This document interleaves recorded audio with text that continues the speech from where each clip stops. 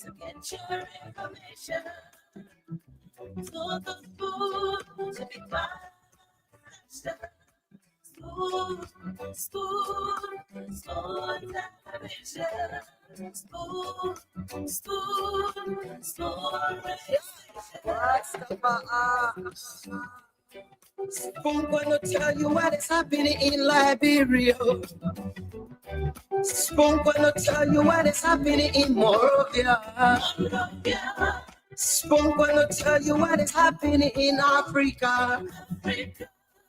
Just to spoon, you will know. The children crying for starvation, just to spoon. You want to get a news update, my brother, to spoon. You want to know what is happening more than to spoon. Politicians want to make their decision, just to spoon.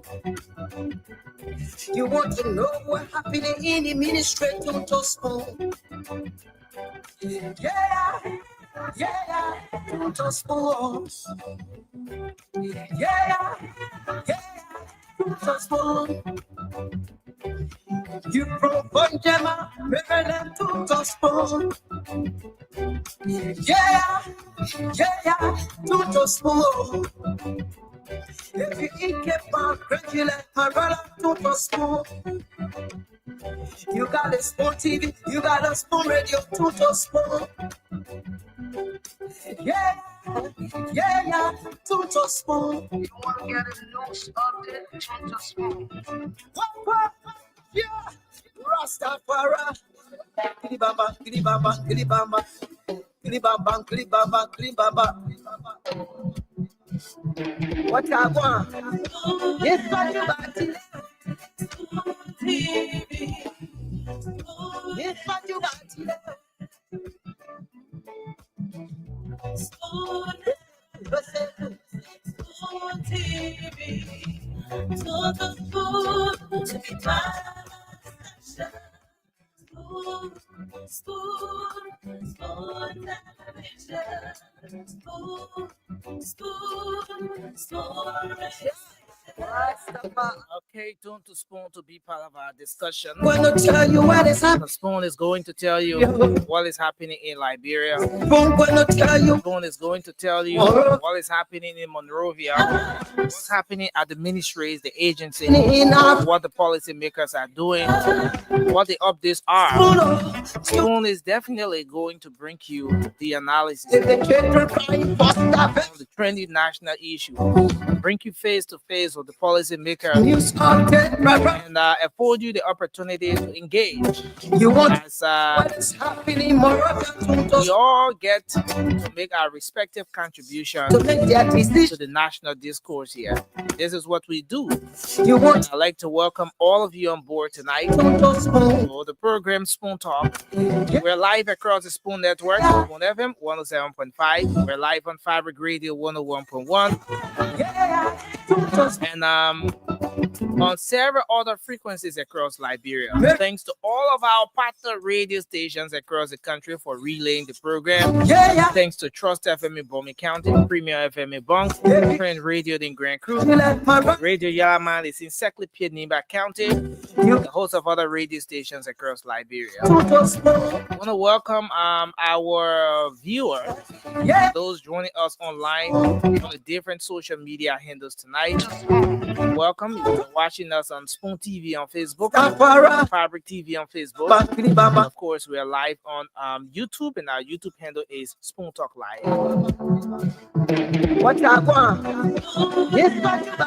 So my name is Nelson Colette. We're here tonight. As we always do, the first segment of the program is dedicated to you. Call in, talk about the different issues that are of concerns to you. What say you want to talk about tonight? Is it about health? Is it about politics? Is it about entertainment? Is it about the religious issues in the country? Whatever that issue is that is of concern to you, you're going to have the opportunity to call in tonight, as we always do, and just share your thoughts. Tell us what's on your mind. But I want to welcome you all. Kindly share the program as you join us. P. Esau Tali, thank you for joining us. Ruth Molo, Hawa May,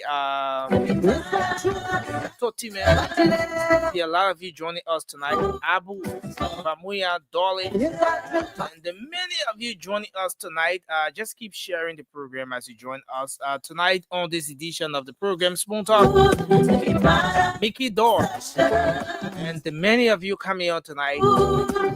Thanks for joining us and kindly share the program. So we're going to activate the phone lines and hear from you tonight. What is it you want to talk about?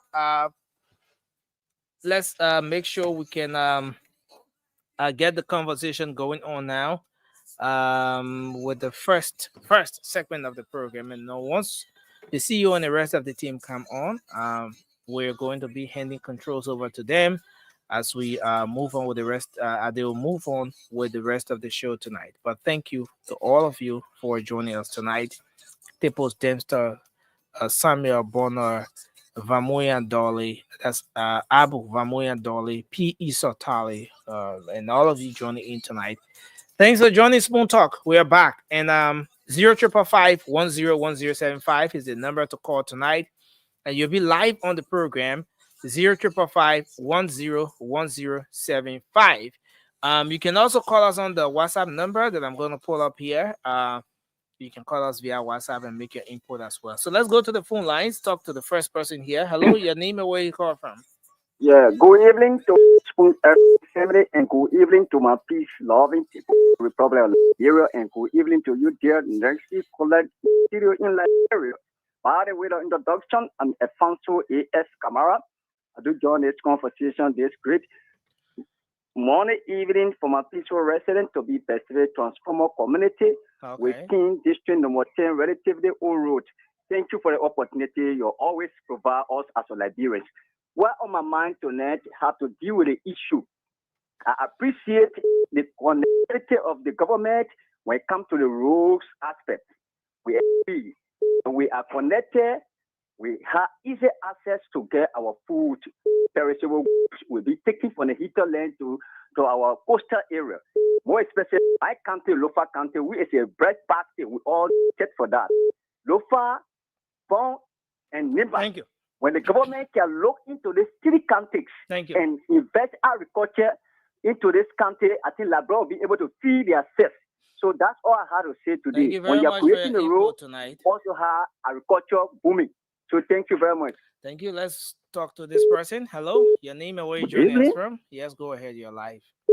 Okay, Brother G, Lahassan, where's it come from? Pinja Ebi Toboro. Go ahead. Let's hear you. What really on my mind happened to do our discuss last night on the same show. Okay. Stanton and others are saying that the statement being made by Snow was not what the Minister of Information, said. And I just want to give an example. If a man standing in front of you with gun, grenade, everything, and takes in your way to get you out, what runs to your mind is what he has on him, the he has, get you from his way. If you say that, you want the government to say it. You want to be a one-time government. He's going to use his power he has. He's a senator of and Bonnie. He has the people there. He's in the house. He's chairman on committees there. Thank you. Representing the ECOWAS. Thank you. So you think NSU are going to use any positive means to promote the government when you go out the door for the government? And people are trying to say now what the information minister says is not true. What the man say you do. Again, use for his statement, what he has in mind. The man had it in mind, he been playing, and you were born in on radio. As a government official on radio, the government that you went to say statement of the government, you want the government to fix. Thank you very much for your input, sir. Let's hold you there and take another person. Thanks a lot for your input. Hello, you're live. Let's hear you. Yes, I'm Avi Johnson calling from Tuboro District. The issue is still there. You see, the government when I still go on its responsibility, say, oh, every slow threat in the not true. The bread and butter is that people listening to every radio. And the issue government trying to escape because that people complaining that no food, the country has no job. and government officials taking fast salary, get battery Honda generator alone can feed somebody for a year. So the government trying to scapegoat on the issue that people discussing every day in the various marketplaces, to people home, children are not in school. The president went for take or get lost kidney at every hospital, and the president work is passing. So that the issue government trying to escape. They want people to be talking about the everyday activity on the street. So they come out with something, some kind of press release that would divert people's attention from the real issue that affecting the country. The day-to-day issue, the bread and butter issue that our people can find food to eat. Children are not in school. That the issue government running away Let's from. go you there and take another person. Hello? 0555 Hello, your name and where you call from. Let's hear you. Hello, Nelson. Yeah, go ahead. Nelson, thank you so much. Money job over from GS. This is Nelson. Please go Yes, ahead. thank you so much. I appreciate it so much. Every night you take your own time for your whole coming in the studio to listen to your Nelson. Yes, thank you so much. God will bless you. The thing on my mind, Nelson, concern about the issue Eddie Snow spoke about the nation being. You see, Eddie Snow, then they betray in the country. They said those that come with equity must come with clean hands. And Edison now come clean in compare. Edison people that drop money say that only act like he love la bureau. Look at the statement Edison. No other tells a person Braga you want to step up person Braga government will never be succeed and say him because he want to become president. Edison want to become president. But I try to tell Edison, la drop people already hear your way and will know it too good. They say disgrace. You left 1 year, you went and bomb me. The lot of things he disgrace. He tell a lot of things they disgrace. He disgrace our women, he disgrace our children before he left 1 year, he went and I was there bombing to become senator there. The thing Edison call between you so. All right, thank you. And you will not become thank president you very in the country. much. If you Let's become president hold in the you country, there. then And so thank you very much. Hello, your name and where you call from. Let's hear you. Hello, Nelson. Yes, sir. Yes, sir. My name is John Mel. I'm calling Supermarket. John, please go ahead, sir. Okay. You see, you got certain type of citizens who don't to speak the way they do. Mm-hmm. Like Senator Snow is one of the top ranking persons in the Liberian government, especially in the Senate. So when you are too fast to talk, there can be what they call implications. Mm-hmm. There can be implications if you say you don't like somebody. We hear the surface you don't like. Okay. The extent of your dislike is what we don't know. So when public figure who has become a regional the person speaks like that, it means there are honor play that he's making to contribute to the failure of the government, that what the government is insinuating. So you need not to say, I mean that the government must be that he will play that the government, we want the government to fail so we can win. So people who don't know the literal meaning of things when they are speaking, they should know that there are connotations. Thank you so much. Thank you very much for your input. Hello, your name and where you call from. Hello. Yes, let's hear you. Please go ahead. Let's hear you. My attention is very good to the Edison statement. Okay. If the people just talking the Edison, they need to say in the only person and not make statement. They pass comment and not make statement more than Edison statement. So they cry what we cry in the market at any comment. I want to say they don't want to be all kind of tango thing. So they all suffering in the market. They not find it. They hold it and it's they say government will make sure that the Joe will be one president. So what take it so it will burn on your head. Okay. Your stop me, your stop being that. Someone not stop the SOC will not know what is country that now the president will be taking small statement to make it big and he make a whole lot of statement in the past. Thank you, man. Thank you very much. Hello. Your name and where you call from? Yeah, good evening. Yeah, go ahead. Good evening. Yes, sir. You're live. Let's hear you. Yeah, she's Simeon to call from Clarktown. Okay. Yeah, I don't know why the government is having trouble with everything. I can remember during former president we are regime, there were a lot of things the opposition say. There are others opposition at that time. They were even wishing for President we are to die in a plane crash. They wish President we are government not to be successful. So why are they having problem with Eddie Snow today? They see that is yesterday they are not reaping it. They plan bad for former president and the Liberian people did not elected in his government. Okay. So when Eddie Snow is saying that as for opposition, my prayer is for Baga not to succeed. That's a fact. No opposition is praying for the present government. Thank you very much. Hello. Let's hear you. Nelson, good evening. Yeah, good And evening, let me sir. say good evening to those on the broadcast. My name is Aloysius P. Flomo Jr. Go And ahead, I'm sir. coming this evening from District 2 in Lower Mozambique County. Okay. Nelson, let me join other callers to categorically condemn the statement made by the Bomi County Senator. Look, I hear other callers trying to defend or play that kind of Nicodemus politics in defense of a senator. But despite your position as what are an opposition lawmaker, if you are coming to make a statement, they are public statement, and you saying you want this government to fail, so deductively, if you just do a critical analysis of the senator's statement, if this government is failing, it means that Liberian people, they're definitely going to suffer. Okay. Thank you very much for your input. Hello. Your name and where you call from. Let's hear you. Yeah. Hello, Nelson. Yes, sir. Good evening. Hello. Yeah, hello, sir. You're live. Let's hear you. Not my mind. No, that he made that the government will answer. See, you get more.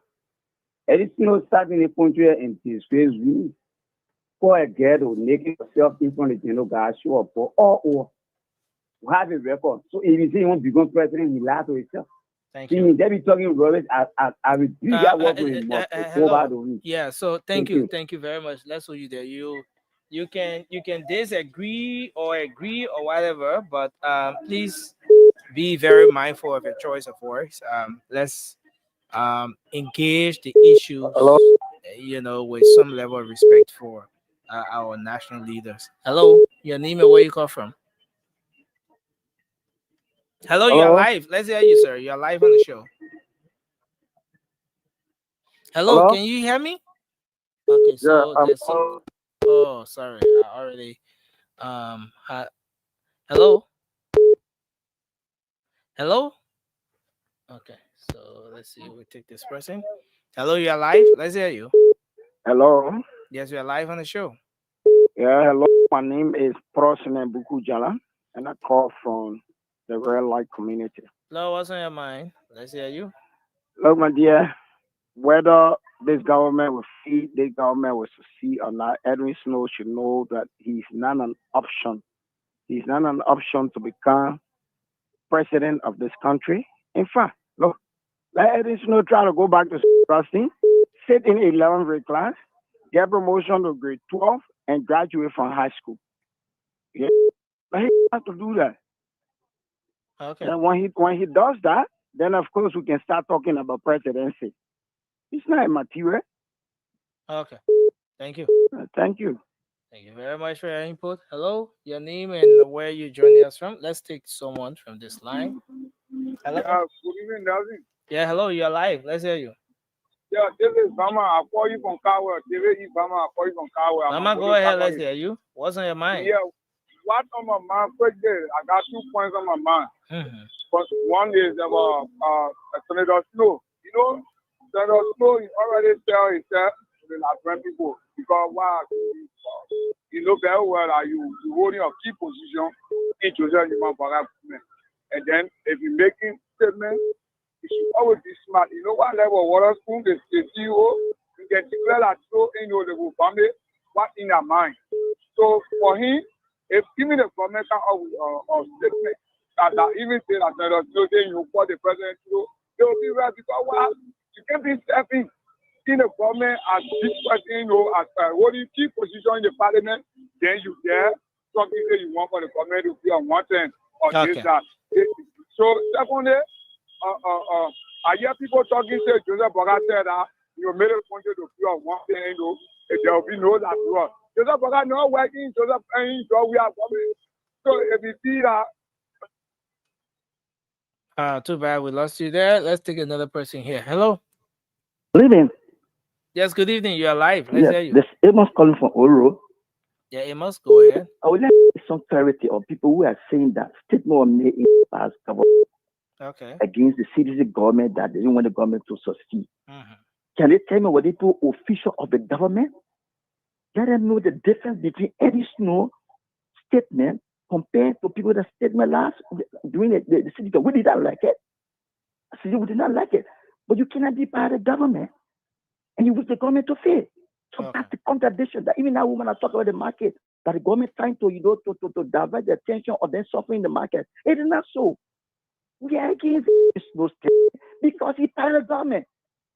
So those people say things like that, during the city government, we did not let at all. We are not in the government. And God forbid, any of them doing the government, they're not going to succeed. So why should students will be part of the government to come and criticize the government and undermine the government, represent the government internationally? You don't think you could say the government internationally out there? So, mama, in the market, the government is concerned about every one of us. But do not compare state or made during the CDC government with industry. Industry is part and parcel of the government. So you should not say so. Thank you very much. Thank you very much for your input. We take another person here. Hello, your name and where you call from? How you doing, Oman? Yes, sir. You're live. Let's hear you. There's Marco Photo calling for Real Community. Yeah, Marco, what's in your mind? Yeah, let me say something, my brother. People that making statements, going any statement, they don't know what to say. They don't know what Senator when he made a remark that they will soon person we are come for. Any time they will not know where going to come from. And it's still not setting the comment to say he praying that the comment will not succeed. People made that a statement, rapid statement. That be reality in a country, my brother. People made that a statement. I know Arifa, he prayed that president, we are going to die in plain class. We are never hold anybody responsible for that. You can call about and carry people and all to decide to cap it up in it.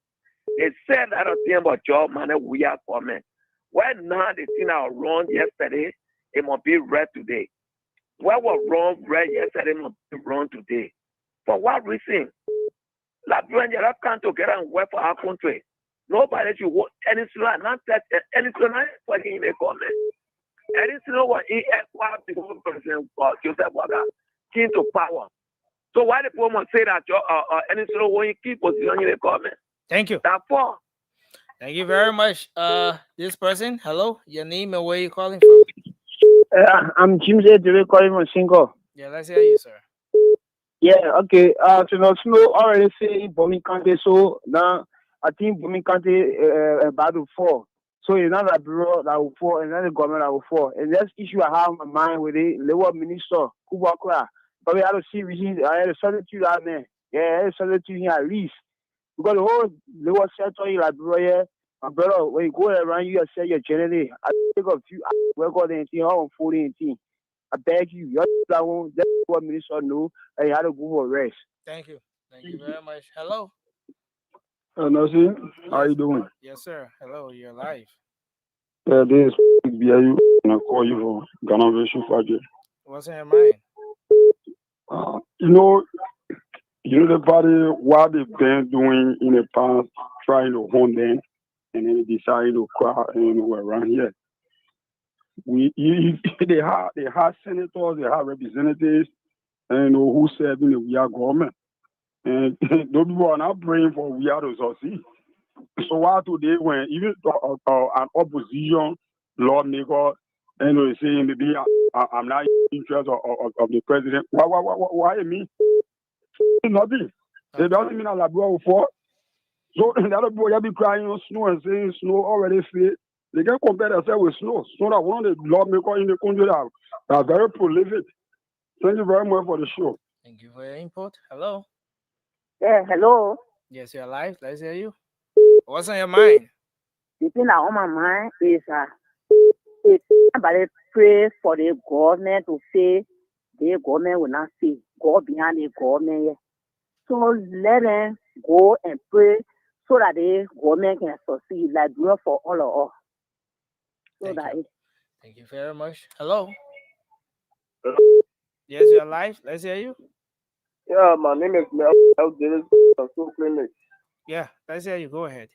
Yeah, I want to be the government have a agenda that they are working on, and Okay. what should be.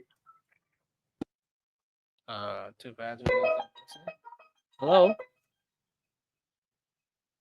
Hello. Hello? Yes, you're live. Let's hear you. Yes. The news about political. Robert, if you are Yeah, around, yeah. your radio, you have to cut the radio off. Just turn down the volume of the radio so we can hear you. Thank you. Yeah, you getting me now? Okay, it's better. Go ahead. Yeah, take the news about political father Abraham Abe. I do tell you from the Congress in Congress. Nothing. Let me appreciate you for the cover of the discussion. Nothing the government needs to forget about the trivial issue and focus on the real issue. The real issue is that was still the government has its fundamental period. That is the arrest in China. It was from a manner every single speaking for which it was feel. Does not have the capacity to make the government feel? I said no. Snow is a political man, he made a political statement. Do you expect you myself be going in a race? I said you're winning. Snow said I don't expect his intention to contact us on the map. So he said the problem you get back out see a breath. Focus to focus on the grand border issue. You can focus on the arrest and then I have to do it. One, you are law. Because not coming with say will be on Baga himself. You are law, I've been found later, that's not that Baga to David Spell Supreme Court ruling. That's not that Baga to David Spell in the killing position. Other things, no. No. Other things, no. QSC, no. Baga needs to be serious and focus on real issues. If you're looking for stop looking for triviality. Thank you for giving me the opportunity. Thank you very Thanks much. a lot for your input. We take this person. Hello. Hello. Yes, you are live. Let's hear you. Yeah, my name is Pedro Monmaco, calling from around the Smell Hill Bell. Yeah, go ahead. Let's hear you. Yeah. I come to my point of issue of any medicinal issue. No matter how you wish your country.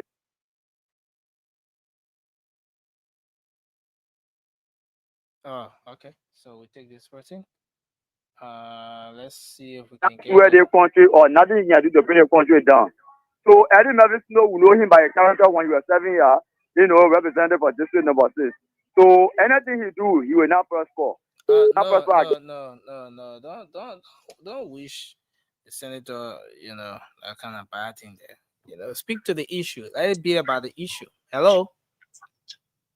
Yeah, Nelson, how you doing? Yes, sir. We okay. Let's hear you. Yeah, this is but I'm calling from Iowa.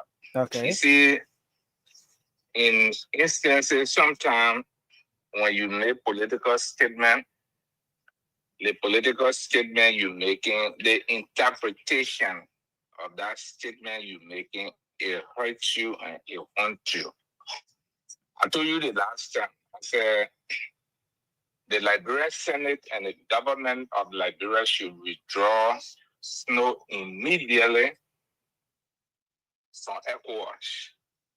Because, and I'll give you the reason, because you can't be serving in the government and serving in the ECOWAS parliament and turn to the same government that you're representing or the same country that you're representing and tell the people, say, I want the president to fail. Okay. And he never said it once. He never said it twice. He said it 3 different times. So the interpretations of those statements he made, thank you. It might haunt him, it might hurt him. I know other people might not like the statement but that I'm making, but actually in that other country and you serving in our government, it happens. Some people make regular statements against the government, okay, and they were fired. Thank they you. were suspended or fired. So Snow should be The government should withdraw snow immediately. All right. Thank you very much for your input, sir. Let's hold you on that and bring this person on. Hello. Good evening, how are you, my dear brother? Yeah, good evening. Go ahead. You're live. This is Lieutenant Survey calling from district number 17 to be precise, the AP. Okay. I want to say thanks for your topic or your platform tonight. My concern has to do with us Liberians. You know, my brother, when it comes to the Unity Party and CDC Party in this country, whenever you come and criticize the government, then you are opposition. When you praise the government, then you are in position. So my question is, do we not have anybody that is not part of the Unity Party or the CDC government? Because whenever you come, you praise the government, then people will come after you. They say, oh, they want that one. When you go against the government, you come on. So people are not have no dissenting view. So my brother, we have to think that forget to know that we have very political party and we have people who is not part of any political party in this country and will decide to vote for any political party that they feel that will be in their interest. So they have the right also to criticize and even praise the government. So not everyone that will call will say the good or bad about the government, their own position or opposition. So we have to change our mentality in this country and our way of thinking. Thank you. Thank you very much for your input. Hello, your name and where you call from? This person. Hello. Nah. It's terrible. Hello. Yeah, good evening, Nancy Kole. Good evening, sir. You're live. Let's hear you. Yeah, my name is Peter. So they're coming in. You are radio man calling my so many station number 4. Radio man, go ahead. Yeah. Well, on my mind, let me say I want to appreciate Excellency President Jacob Imam Bogasio. I live for the street like I put it on the Rafi highway. I live. They join them when they're speeding. I don't know people now. Although they will not complete it, but the street law is very bright. And I want to tell the President thank you for your work development. And Mr. President, I'm appealing to you. At least all the projects that you be doing in the country, please be putting your photo and your knee on it. Finally, the father got to move for that, please. You put your knee and your photo, and you'll be on legacy too. That will know how President Boga do the project, President Boga do the other project. Because now, in the country, if you not put your knee on your photo or anything, people can say, now your project. Now, give them government project. So I want for the president to please do that and you put your knee and your photo on a project. That will know Boga on a project, and that we are on a project. It's different thing. Thank you for the opportunity. Thank you for the time. Thank you very much for your input. Hello, your name and where you call from. Let's hear you. Yeah, good evening. Yes, sir. My name is Dawuda M. Dawuda. I call you from Lower Magidi County, specifically Cutting Tree. Many things will surprise you. Many days as I sit by my radio in the evening when I come from my farm, I'm very astonished of the way Liberians can approach their own country. Is it possible for a certain senator of a country to say you're praying for this country to fall, or either praying for the president to fail? No, Liberians are different set of creatures in the world that God created. Different. I never saw human beings like Liberian people. No way I have not seen that. Even in the great United States, where democracy exists, you think because somebody hates Obama or this and that will say, you pray for Obama government to fall? No. You people are different in this country, and that's why they don't prosper in this country. It is only because foreigners and aliens are among you Liberians that are little bit different. Okay. Thank you. Thank you. Thank you very much for your input. Hello, your name and where you call from.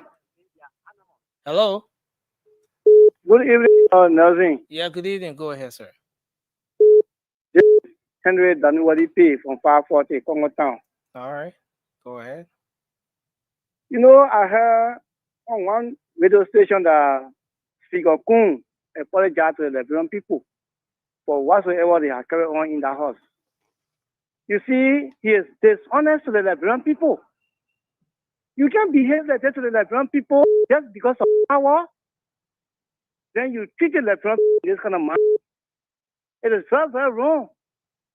So he shouldn't be appealing to the Liberian. Why he should appeal to the Liberian people at this time? Because he has won the seat legally, that's the reason why he appealing to the Lebanon people. When the Lebanon people were crying, telling him, "Boom, leave the job. It's not your job. Leave it. You took the job your wrong way. Take it the right way." He was not listening to it. Then he coming back now to appeal to the Lebanon people because he is there now. Then he take away his soul. Thank you. Thank you. Thank you. Hello. Your name and where you call from? Let's hear you. Nothing. Good evening. This is Ben Johnson. Yeah, Ben, go ahead. Thank you. The evening my attention has been due to our superintendent in Virginia County. You know, I always say every time they pass county me from our rate, the pool generated 100,000 per US. Okay. And they can't even get account, the superintendent. When they reported towards it, the money was in or UVA bank.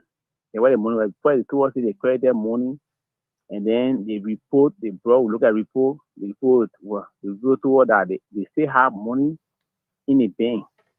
And you know why they capital. But now they telling us there's nothing in the bank. The second one again, the first put out that the first committee in the chain, the number of different committee, the same in the boy again, the number of money 200,000 now on here now.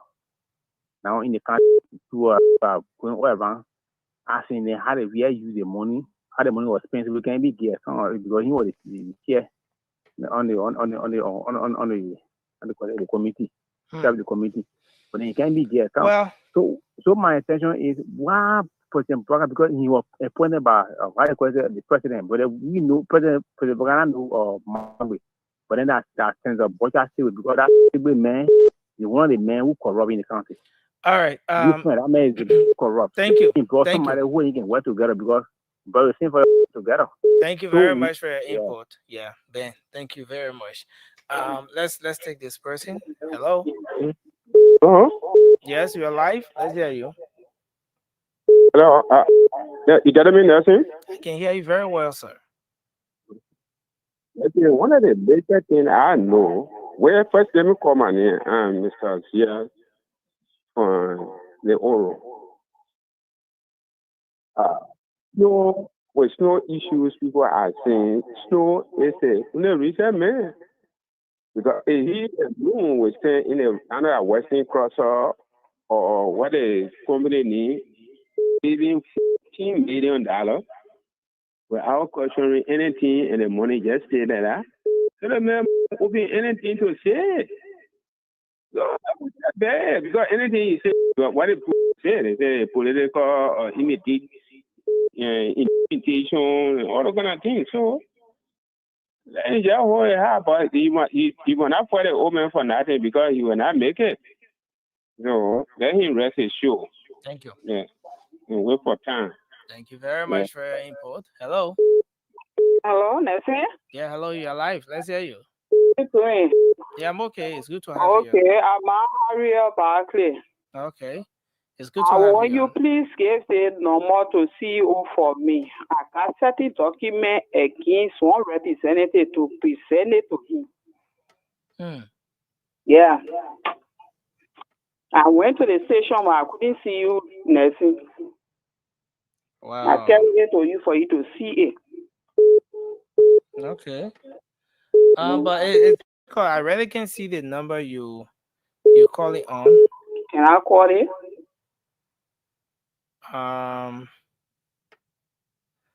Okay, so let me see if I can do this. Okay, so send it to the WhatsApp number on the screen. The WhatsApp number that's showing on the screen, you can send it to it. Okay. Yeah. Just go back and watch the show, the beginning of the show. You see, there's a WhatsApp number. You can send it there. Yeah. Thank you. Thank you very much. Hello. Yeah, hello. Yes, you are live. Your name and where you call from? Yeah, good evening. Good evening, sir. Yeah, basically, I'm Lasana Thomas and Karakon joining the conversation with Bazo. What's on your mind, Lasana? You see, it is very bad to be a delusional person.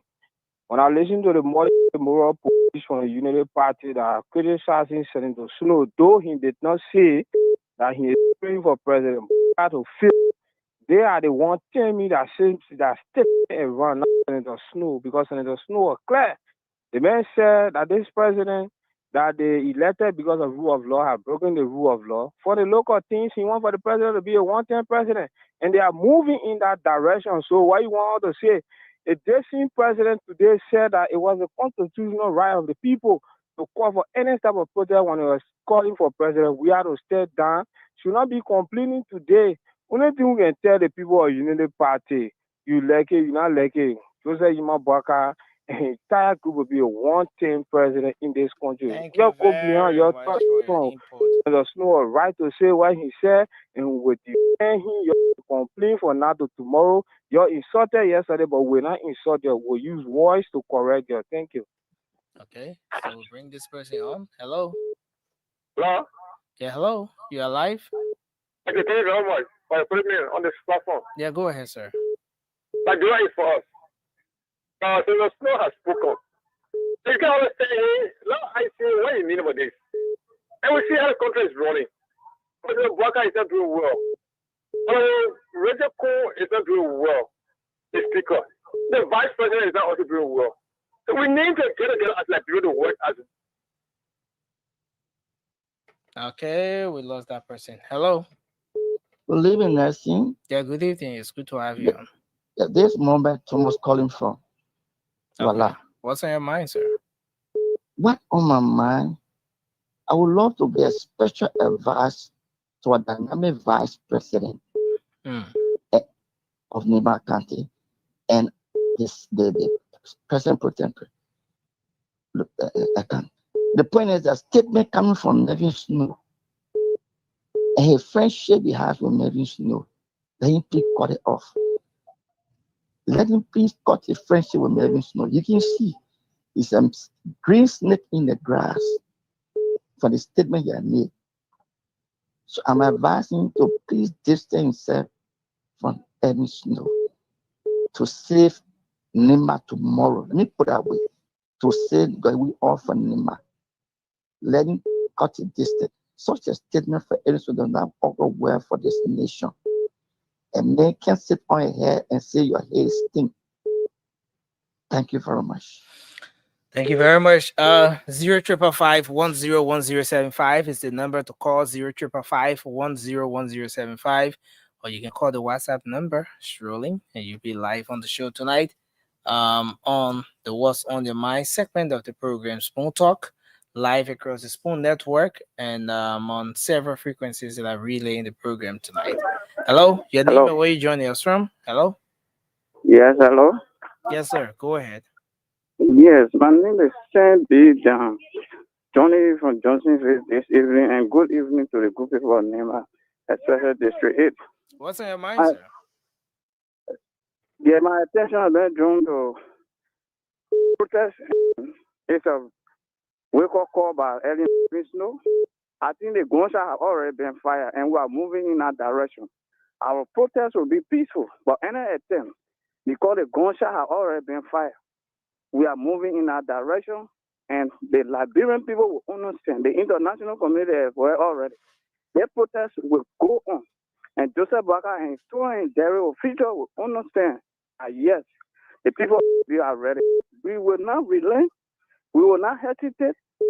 We will go on with our protest, and that's the beginning. Joseph Baka, the Stuart and Jerry government, your continue will come in for you people. Thank you. Thank you very much. Hello. Hello. How you doing, Jones? This is Nelson. Go ahead. Oh, Mr. Nelson, how you doing? There's a George Taylor calling from UAS. Yes, sir. George, Unity Party comment will not be that the president to comment. That anybody made statement, they will go far to the statement.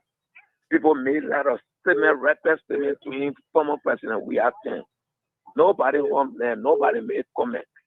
In front of President Bouaka today, Yaga Kodoba stood right in front of President Bouaka. You are insulting George Banda. We are. He never posted to A. We are never made any statement to even say your whole part to Yaga Kodoba. You are working in the government. We are government. That don't made the same statement. That anything we have made, you will not know where corn will come from. They will soon a comfort. All that statement they made it. What to say any snow and not even say that he pray for President Jota Nimabwaga government to fail. They frame all the statements they made it, they frame it around. When you put there, they got a lot of mass protest doing former president we have done. What to say the King's protest? Someone will claim by the power government, Samuel Kanyanto. We say that nobody will set it, anybody to say that. Thank you. I'm making a country that will put fear in somebody. We'll stay back. Thank you very much for your input. Let's hold you and let's hold you there and take this person. Hello. Okay, this one. Hello. Hello, Nelson. Yeah, you're live. Let's hear you. Yeah, this is David Ibama. I call you from Cardwell. David Vama, what's on your mind? Yeah, what's on my mind is about my lawmaker from district number 1, Bukodu district, Abudu County. Since the man was elected, the man had never coming back to the country or to the district to tell us what he's doing for the country. Even to hear press conference from no more. He can't hear it. But I brother, they want to put the other problem on. Fuck, and they know the man talking about. They don't know that they got scared of media instead of any other person you see there, but when it comes to either election in the country, you don't face even the young baby on talking to. So I'm very, very surprised. But to this time, you can't also tell the people in the district what the difference to for the district. There are no more. I mean, I tell them my 8 brothers. Thank you. Yeah. Thank you. Thank you very much for joining us tonight. I see the CEO has joined in. Listen, how do you sing that song?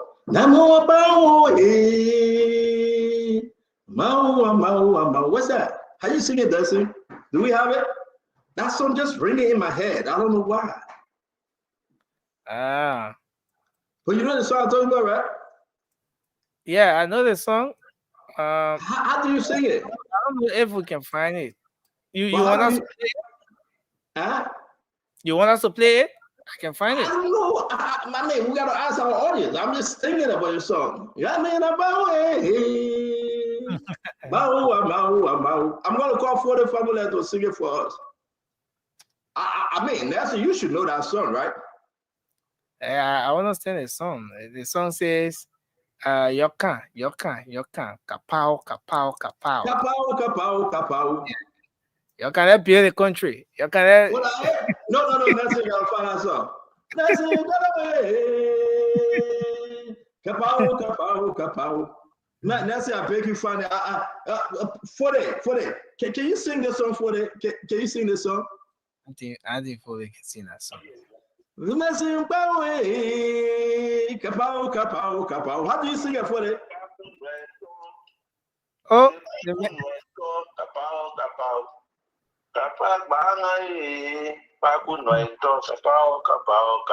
that's it. But ladies and gentlemen, before they come on the show, for the family will be on the show. As you listen to him, we will sing that song. Kapow, kapow, kapow.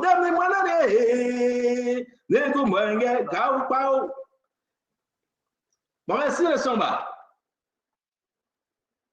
Follow it. I'm not a blues singer. All right, I'll see you on the show later on, man. I'll sing you a song. All right. Kapow, kapow, kapow. Nelson. Anybody know that better song? I beg you all. I want to be in Zico tonight, right? Kapow, kapow, kapow. But Nelson, you better, man. Find the song, Nelson. I beg you, man. Oh, there's some playing, but I don't know if it will not be an issue for us. The song I copyright song? I'm seeing it on YouTube, but we could share the string a little bit. So if on YouTube that copyright? No, not everything on YouTube is copyrighted. So I can get copyright. They say a copyright song. Yeah. So they play small. I tell you, one something like Zico, right? Listen, Vasti, I know you don't know the song, Vasti. Please don't do that. That song from West Silly, and you know that's all tribute. He brought about that song. Tamba Agosto, you don't know the song. Your name Tamba, you from Lofa. Oh yeah, you're Pele man too. They got Loma Pele, yeah. So let's say Samuka ability. Can anybody help sing this song? Kapao, kapao, kapao. Nancy Manane. Councillor, you know this song? My man, yeah, yeah, that song. So you don't know it either. Bagu degbo, eh, mama gebo, kapao, kapao, kapao. But you sing that song. You sing that song. That's it. That one, no. I mean, you singing that song, man. I need people that can sing it. All right. Go ahead, Nelson. I better the one, no, man.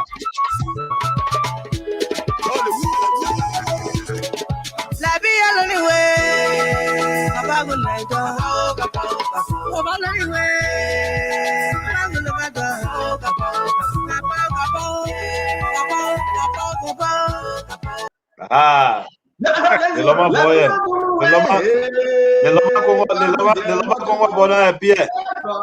Ego. Let me run on away. Back with them, kapao. Never they go, back with them. Man. Kapao. They got these, Chipos, listen, this song is about to put us in Zico. Can you imagine? I want all the Pena people to wake up. I want all the Pena, the Loma people. You from Boncante, you from Upper or Lower Lofa, just wake up. Kapao. So what mean by kapao? Nelson say Pena man, he can't. That's what mean by kapao. Kapao means can't. You can't. Kapao. So I'm gonna do it today. Kapao. You can. Kapao. Then what's the next one? Yellow dab hey. Well, what's the next one, Nelson?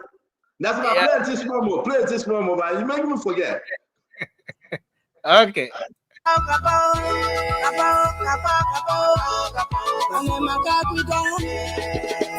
It doesn't matter whether you in America or you in Europe, you can. Wherever you find yourself, come. Liberian, if you're Liberian, you any part in this world, just come. Kapao, hey, kakumendo, kapao. Echo.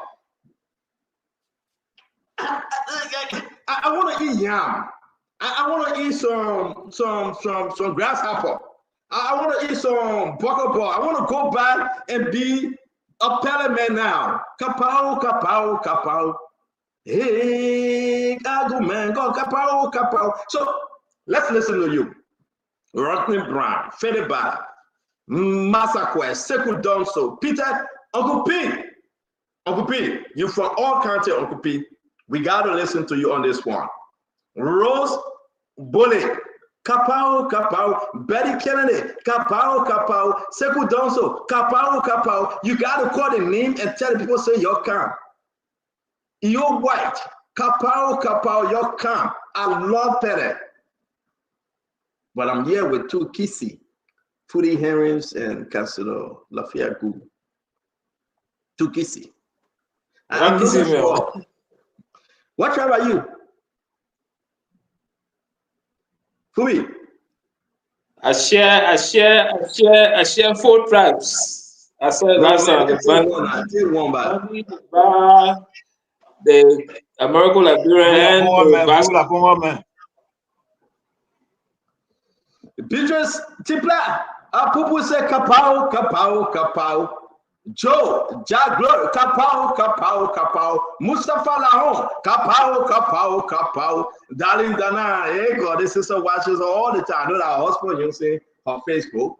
You know, so it may not be her, but kapao, Kaniya, Masakwe, kapao, Serafina, come on, kapao, everybody, kapao. Amen. Councilor. Yeah. Today is Memorial Day, yeah. Look at November King. The man I can't get, I don't know. I black November King, I don't know who I'm black. They gotta get magic. You know how to come here, our sister. November King. Anytime I black the man, he can reappear. I don't know why. So I mean, leave the man know. The man are ghosts. Victor Patten, it's good to see you. Ben Trawe is in the house. Thomas is here as well. We're going to bring Christian Pajibo. Pajibo is cool name. On Friday, na fue noción. David Akowali, it's good to see you. Stone White is here. Justina Conan, Peter Topper is here. Shejusu Watra, everybody joining us. Kapow. Today will be the big day because you know what? Today's a holiday, Memorial Day, Counselor. Nobody worked today. Everybody just stay home. People doing barbecue. I'm seeing my sister Pierre from Atlanta. I heard that she was barbecuing bigly. A lot of barbecue going on, and you know some area is raining. Uncle Sam is doing oxtail. Uncle Sam is preparing oxtail because it's raining. It's cold, so he's doing everything indoor. But a lot of food going around. So you know, all the people eating cabbage and Spanish and potatoes, grain, ray oil. You know. So wherever you find yourself, happy Memorial Day to you. While you sit home, we are about to entertain you. We are about to give you nothing but the best. And I want to say to everybody joining us, it's going to be a wonderful show today. And you know, it will be a wonderful show today. Amos Gamuyo against Sabrama. Sabrama is here. Richard Tawe. Richard, it's good to see you. Let's bring in Joseph Harris. Joseph Harris is in the house. Lincoln Peters is here. Voices of Lawala Zoo. And now we're standing right across the bridge. Fede Bala is joining us. I want to say Andrew Sando is here. Tipo, Pickett Dempster, Leclerc Payne. Everybody's could just go on Facebook, go on your YouTube, go on your Instagram, your TikTok, and just share the show. It's going to be a wonderful conversation. Have you been following the situation in the country? Edwin Snow said he's targeted for treason. A lot of people blaming Edwin Snow, and Edwin Snow said I didn't say it. We will discuss, and we can tell you that Edwin Snow will be on the show tomorrow. Edwin Snow will be here tomorrow to dive deeper into the issue. A letter was sent to ECOWAS that Edwin Snow is planning some kind of treason in Liberia. Is it true? We want to ask you. We also want to talk about the Liberian Day for the UN. With all our research, everything, where are we? We're going to discuss it. We want to talk about some corruption issue at the Ministry of Education, right? International donors send money, but hey, other people eat the people money. Money that's supposed to go for education, the people eat it. Do you have children in school? Do you really have kids in school? Are they learning well? Have the education system improved? We're going to be asking you, all right? But the money that came from World Bank, the money at the Ministry of Education, somebody stole the money. Who stole the money? We're going to discuss that. Well, listen, but then it was, we're going to discuss everything. Phoebe Henry, you know, for Unity Party, he's here. Councillor Lafayette Good from ALP, he's here. I'm an independent, I'm here. We have not seen any sedition on the show. The ANC people, the CMC people, you know, we have not seen any independent. What do you mean independent? I'm not going to independent. Wait. What do you mean independent? Wait. Okay, ask me the question in a polite way now, without forcing, my man. Stanton. Yes, sir. What makes you independent? I have no political party affiliation. That's what makes me independent. So, please listen. Please listen. The man about to dumb himself. Please listen. Why? So expressly, you don't have, but constructively you have, right? Okay, you got to break down for our people to understand. I am telling you, whether you say expressly or constructively, I, Stanton, Arizona, Opatia, Witherspoon, have no political party affiliation. Expressly. How easy it is to say. Expressly, I will agree because you have not signed any form or any political party to express that membership. But constructively, you are a member of Unity Party. You brought a party to power. You supported. Because I've supported Joseph Yema Bwaka. No. Hello. You can't support Joseph. Take your time. I am not interrupting you. Make your case. Okay. So it's like the president going somewhere and making a statement, and he say, "Oh, I'm not making statement as president, but I'm making it as Joseph Bwaka." There's no way you can disassociate yourself from the presidency. No way. It's the only position that you go to be 24/7. You have it 24/7. So you can't say you supported Joe Bwaka, but not the party. No, you supported Joe Boyka, you supported Unity Party, you constructively acted as a member of Unity Party. You are a member of Unity Party constructively. Expressly, no. You don't have a card carrying, you're not a card carrying member, you didn't sign any form. Constructively, you are. So don't come fool all yet. Okay, so you finished, right? I rest. Fully. I'm finished, yeah, just rest at all. I'll pause. Thank you. And guys, I really need your honest opinion in this one, guys. Those of you that are following us, right? This is not our topic, but I'm on the show every day serving you, the Liberian people. And you know who I am. I'm very objective, right? I want to be fair. I am saying to you, I have no political party affiliation.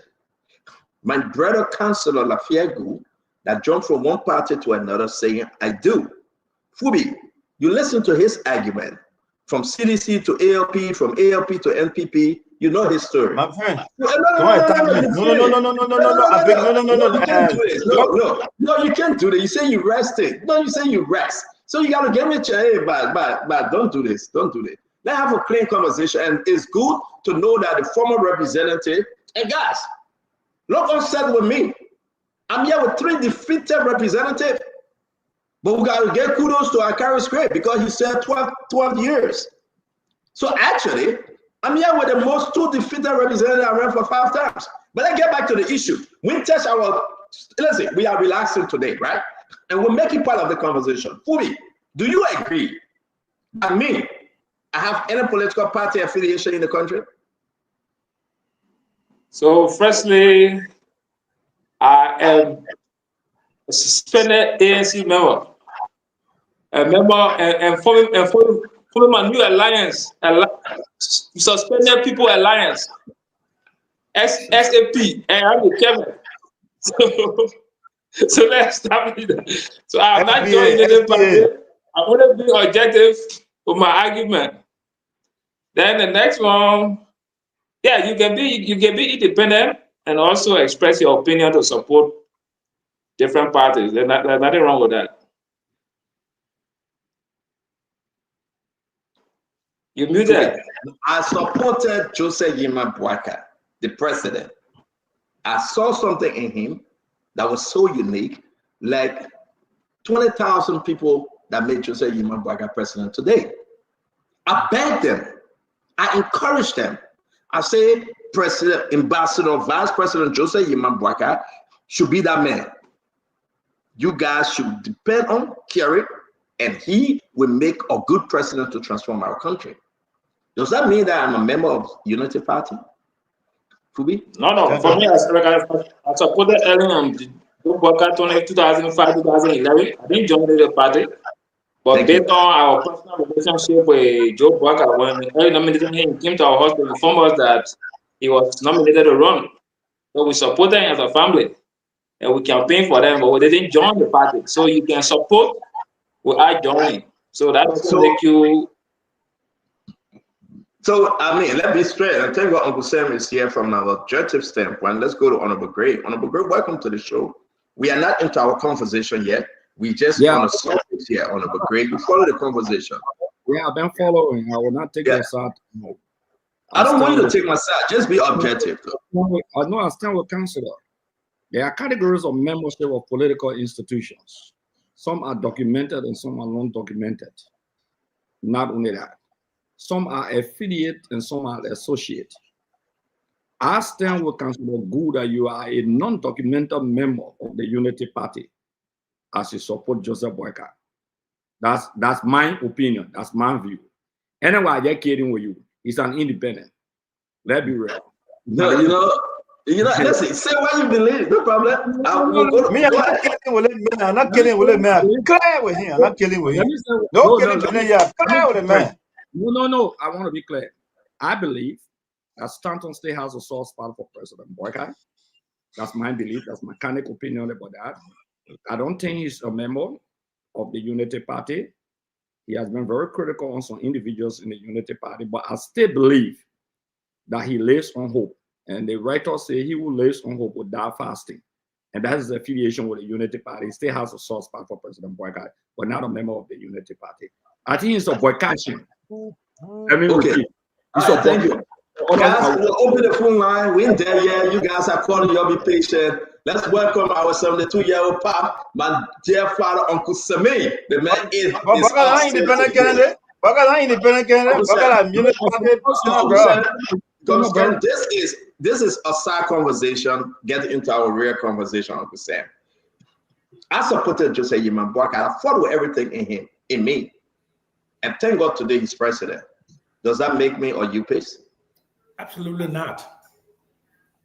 I mean, I'm an example. I mean, my original party, as you all know, Progressive People's Party, we were banned from the 1985 election.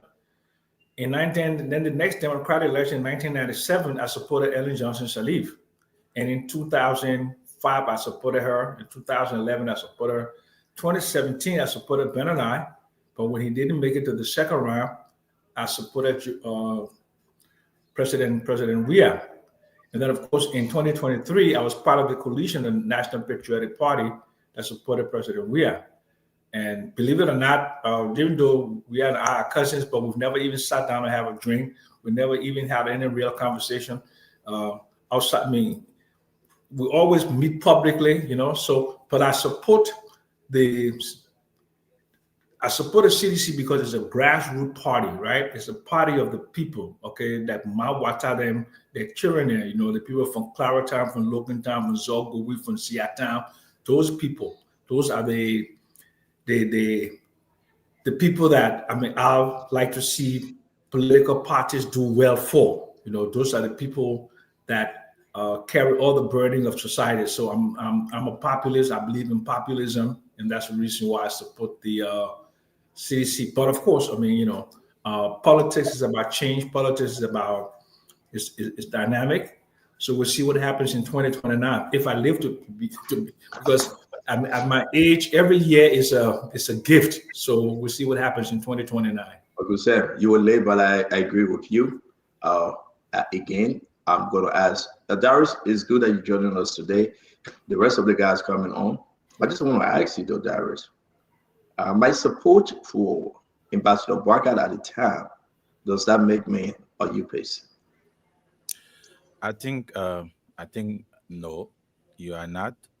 You have no membership with the Unity Party. I think you just a patriotic citizen. I mean, a citizen who wants to see the betterment of the country. And this is why today we see the opposite of you as compared to 2023. Today you stay checkmating the ruling establishment on their promises to the Liberian people. Those things that convinced you to support Waka, and he's not living up to it, or the rescue mission is not living up to those promises. So today you are still speaking. So you are objective, you are patriotic, and I think you fall within the Council of Patriot, whether it is the Unity Party or the CDC.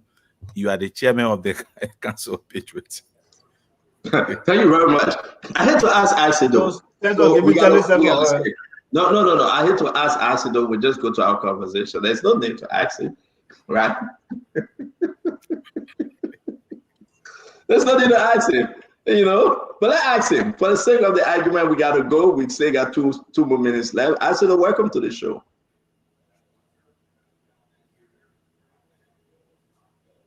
Asido, are you speaking? Okay, so Asido went for a consultation. Take your 30 seconds, then we'll go into our conversation tonight. So, Stanton, since you've been on the show, you have not affiliated with any political party other than the Unity Party. According to you, you support Joe Boakai, President Boakai, who cannot disassociate himself from the Unity Party, who is a blood-carrying member, and that cattle, but he carries Unity Party blood in him, and you support him, and then you tell us that you don't, and you're not. That's why I said constructively. I didn't, in law, the guy express. Mr. Lawyer, I can respond to my brother Stanton. And constructive. So actual membership is the express membership where you sign form and everything you show. Constructively is your conduct. Your conduct has demonstrated that you're a member of the party.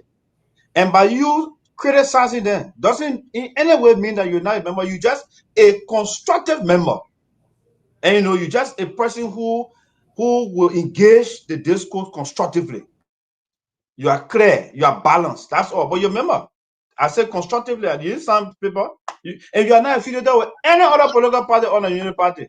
So that's my position. Okay, so let's see. As you know, wherever you want cry, that's business. Me, no, my position is unity party man. I am not crying though. We're having a conversation as a sideboard, but we're going to get into our main conversation tonight. We want to welcome all of you. Continue to share the show, folks. You are doing extremely well. Continue to invite people. It's going to be a very, very unique one today. We got to remind ourselves of the weekend, what's happening, Ministry of Education, some misappropriation. We got to talk again about the Edwin Snow, why the government position against Edwin Snow went this far. We got to talk about again the Liberia bid for the UN non-permanent seat. And I got some new development on the yellow machine, all right? But wherever you're joining us, especially here in America, enjoy your Memorial Day. If you're having any gathering, put the show on the big screen, let's talk, all right? I said, what say you? I would say this 100%. I am an independent, and I would do it over and over again. When I see a candidate out there that deserves speaking for, I will speak for them when they show any reason that they would lead Liberia in the right track. So talk to me. Yeah, thank you. So, you know, just before I came on the show, I came across a certain link on Facebook. Why better guy on the show that she best? Before I came on the show, I saw a certain link on Facebook from Shan, Liberia, where they were asking, are you regretting for voting George Weah out? Then at the time I came, about 700 persons said, no, I'm not regretting. 200 persons, more than 200, about 300 persons said, no, I'm regretting. Then I saw some UP minute, and you will see, 200 people say they not regret. So about these people can understand anything. All of those people that voted, are they talking to you that those people that voted for Baka, and they asking those people that voted for Baka if you regretting. And 200 people of the people that voted for Baka say, yes, I'm regretting. Stand up part of those. So Stanton, you are not a UP man. You part of the 200, almost 300 plus that say they regretting. So, and I think thank you very much for making those arguments. I have no regret. I can say, and I will say myself talk every evening. If I would do it again,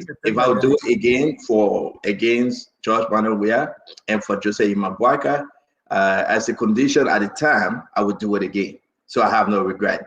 Glenny, it's good to have you on the as a condition of the time. The condition that says 16 billion loss, that same condition on the same year existing. You will do it again. But standard that condition not existing no more. But wait now, we're finished with you now. Let allow Glenny to take us home. We gotta go into the conversation. Yeah. Glenny, my position at the time, like yours though, we were looking for that leader that who have taken us all off and the situation we were in. We believed our country was proceeding wrongly. And we came to a position to say, yes, indeed, we need that leader that would help transform our country to restore some hope. Therefore, we championed Jose Imabwaka. He came in now. The foul match is a story to tell, but Lenny, does that make me a UPC? I don't think it does. Hello, everybody. It's good to be on. I don't think we can say Happy Memorial Day, but we will memorialize all of our fallen heroes and our family members that have gone before. Easy day here for me today, but I don't think so, because I always say, Santa, I don't support political parties. I support individuals and their causes. I don't regret supporting Joseph Imabwaka. I still support the government, but what I'm not going to do is to be silent on some things that I think that they are not doing correct. I don't think that should make you a unity partisan because you supported Boyka. You at the time supported, you wanted somebody different than we are. So that was who was running and that who you ran for. I don't regret supporting Boyka. There are instances where I still support him. Even me, where I don't have a party, people just alarm me with different party. The day I talk for George Weah, they say, oh, that's sedition. Look at her, she's sedition. The day I talk for ANC, they say she ANC. The day I talk for Boyka, and it's on them. But I know what I represent and the causes that I support. So I have no regrets. thanks to all of you. Again, to our followers, what's your take? You supported this government or you didn't? What's your take? To each his own. But I think that I'm pleased to announce, as a condition at the time, I supported Joseph Yman Bwaka. If the condition present itself again, I will do the same with the condition at the time. So therefore, I am not a UPage. A lot of people call me. No, I'm not. I will never ever be. I don't think I will be sedition. Please take that if that's what you think you're on. And you know, it will be very hard. I remain independent, and for the sake of Liberia, we will do the Liberian people job. When we see something, we speak to it. We criticize it, tell it is better, and it is done right. So to all of you, Uncle Sam Jackson, welcome to the show. Sister Glennie JJ, the Councilor Junior's daughter, and you know, from Grand Bassa County and 5 other counties we cannot come. Councilor Gu, thank you for joining us, man. You have an impact on the show with your little knowledge in law, but we appreciate you, Councilor. Not little knowledge, Canton, make I plenty knowledge in law, not little. The man hold me down and say I'm a UP, so let me tell him my own too. We want to bring in the great man. It's good to see you. Go ahead.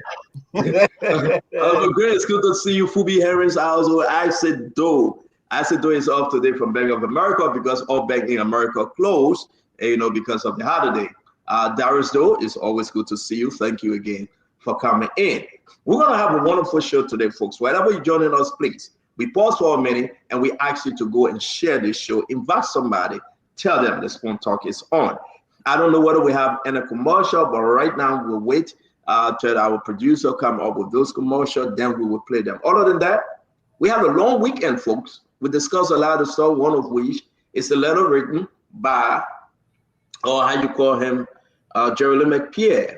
And you know, he wrote the letter. We have new development on those documents. Who authorized Jerry McPierre to write this letter? Where it came from?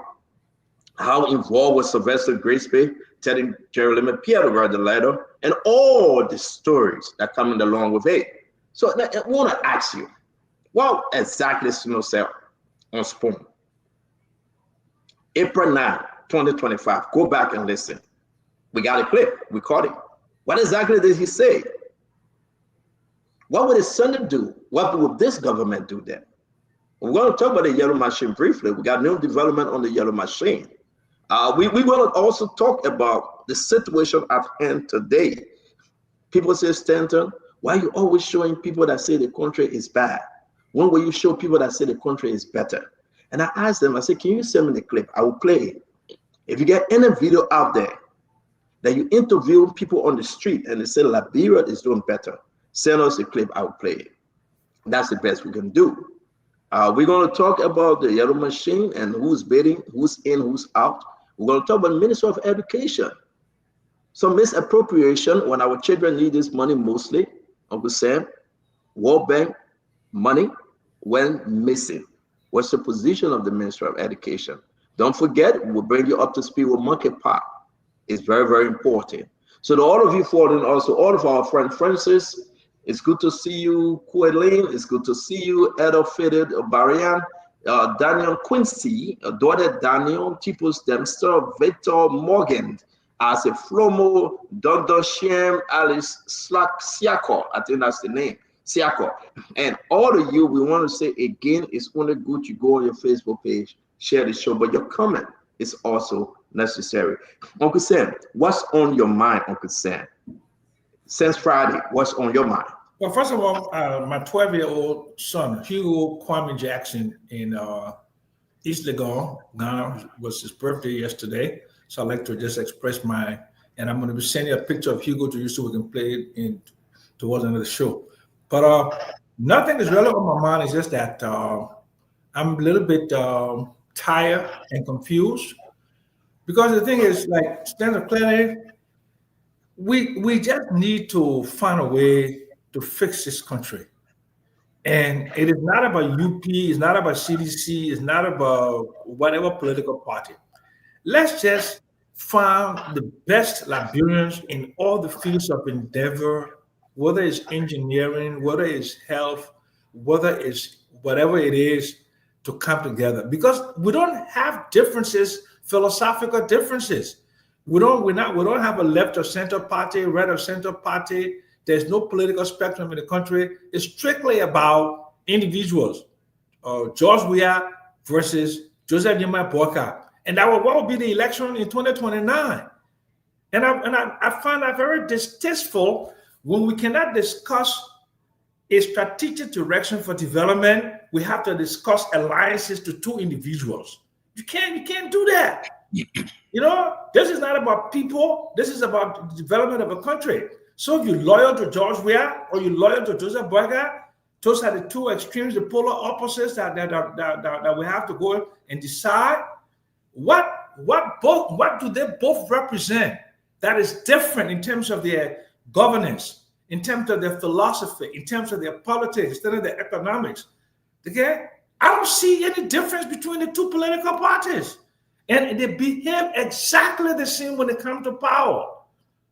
Okay? And the only thing that people discuss is what Joya did and what Joseph Nehemiah Boyka is doing. I don't see them discussing philosophy. I don't see them discussing strategic direction. I don't see them discussing anything that separates the sides besides the two individuals. And I think it's very sad for a country that's been around for 178 years. I would say it's a good one to discuss tonight.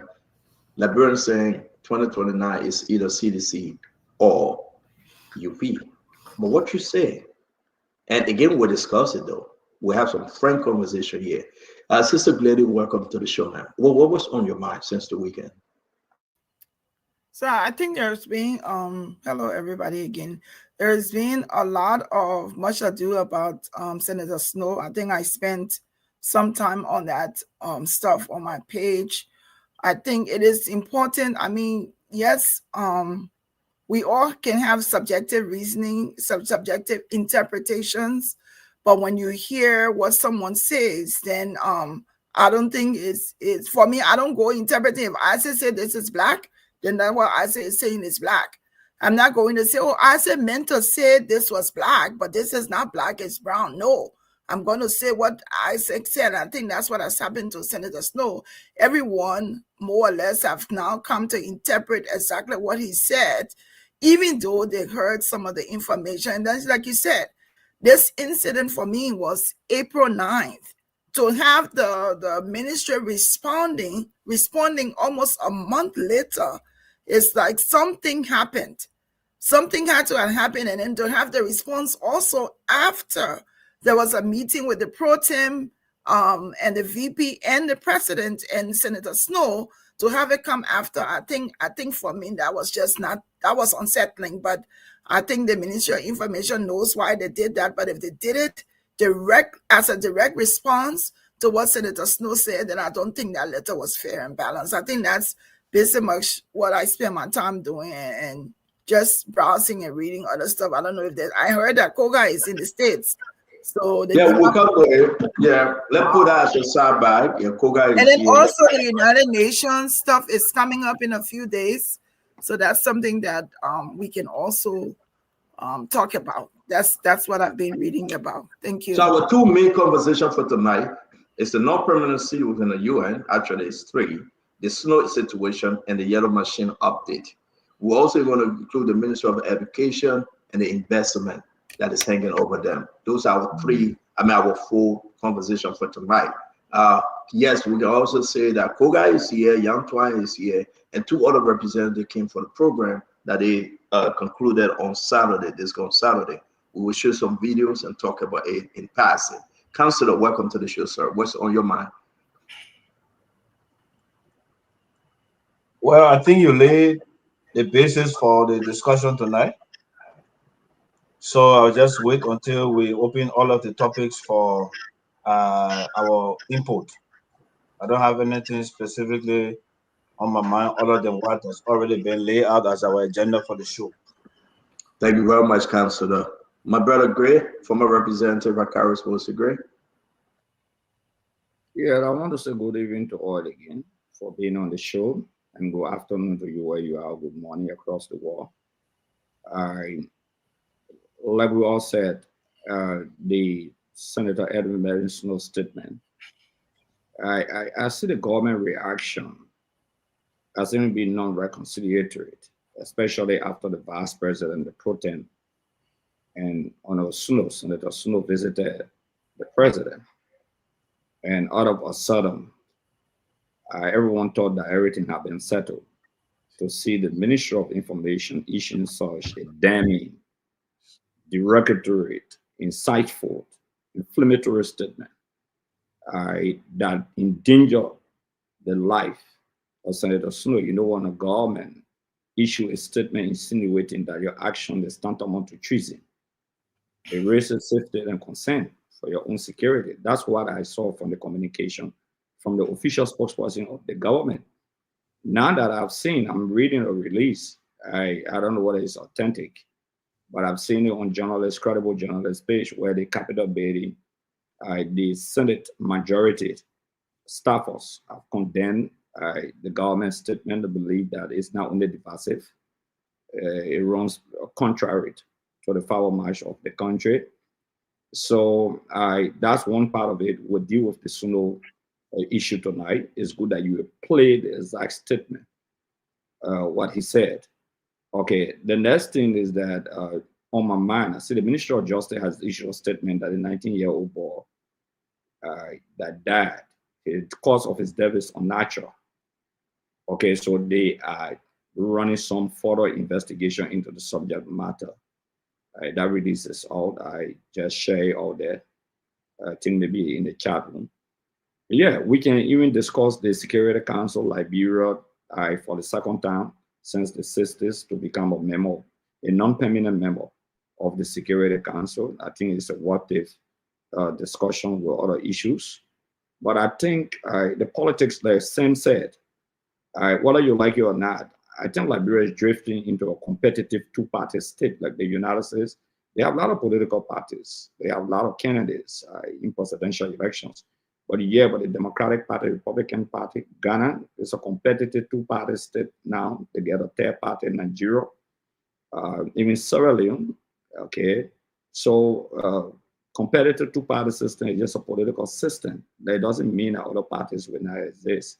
But the electors will usually make a decision on either of the two political institutions. And the way the country is being governed. Great, let's just talk about what's on your mind. We'll get into it. Let's just make this a headline something. On my mind. Yeah, no, just a headline. You bring out the topic, and then when we get into it, we can explain further. Yeah, okay. So those are basically things on my mind. What's I want to discuss today. And thank you for bringing the debt issue out. On the government put out a statement today, the Justice Ministry, about a young man, the said allegation he was killed, but he's hanging himself. We will not show that video; it's so graphic, but we'll discuss it in passing. Fubi, welcome to the show, my brother.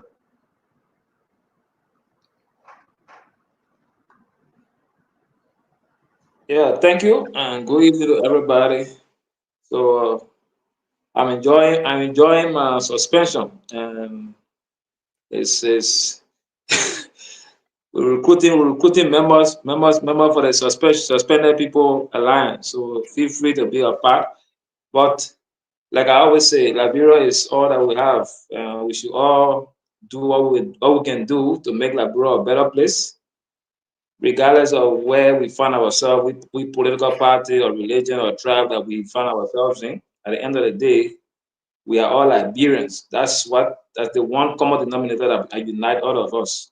So we shouldn't forget about that. The politics will keep playing. So don't get distracted when politicians are fighting, because at the end of the day, you will see them knocking glasses and drinking and cheering up. So it's just a matter of small tension. So don't mind some of the political tension and get too personal with it. Then, because you get too personal at the end of the day, when you see them taking picture, then you start getting there with yourself. Why are you supported? Whoever thought that George Weah would shake hands with Prophet Key? Whoever thought that Judy Andy would shake hands with Prophet Key? So whoever thought that Prophet Key would campaign for Coca? So those are all stuff. So people gotta understand the basic stuff.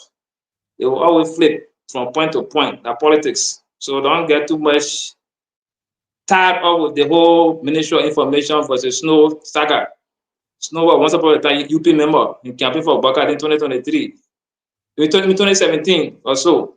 So you will see those stuff. So now it flipped over when he ran as independent bombing because people are putting candidates there. So he might go back home, or they might remain apart and fight 2029 together, me against each other. But don't get too personal with it. That's my advice to everybody. The lawmakers, you saw them after fighting, they never started drinking. So thank you. Again, thank you very much, my brother. It's good to have you on. As you do, what's on your mind? Well, few weeks or months ago, we were in Liberia. We were here, and the government of Liberia was all over the planet saying they were sending for fire experts from the United States to investigate some fire incident. I've been wondering what happened to that report. That's all I've been thinking about it. I'm sure they spent government money. What happened to that report? Does it exist? Was it a reason why they sent for the people? We don't seem to hear anything. But United Party are all over the planet. Government for here and there. Oh yeah, we investigate. What happened to that report? It's one thing on my mind. And then again, I listened to a recording from Richard Cohen in Unnatural or West Point, admitting, telling the people that they committed crime against the Constitution. And I was asking, are they okay? Not remembering that we got years to come ahead, that the removal of Funati Kofa was just a political payback, and that he was sorry for the embarrassment it caused the country. Is everything okay? And then the last thing on my mind is how everyone being talked to on the street seems to be saying the same thing. The country high, the country high, the country high. Everyone. From keke riders to motorbike riders to bicycle pusher to everyone. All of these people, are they really lying? It said somebody telling them to say the same thing. Are they having meetings somewhere where they all can just agree to say, oh, the country, huh? You know, these three things were on my mind. Like you said, we'll go more into it. I think we should, because the fire issue that happened and they brought these people from America, they were all around the place. Did they send a report to Jesus in heaven for just to keep it? Or where exactly is that report? Stay. Thank you very much. Let me bring in Darius. Darius, take us home on this. What's up? What's on your mind?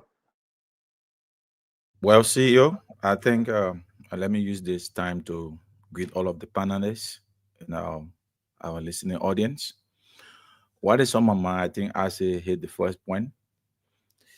Last week, over the weekend, Speaker Richard Cohen was in West Point apologizing to the Liberian people for the impasse that lasted for 6 to 7 months at the House of Representatives. And then he said that the removal of Speaker Kofa, former Speaker Kofa, was politically motivated. So that means to say the burning of the Capitol building was politically motivated. Former Speaker Kofa was not removed for ethical breaches or corruption as they listed in their resolution, because he said he apologizing to the Liberian people because the removal of former Speaker Kofa was politically motivated. So why don't they free all of those innocent people that behind bars for allegedly carrying out awesome on the Capitol building, since it was politically motivated? That he's the rescue speaker. They removed former Speaker Kofa because they needed a rescue speaker. That's in the case with CDC. I think Speaker Kun should gravitate from coming in the public to apologize for what happened at the Capitol building when all those things were politically motivated and initiated by the majority bloc. I don't think that is an apology. I think it is deception and hypocrisy. The next thing, CEO, that on my mind has to do with Action A report. I think the Variety newspaper ran with that there is decline in the education system. I think we need to discuss that. I think it's a topic lineup looking at the corruption already being sparked, being brought to light in the education sector. I think we should discuss that. When the universities do not have chairs, the buildings are dilapidated, no support to the school system, volunteer teachers are languishing, they cannot get on payroll, and then we see massive corruption in the education sector. I think it's alarming. And then you have 8 days or a week to the Security Council build of Liberia. Then you having the government coming up with what Senator Snow described as baseless argument. What will happen?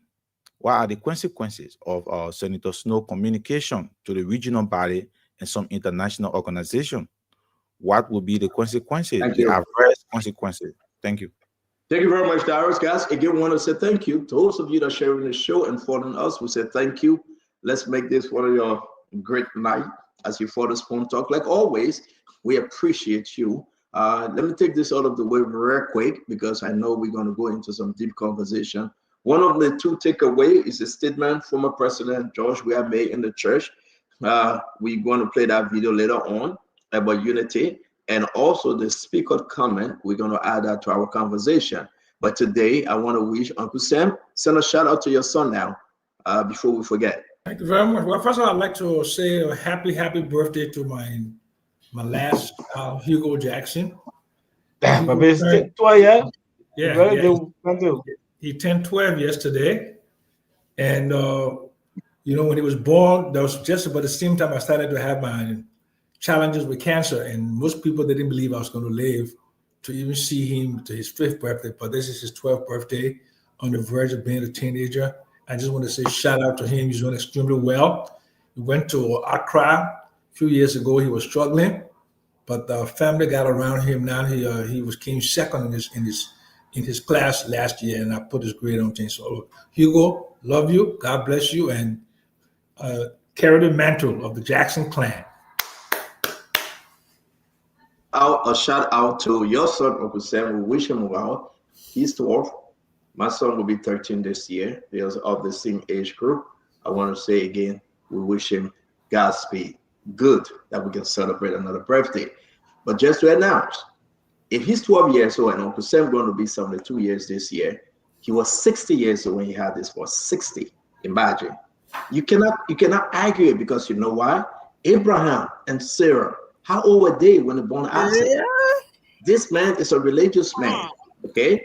60, he stay kicking. I can guarantee you, Uncle Sam stay get baby somewhere. Uncle Sam stay get some young baby somewhere that we don't know of. Well, there's a surprise coming up, but I'm not going to say anything right now. There's a surprise coming up.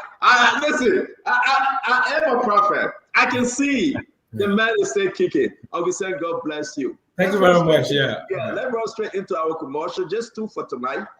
This is 1. We're going to play this real quick.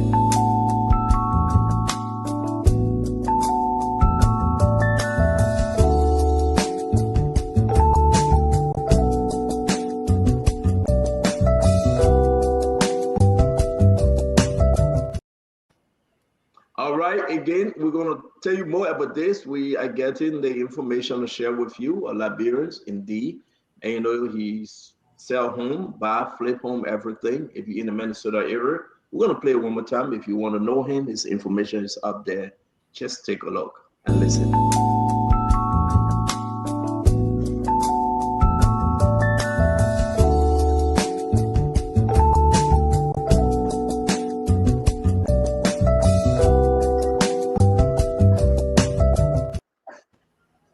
All right, we're going to talk about Win Liberia. This will be our last commercial for this breakdown. Let's play Win Liberia. It's the Win Liberia jackpot. The Win Liberia jackpot. The Win Liberia jackpot on Spoon Talk. Spoon Talk. Yes, the Win Liberia jackpot is here. For just $200 Liberian dollars, you can win from 20,000 Liberian dollars, 50,000 Liberian dollars, 100,000 Liberian dollars, 200,000 Liberian dollars, 500,000 Liberian dollars, and up to 1 million Liberian dollars. For the Win Liberia jackpot on Spoon Talk, dial star 255 star 2 hash. That's star 255 star 2 hash. The more you play, the better your chances. It's the Win Liberia jackpot, the Win Liberia jackpot on Spoon Talk Live for just $200 Liberian dollars. Thank you very much, guys. Let's get into our conversation. I hope you had your break. This is what we do here on Spoon. To all of you out there, welcome to the show, our international partners, our friends, our loved ones. Thank you for joining us. Let me do this real quick. Eden Snow. Let's get this out of the way. It came back on the 24th. A big letter came out. Uncle Sam, you are off. Since Glenny was absent, I think we're great. We really want to start with you guys first. What we talked about this letter that came from the Information Ministry.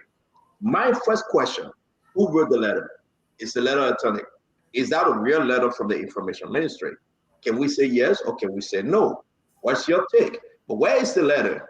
I think this is the letter. Statement by the government of Liberia, Ministry of Information, Cultural Affairs, and Tourism. Who wrote this letter? Who signed on it?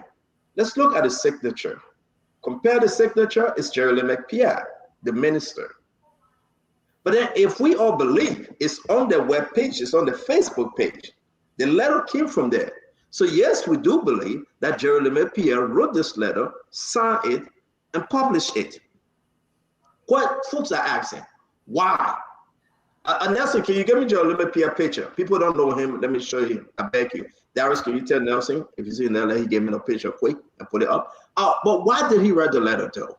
Uncle Sam, let's do it topic by topic. We will throw in this thing 1 minute each. We will read the letter, but Uncle Sam, tell me, it has been confirmed Jerry McPierre wrote the letter. Why did he write such a letter, Uncle Sam? First of all, knowing the temperament of my bastard brother, Jerry McPierre, I'm very shocked and surprised that he would write this letter.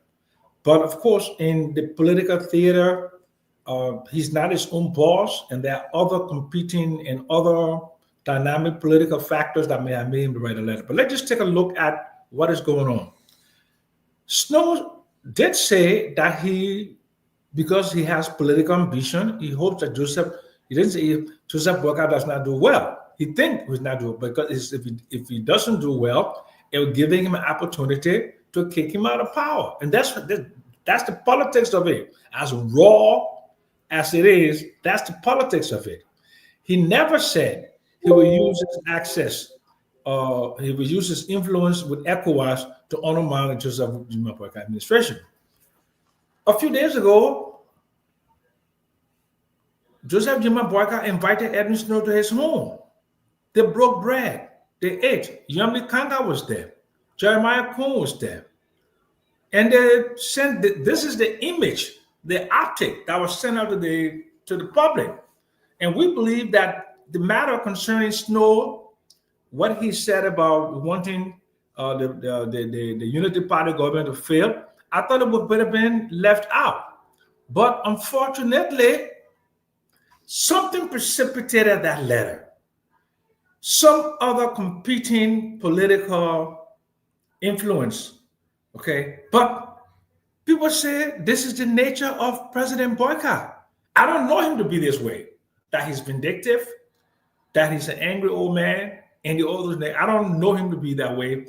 I know him to be affable. Affable, my mirror means somebody who's easy to get along with. Nice man, Effort Baptist deacon. That's what I know. But the politics of the situation is that there are political influences that are driving this letter. Why now? Doesn't make any sense politically to us who are innocent observers, but the people who are behind this letter may have some ulterior motive to put this letter in the public domain for it to be the topic of discussion over the last 48 hours. Okay, so thank you very much. Again, we'll do another round on this, but this is a good beginning. Nelson, can you please give me Jerry McPierre picture if you can, please? Clearly, though, this thing, man, a lot of people doubt. Even our brother Mama came on the show. He said, well, is this? I cannot confirm whether Jerry McPierre read the letter, right? This is the Information Minister, Jerry McPierre. We got information today, Glendy, and we'll be sharing it. But let's hear you. Why you think he wrote such a letter, Sister Glendy? Why? So I don't know. I don't know what led him to write the letter. I was a bit surprised because this incident was since April 9th. Subsequently, Senator Snow has come out here and also clarified. And we've heard, I mean, people have been privy to both sides of the tips. I don't know what transpired. The fact that the statement has not been condemned, they have not denounced it. It means that this is the official statement from the government. And so I would think that if this is coming from the information minister and they haven't said that this is not, it's not authentic, it means that the statement is authentic. I would think, like I think Senator Snow has called for an investigation. I think that needs to be investigated. People may think, you know, there are both sides of the coin. There are people who hate Snow, people who don't like Snow, people who like him, people who don't like him. And that doesn't mean that you should come and overcharge a statement that someone made and add things to it that they did not say. And, you know, and so I think the statement is not balanced. I think it's unfair for the government to issue such a statement. And if they think that Snow is creating or trying to create chaos or trying to cause havoc in the government, then they should investigate him. But I was taken aback, and they haven't said that it's not them. So this is the official statement from the government, and it should be treated as such. Glenn, thank you. I mean, you raised a good point. They are not saying anything, so we all might believe that's the government position. But then why influence this letter? Councillor, what do you think? Chairman Pierre woke up on Saturday morning, told within himself, I'm going to put a letter out there on a comment that he said Snow, put out. Contrary to the actual comment that was put out by Snow. Councillor. So, Stanton, Jeremy Pia was not influenced by anybody to write that communication. He wrote it consciously. He has his own reason for doing it. I know Pia. Some of you who don't know Pia, I know him, the kind of character he has, the arrogance that in him. I know it. So nobody can tell me that Sylvester Graceway called Pia to tell Pia the right letter. I know Pia, when Pia does something, he does it independently, without influence. So he wrote that communication, and he has his reason for doing it. Is the communication right at this time? No. And in the communication, they talk about it being irresponsible. Say the irresponsible statement. I think some part of it there, I hope I'm not wrong, but I think I saw something in the communication that talks about irresponsible statement.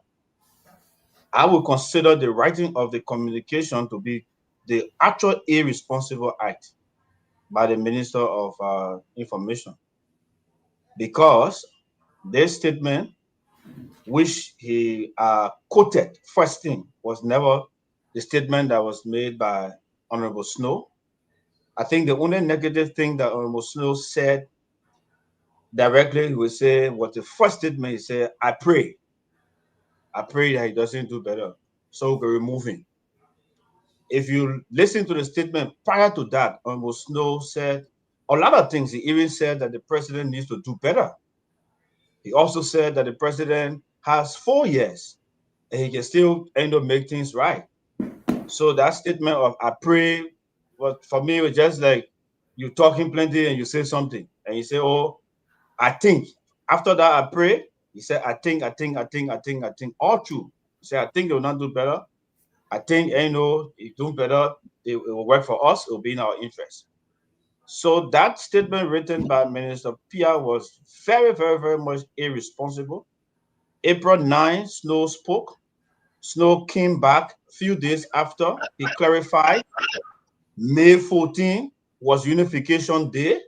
The president invited Snow to his office or wherever they met. They spoke as leaders of the country. His president message was very strong. People praised it as bringing the country together. And then after that, 10 days after, a overzealous minister of information comes out and writes such a statement. I think it undermines the spirit of unity.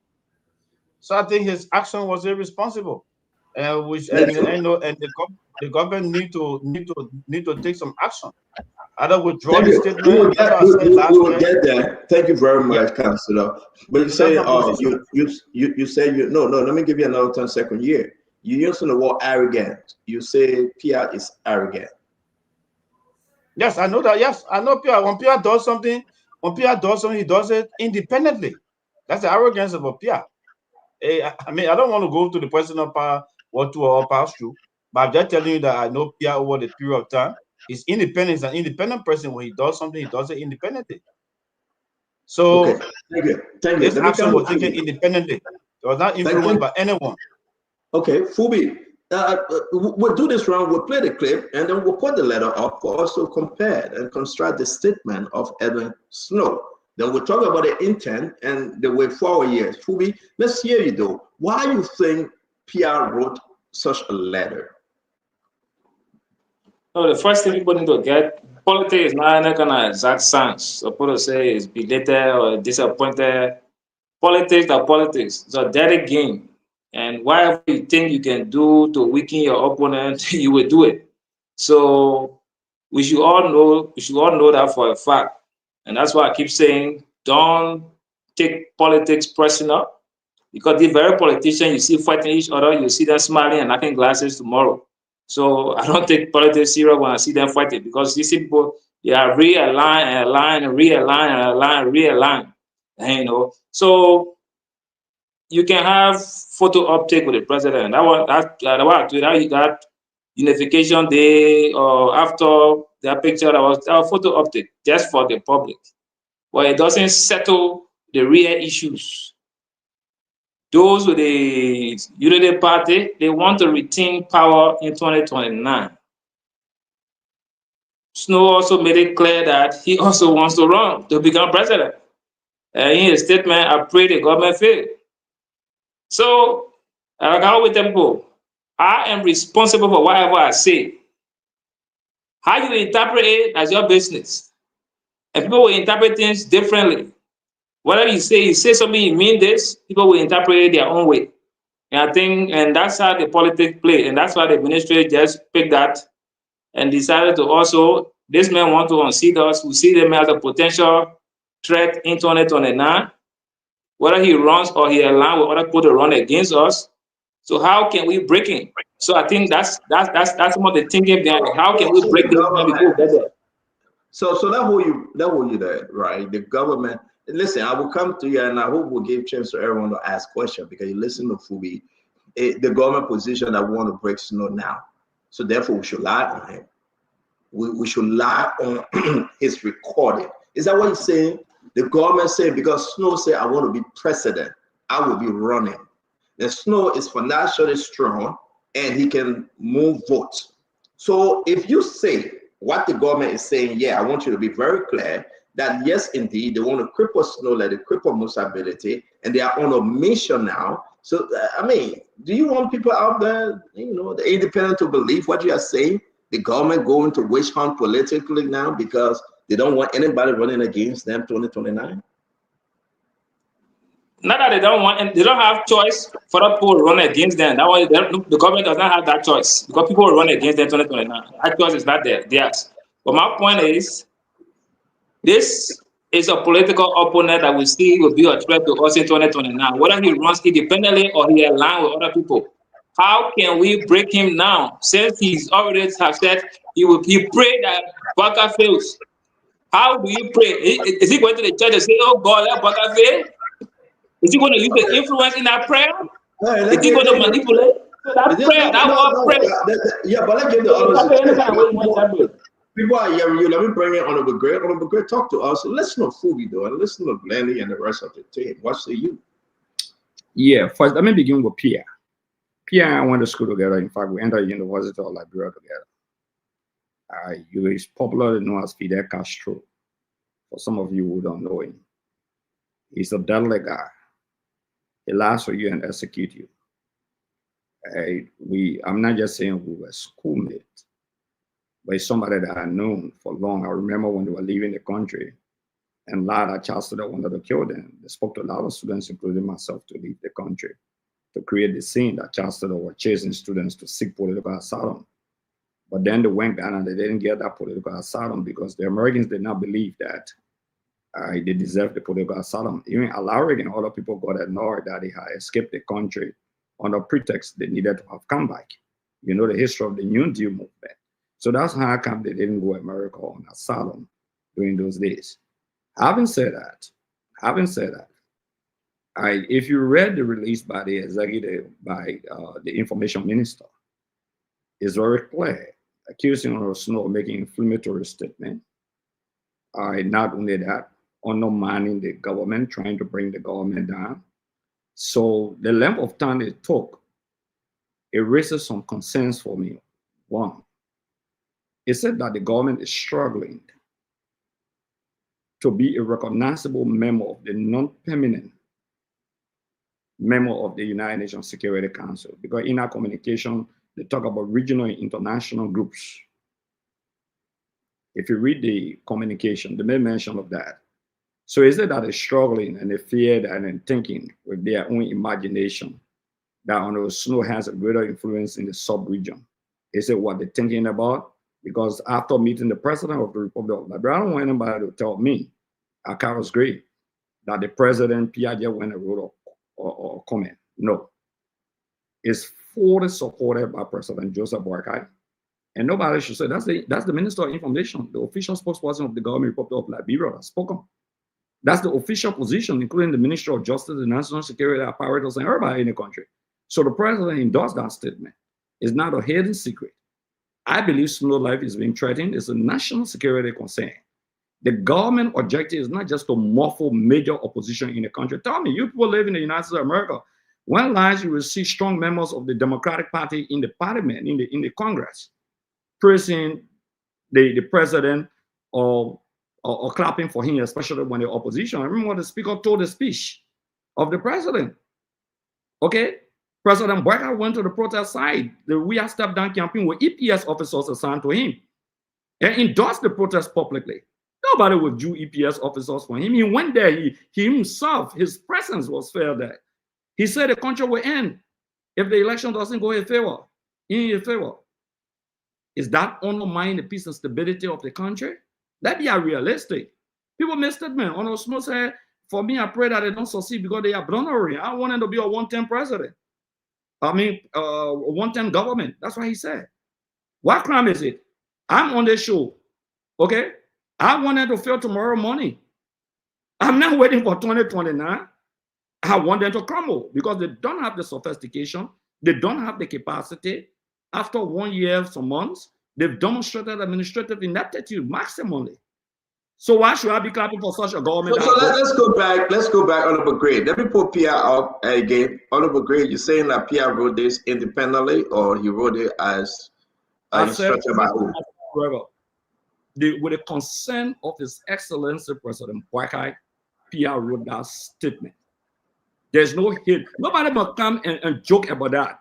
No way the government. Let me tell you something. When Eugene Falcon made a statement on behalf of the government Republic of Liberia and felt that last statement undermined the government, I was one of those who went public. When he even spoke against Honorable Snow before, I raised the motion for him to be punished in the House of Representatives. The government showed a distinction. But when the official spokesperson of the government makes a statement and the president does not take an internal punitive measure or public punitive measure against that portion of the government, it means the president has agreed. As a student of political studies, okay, thank you. Let me hold you there. That's signals and that's endorsement. Let me hold you there. Let me hold you there. Thank you very much, Honorable Gray. Let's hear you. This is only important for us to put it in context. I have been agreed, but before I do that, let me welcome Dr. Bopler. Dr. Bopler, it's good to see you on the show, sir. Thank you for joining us. I said, make your case here now. Where are you? So, let's establish one thing. We all agree. Stop sugarcoating the government lie. They didn't paraphrase. They directly quoted with quotation mark. Where did they come from?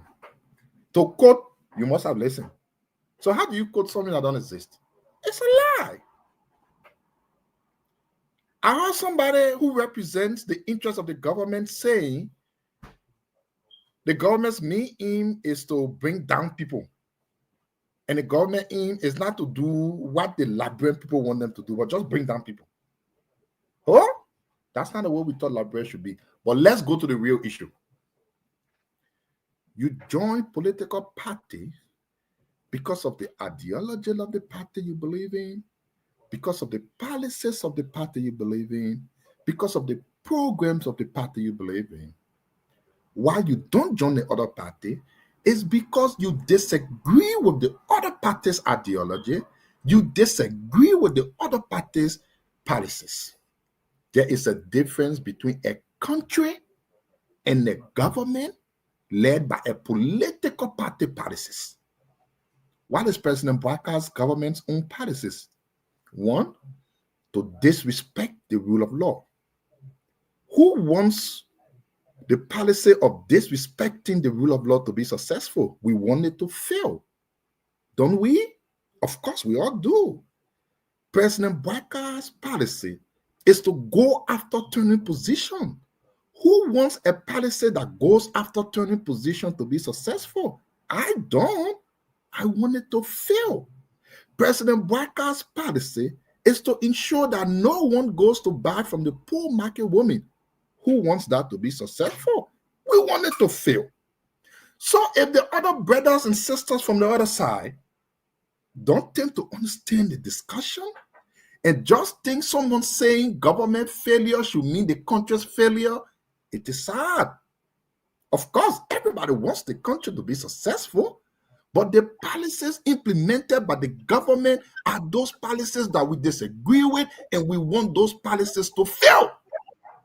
Unless you tell me it is okay for President Bwaka's policy that is deeply rooted in disrespecting the rule of law to be successful. I want it to fail. Thank you. Prove me wrong. Thank you, Asa. Thank you for your contribution. Darius, I'm going to jump over you. I'm going to give 1 minute to Dr. Bopler, and we'll come to you. Dr. Bopler, welcome to the show. The conversation is the Edwin Snow comment and the letter from the Minister of Information. We have confirmed the letter was written by Gerald Pierre. But again, the reason why it was written is contrary to what Senator Snow said here on the show April 9. Welcome to the show, Dr. Bopler. Let's hear you.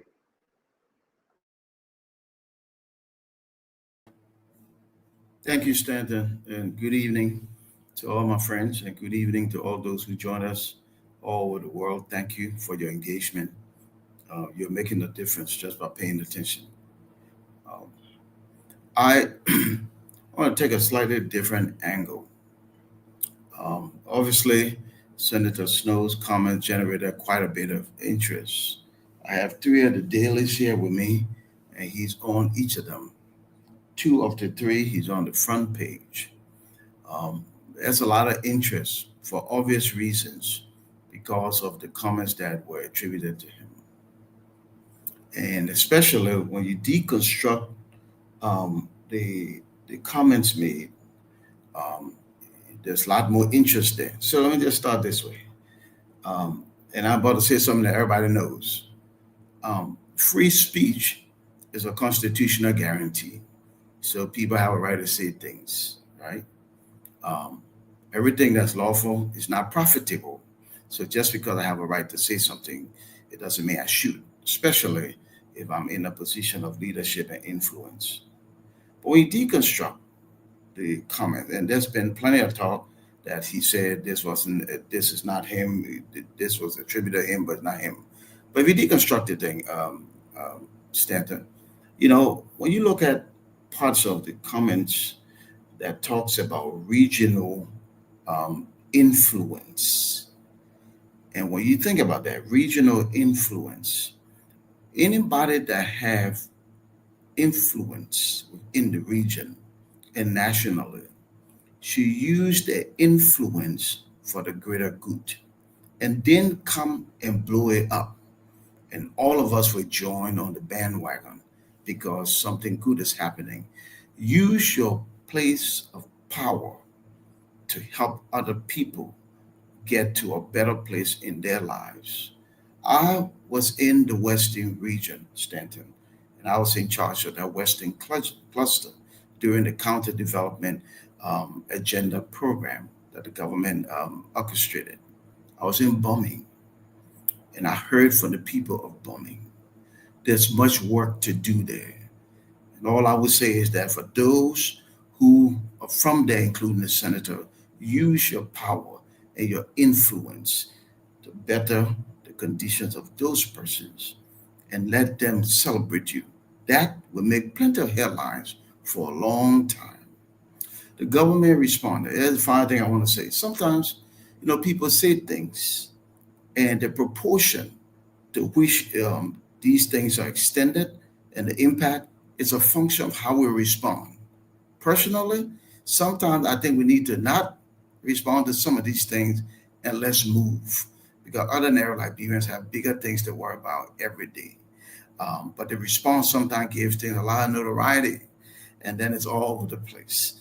And sometimes we just need to exercise wisdom and not respond to all today. Everybody responding, taking the time to respond. But the more you respond, the longer this thing drags on. Let's challenge people to show what they've done, starting from home, right? Say charity begins at home. Let me ask you a question, and then we'll go to our brother Darius. Dr. Bobler, which statement? What actually Edwin Snow? What did he say? Was the government right to lie on his statement, Dr. Bobler, to twist what he said on the 9th of April when he came on the show? Did he talk about bringing war in the country, Dr. Bobler? I mean, this is not propaganda from a propagandist on the street. This is the information minister putting things in context here. And not only to Liberians, but to the ECOWAS community, because similar letter was sent to ECOWAS. I can say that to you, Dr. Bobler.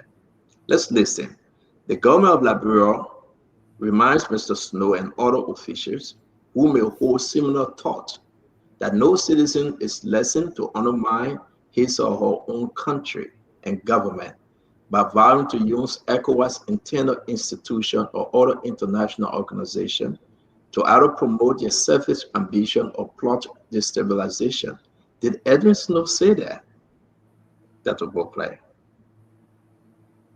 The government of Liberia calls on all sub-regional, regional, and international organizations to ensure that such plan by Mr. Snow and his collaborators to undermine and destabilize the Liberian government is not actualized. Is there something that Edwin Snow says someone else that will play? Liberia continue to remain champion of peace, security, economic integration within the Mano River Union, the ECOWAS, the AU, and wherever. Don't you think if the Minister of Information, who represents the President and the entire government, come out to write such a statement saying Mr. Snow declared that he will do everything possible, including using his connection in ECOWAS, to make the Baka-led government to fail? Is that what he said? Even if it means discouraging foreign direct investment to Liberia and making the country ungovernable and unstable until he, Snow, become president. Is that what he said? Edwin Snow, who is also a member of ECOWAS Parliament, in which he vowed to use his connection at the sub-regional body, ECOWAS, to ensure the failure of the Liberian government. The question is, what did Edwin Snow say actually on that day? Did he go on another show to say something else that we don't know, that we don't have? Do you think the government was right to lie on a sitting senator for what? Finish up that above plan. Okay, so Stephen, the government doesn't have a right to lie on anybody, period. Senator or regular citizen. Okay. And quite frankly, I'm just reading the letter. All of my responses were based on the news report, the director's statements, the newspapers. So I'm just reading this letter. Okay. And I am not sure about any other statement that you're referring to. Okay, I was responding based on everything that was said today on the news in the newspaper. If in fact a senator did, I saw a claim what the senator said. In fact, the front page of the paper here, the senator is disclaiming some of what was attributed to him. And then on the other hand, the government is saying that the senator says a lot of X, Y, and Z. If that's the case, then I'll hold my comment. I have no other information, and I'm just reading the letter, CEO. So as a matter of integrity, okay, my response was based only on the dailies, the news today, the news tonight, and not that letter. I just got Thank you. home. I'm just No, I getting mean, home. I thank you very much. I think you said it. But let's play exactly what Snow said. We'll go to Darius and from that, Patrick. On that day, the 9th of April 2025, this is exactly what Snow said. Why? Guess what? I'm coming. Guess what? Somewhere in my subconscious also told me that just in case Joshua didn't win and President Brecker or Joseph Brecker won the election, Liberia will still be in a better position because it comes with a rich history of governmental experience. That things will be different, things will be okay, he will do better. So when I see people saying Joe Weah did it, so we do it too, then it bothers me. It's troubling that Is he performing to your expectation? Who? President Barker? Oh no, not at all. No. I think he needs to do better. He needs to do more. The fact that we can drag problem in the legislature for 6 months, you don't want to see the Speaker of ECOWAS Parliament. You're accusing Snow of bringing ECOWAS here, or watching Tinubu then write you letter formally, and we fire all the tenure position people. We go into the central bank, we're disrupting the operation at the central bank, forcing people to resign and pay. You say somebody was corrupt, you're auditing them, then you pay them the benefit and say, go, let me bring my own person here. You go to fisheries, you go to LTA, you go to, Abdullah Kamara, with everything. We're suppressing an audit report. But soon go back, we're going to call for that report. We're suppressing an audit report because Abdullah Kamara, who is the president at LTA, is soaked into the corruption scandal at LTA. All right, we can't review metrics. We can't do that. President taking B Mountain clean to fly to low fi. So I think the president needs to do better. I mean, he's in his second year. He still got 4 years to his credit. Do you think he will do better? Do you think he will do better? I pray he doesn't, so we can move him from power. What do you think is the problem? I actually want him to be a one-time president, so he doesn't do better than his good. Would this help or hurt Jeremiah Kuhn if he's on the ticket 2029? The actions of presidents normally hurt vice presidents. The president, because Liberia, our constitution is crafted in a way where the president cannot dismiss the vice president. So most times presidents look for vice presidents who will be very loyal to them, sometimes even blindly. All right. For example, Sierra Leone had a situation where the president dismissed it. I think Victor Ford or something dismissed the vice president, even went to the ECOWAS, do this and that. So there are Gambia, for example, the president can dismiss the vice president. Nigeria had the same problem with Tinubu and President Obasanjo. So there are some constitutions, some countries where the president can dismiss the vice president. In our constitution, the president cannot. And Jeremiah Kuhn, and I'll be biased about this, my very good friend, Jeremiah Kuhn, who have managed Prince Johnson for all those years, he's a very submissive person. He has no element of betrayal in him. He won't undermine the president. So even if things are not going good, he would rather say to the president in private than to go public, and that the SSS could also affect him. So let me give you a chance now. You listen to the actual clip. It's online. It's on our page, the April 9 edition of the 101. Dr. Bubla, talk to me. What say you now? Now you have listened to what Snow said compared to the letter. Stanton, I am reading a lot of this stuff. I actually would like to pass on this. I don't feel informed enough at this time. So I'll pass on that. Dr. Bubla, thank you very much. Darius, let's hear you. I'm going to prepare the pass on, man. You won't talk. I can't believe it. I'd rather speak in truth with integrity than just speak. Are you in play farmer? Well, I don't think he's scared. He's not scared. Let's make progress. Dr. Darius, talk to us. Well, CEO, I think we all listened carefully to the clip just played. And I think it is unfortunate that the government, through the Ministry of Information, will be trending on this dangerous path of propaganda. It is completely propaganda, and it is intended to just silence the opposition senator. All through, since Senator Snow has been at the ECOWAS, he has always presented the case for Liberia, the positive image of Liberia. Follow the track record, follow the videos. Just a few days ago, prior to this Ministry of Information misguided communication that is engulfed with lies and contradiction, misrepresentation of Senator Snow's statement. Just a few days ago, Senator Snow was praising the very government of meeting its obligation to the ECOWAS community. Just a few days ago. But let's come to the question, CEO. Why this government took a month plus to respond to Senator Snow's comments? A month plus. Mo Ali posted this same clip on his page, and he was encouraging the rescue officials to do better because there are people in the opposition community that are planning and praying for the government to fail. I think that was the best approach. If the opposition wish for you to fail, you just deliver to the Liberian people.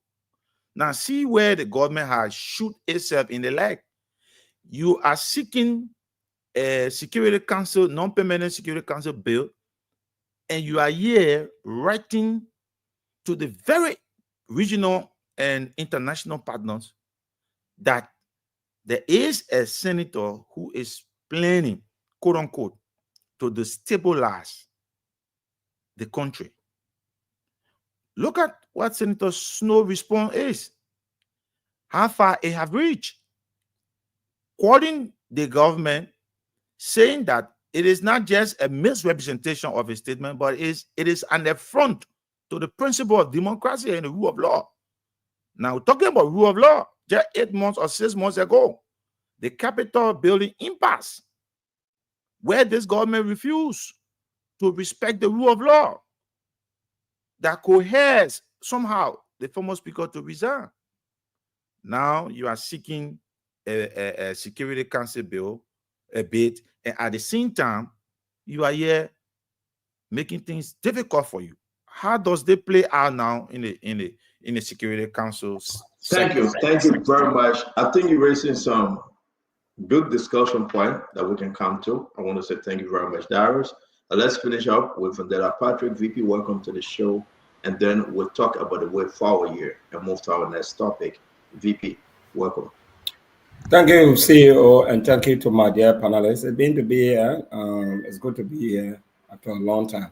So, a couple of weeks ago, we had a heated debate here when my senior brother Gibson Cheru indicated that the work of the opposition is to criticize the government. They are not here to praise. And I detested that statement. I said, in as much as you are in opposition, if you criticize the government and the government goes on to do what you criticize, you must also use that platform to appreciate. And went back and forth. Today, it has become a reality. I think let us not ignore the fact that being a minister of information, it dishonors you to engage in propaganda. It is the propaganda arm of the government. What the Minister of Information did was to cleverly carry on an intellectual preemptive strike against Snow's statement to discourage him, never to make similar statement, to scare him, and to present a picture that he will be on the defensive, which the government of Liberia succeeded in doing that.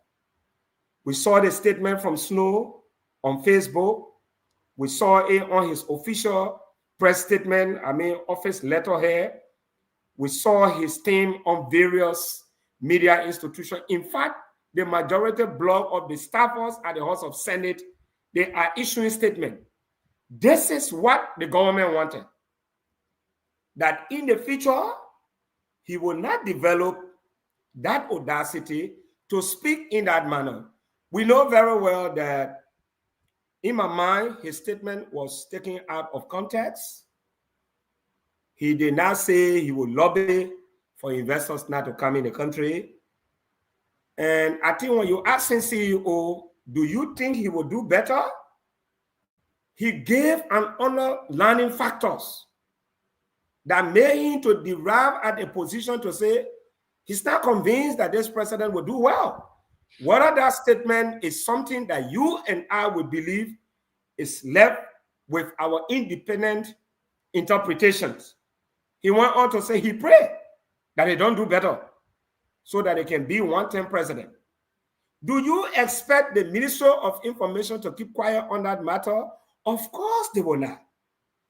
So let us not present the Ministry of Information like it is a holistic institution that is supposed to speak based on morality. La la.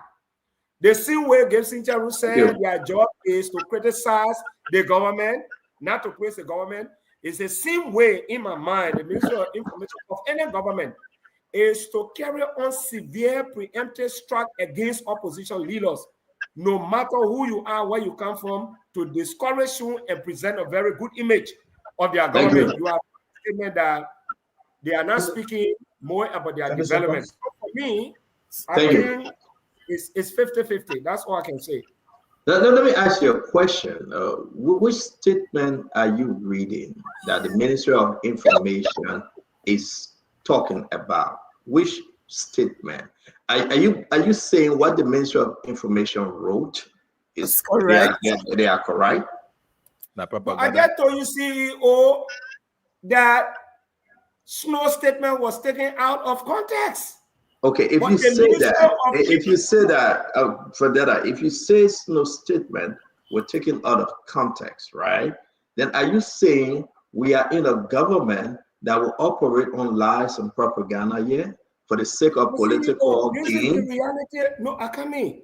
The mistake we make, we expect that government will speak the truth. That lie. They will never tell you the truth. So again, I understand that, but I'm asking you the question, VP. You are now, VP, let's do it one at a time. I understand what you said. You spoke very clearly. We are now saying that this government, Honor Jeremy Pierre, the information minister right now, that we shouldn't believe him because everything that he will put out there will be lies in defense of the government. You are now reminding me about a gentleman called Badr Bob from Iraq. Because everything he was saying during the war in Iraq was all lie. When they were hanging Saddam Hussein, he was still telling the people that Saddam Hussein is still controlling the country. Is that the situation you are putting us under? To believe that the government of rescue on an integrated individual, Joseph Yeman Bwaka, will now operate in lies and deceit just for political gain? But let's do another round real quick. Uncle Sam, close up on this. I have to address it. I didn't ask you. I just doing the pass. Uncle Sam, but you are referring to me. If you don't want to, we'll come to you and you can speak on it. Uncle Sam, let's close up. And again, from that, Patrick, let pass you, please. We'll come to you. Uncle Sam, can you close up on this wall? Let everybody do their closing, guys. No. Here is what I've been troubling for me. A lot of the people in the Unity Party behind Joe Boyka worked along with Ellen. And Ellen had a strategy to engage the opposition. No matter how caustic the language was, right? I have thought that Joe Boyka, with his 40 plus years and his PR people and the surrogates, would have a strategy, a model of engagement with the opposition that would not be confrontational to the point where they show the division in the country and we are like at each other's throat. Right? Edwin Snow is a pragmatic politician. He supported the Unity Party under Ellen Johnson Sirleaf, even when Ellen Johnson Sirleaf was the one who orchestrated his removal as Speaker. But Joseph Yeman Boyka and his surrogates, they have a complex. This complex is to fight, to show supremacy. And they don't have the fight in them. They're a bunch of pusillanimous nitwits that just came to politics a few years ago. Some of them graduated from high school 1997, 1998, 1999. And these people are the ones that will be there to engage the opposition. No. Edwin Snow is a pragmatic politician. You disagree with him, meet him in the middle of the night and ask him what is your problem. But to come with this caustic, confrontational approach that is within the public domain for the last 48 and 72 hours, and to deliberately falsify, in quotation, remarks that he never made, it tells me there's something wrong. Give me the 30 seconds. What is wrong is that you are not making quantifiable achievements for Mawata and others to see. The 20,000 votes that you got, you believe is evaporating. And because it's evaporating and you're young, you're in your 40s, you'll be 45 in less than 50. In 2029, when you'll be booted out of power, to go back to your how you call it in this underprivileged ways of life, living in rented apartments or rented room, and maybe counting light poles when you are. Officer Lego, this I will close here on this one. Let me finish. Topic, but let's take this here on 1 minute, Officer. This fear is what is guiding their action. So they're not constructively engaging the opposition. People who they disagree with, they're not making new friends. They're circling the wagons. And circling the wagon doesn't augur well in a liberal democracy like Liberia. And that's the point. Thank you very much. Glenn, let me get you closer on this though, because we're moving now. So I just Phoebe, how you doing? We understand we want the government to represent the information ministry statement is the government's official statement. We must not equate it to just being PR, because if it was not the government's official statement, they would have withdrawn it by now. Whether somebody influenced PR, whether he acted on his own, I'm going to look at that statement as the official statement, and it's a misrepresentation of what Senator Snow said. We must make that we must say that clearly. To put something in a statement with direct quotations, and you come and find out that that was not what Snow said, that is wrong. And to think that in 2025, they are now preparing for a possible run of Snow in 2029, like Phoebe said, it's even more surprising to me that that they will be preparing and saying, okay, they're trying to silence him or what they're trying to do. If the government is going to be a true telling of a government that represents the truth, then they must say the truth. If they don't like the statement, condemn the statement, do what you need, call Snow, investigate him, ask him to explain. But don't publicly and take us for foolish people. And, like we don't understand and say that the statement was a representation of Snow, and that was not what Snow said. So that's not correct. That is not right. I'm shocked. You twist the statement, you publish a statement, you come back to Liberian people and say that's what Snow said, but he didn't. And now those that are in support of this statement say, well, they got to eliminate Snow politically because of the 2029 election, and he said he wanted to be president. But remember what President Barker said. He said, if you are in this government now and thinking about 2029, please get out. He said it, Glennie. He said, because I'm focused on now, not 2029. So this is to tell us, people in the government, Onomani President Bwaka, and fighting for 2029 because they think President Bwaka right now is not a subject. 2029 is the subject. Councilor, let's hear you. So, Stanton, when the Minister of Justice is writing his opinion, he doesn't go around asking other ministers what to do. He writes his opinion as the Attorney General of the Republic of Liberia. When the Minister of Information is writing, he writes believing that what he's doing is proper. He writes it independently. So if the government agrees with it, fine. That is his job. He doesn't go around asking people what to say. That is his job. He listened to the statement, he wrote it, and he wrote what he had to write on behalf of the government. So that's the independence I talk about. So when Vandana Patrick talked about the issue of government lying, look, I said the other day, somebody can say something. There is something, you will say something that is subject to interpretation. I'll have problem with the statement because the statement is directly quoting. Now, when you decide to quote somebody, then you must say exactly what they said.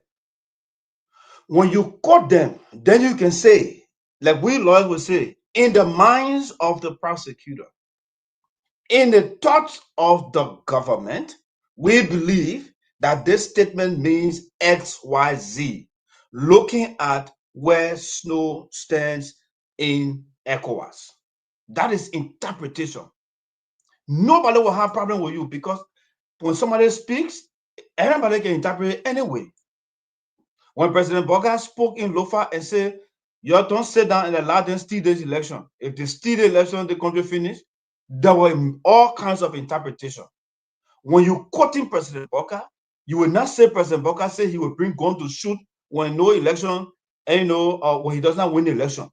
You will not say President Boga said he will train people to go in the bush to disrupt. No. You will quote President Boga, and then you can go on now to interpret. So the mistake or the deliberate attempt by Minister Pia to lie, because that is clear. You can, what you say, falsify, whatever, to lie on Representative Snow was a misstep. I think they should have quoted Snow. Snow said he prayed. Then you can now go on to interpret. That is a mistake they made. So Pandana, don't say government will lie. When you say government will lie, then people will not believe government. Anything they talk about is a lie. Don't do it. Thank you very much. Great, let's hear you on this issue now. I'm saying Fubi and Vandana Patrick taking a position here that the government will not be honest with the Liberian people because of 2029. And that position right now is so dangerous, right? That everything excuse me, so we'll come to you. So we'll come to you, you will speak, I beg you. That everything the government going to do, just because of 2029, they will add a spin to it. Excuse me, sir. So we'll come to you. Don't interrupt. You will have your time. No, you're trying to mess the show. I beg you for that. I will come to you.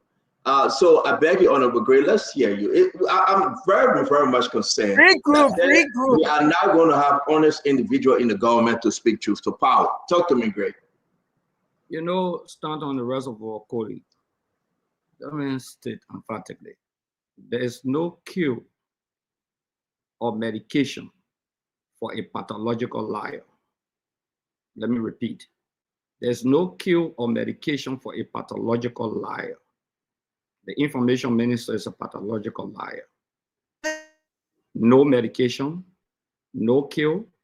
This is how they brought the government to power. From school days, that's what I know him to be. When I hear colleagues, not just Patrick, talking about the government responsibility is to run propaganda. What is propaganda? In their definition, that deception. And you referred to the Badak Bog. When the Americans were in Badak, the guy was saying when the Americans land on the ground, they would kill them. They will leave Baghdad in caskets while he was negotiating with the Americans. Okay. There can be no argument about propaganda. When a government lied on you and elevate the lie to destabilizing the government has equated your action to treason. Let me repeat. The government has equated your action to treasonable offense against the state. That's what look at the quotation. Look at what he said. Okay. Look at the second paragraph. Read that exact quotation. Sooner life is threatened just by the statement by the government. Okay, by a pathological liar. Not only that, when I heard that say, I will elevate the conversation or I will divert the conversation, I went bombing and I saw the way the people suffering, but that didn't say you went low fire and saw the people suffering for you. That's why President Boyka phone. What suffering got to do with some government lying on someone? It got nothing. That pure diversion from the center stage of the discussion, the thematic concern here is about the government lie. Okay? Is it strange for the government to lie? It's not a strange thing. It's not a strange thing. This is not just a wish hunt. This is a calculated attempt that went beyond ability. Now they're behind snow. What crime is it for a senator to disagree with the government? The information minister should be speaking for the three branches of government. The executive has its own spokesperson, that's the press secretary. The Capitol building has its own spokesperson. The judiciary has its own spokesperson. The information minister speaks for the government. But this information minister objective is to speak against the opposition and not promoting the government programs and policy. Every day they criticize one opposition or you criticize someone at the Capitol building who disagree with the programs and policy of the government. So that's why they pay for. So a pathological liar like the Minister of Information took direct instruction from President Boyka. Make no mistake, nobody should come here and say that, oh, you know, he really or Sylvester Grisby told him the president took action. Is he suspended? Thank you. Thank you. Of his action? Nothing like that. So it's thank you very much, Greg. And thank you very much. I'm going to bring in Dr. Poplar and then we'll go to Fubi Harris. In the process of time, we got to exchange because I got to bring Asido back. Dr. Poplar, let's hear you. What's your take? In your closing on this one, you want to add anything? Because we are closing on this topic, Dr. Poplar. All right, so all I'll say, Stan, so I've been scrambling here, reading all over the place and getting some full context of all the comments that were made, and including the senator saying he didn't say what he said. I kind of got caught up on this.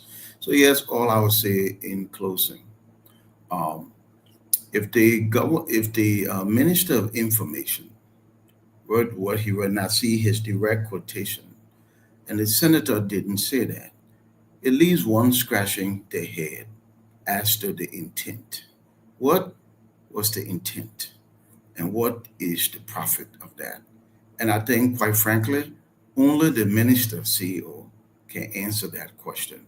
Because the senator clearly, the clip you showed, it wasn't on there. And the senator, through his statements, and even from the staffers from the Senate, have said that this was wrong. So only the minister can answer that. And that's all I'll say. Let the minister speak because he is the one who wrote the statement. And I just want to footnote here. What Councillor Gould said. And Councillor Gould is right. You know, when people are in position, especially at cabinet level, we always make this assumption that everything the cabinet member writes, they run it by the president. That's not always true.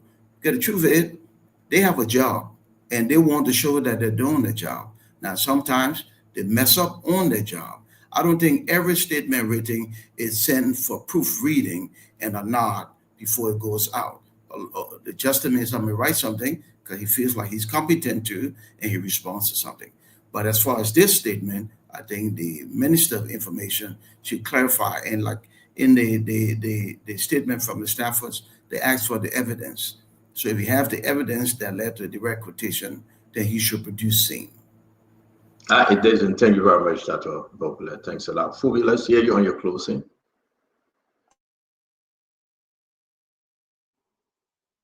Yeah, so like I stated, these are all politicians. They were not glasses later on. I know, like Uncle Sam alluded to Snow campaigning for Ellen after she removed him as speaker. And he sang a song. I never knew that Ellen was so good. I've been wasting my time.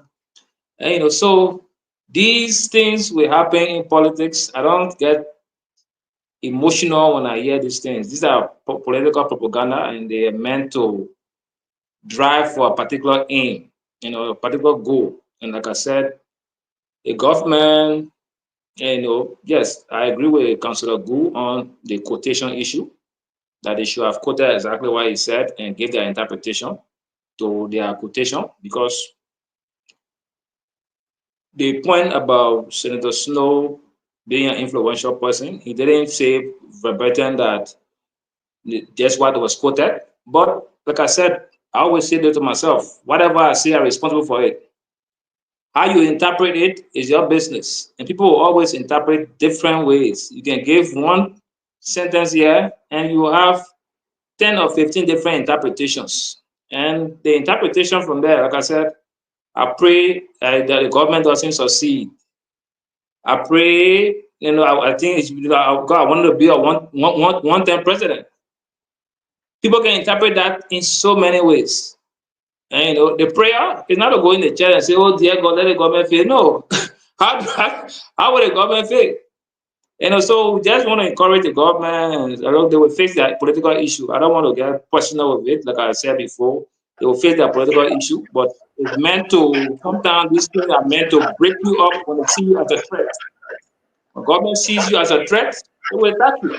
And I think that's what they're doing. So they will do some arm twisting, but at the end of the day, they will resolve their issue politically. And we'll all Thank you move very on. much. Thank you very much. Go ahead. Talk to us, Darius. Darius, we are not hearing you. Good. Yes. Talk to us.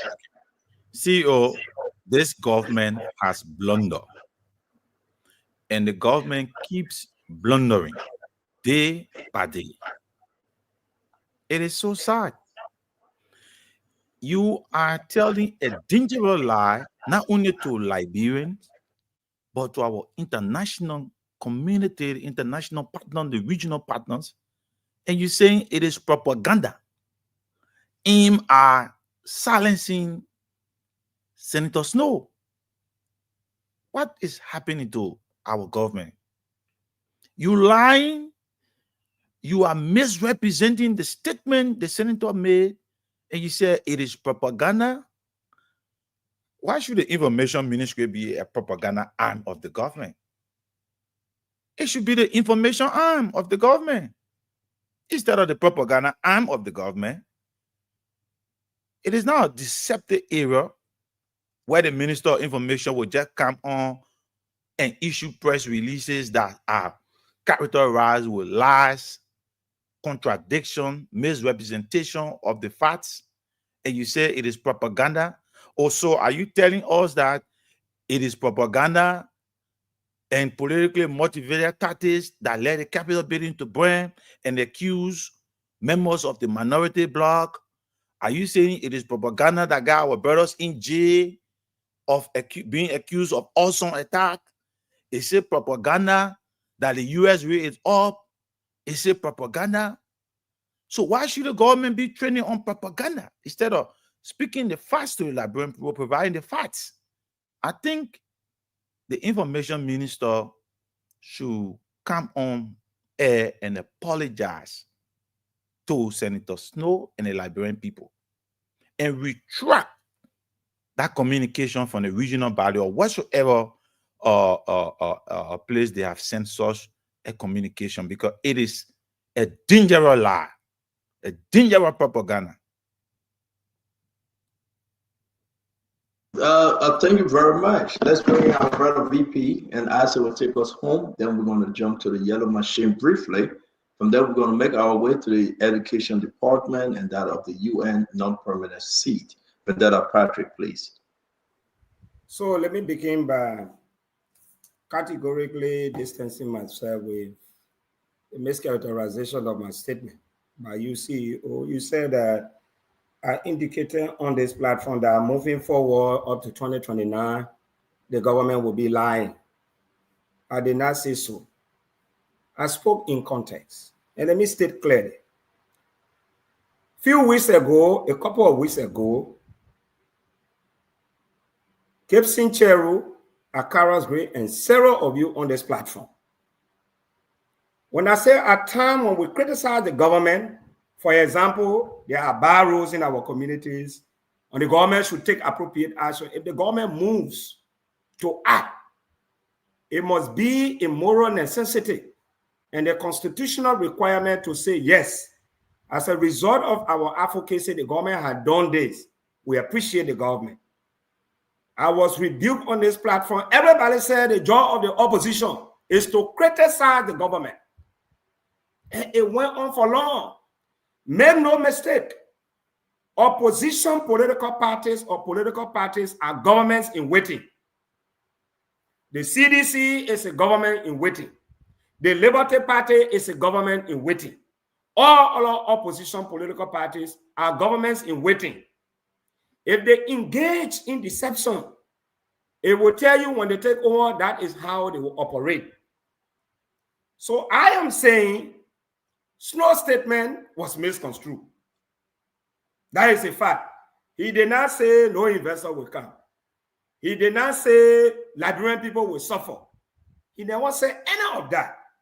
I went on to say that in as much as you expect the government to be morally upright, to admit to wrongdoing, to hold opposition in higher esteem, they have an interest to protect.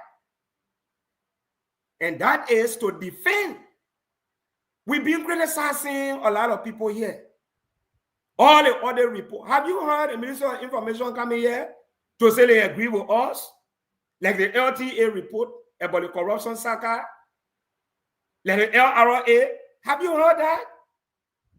That the guy they took from prison, they extradited him without the court order to Guinea? Did you listen to the government of Liberia through Minister of Information coming on to provide clarity to say the government was wrong? They will never do that. And make no mistake, the opposition has people that listen to them. If you come here, you lie on the government, whether you like it or not, the opposition have their own followers. They will say that true. Thank you very much, Patrick. Followers. So the reason why you see this going, look, CEO, you got to be very clear here.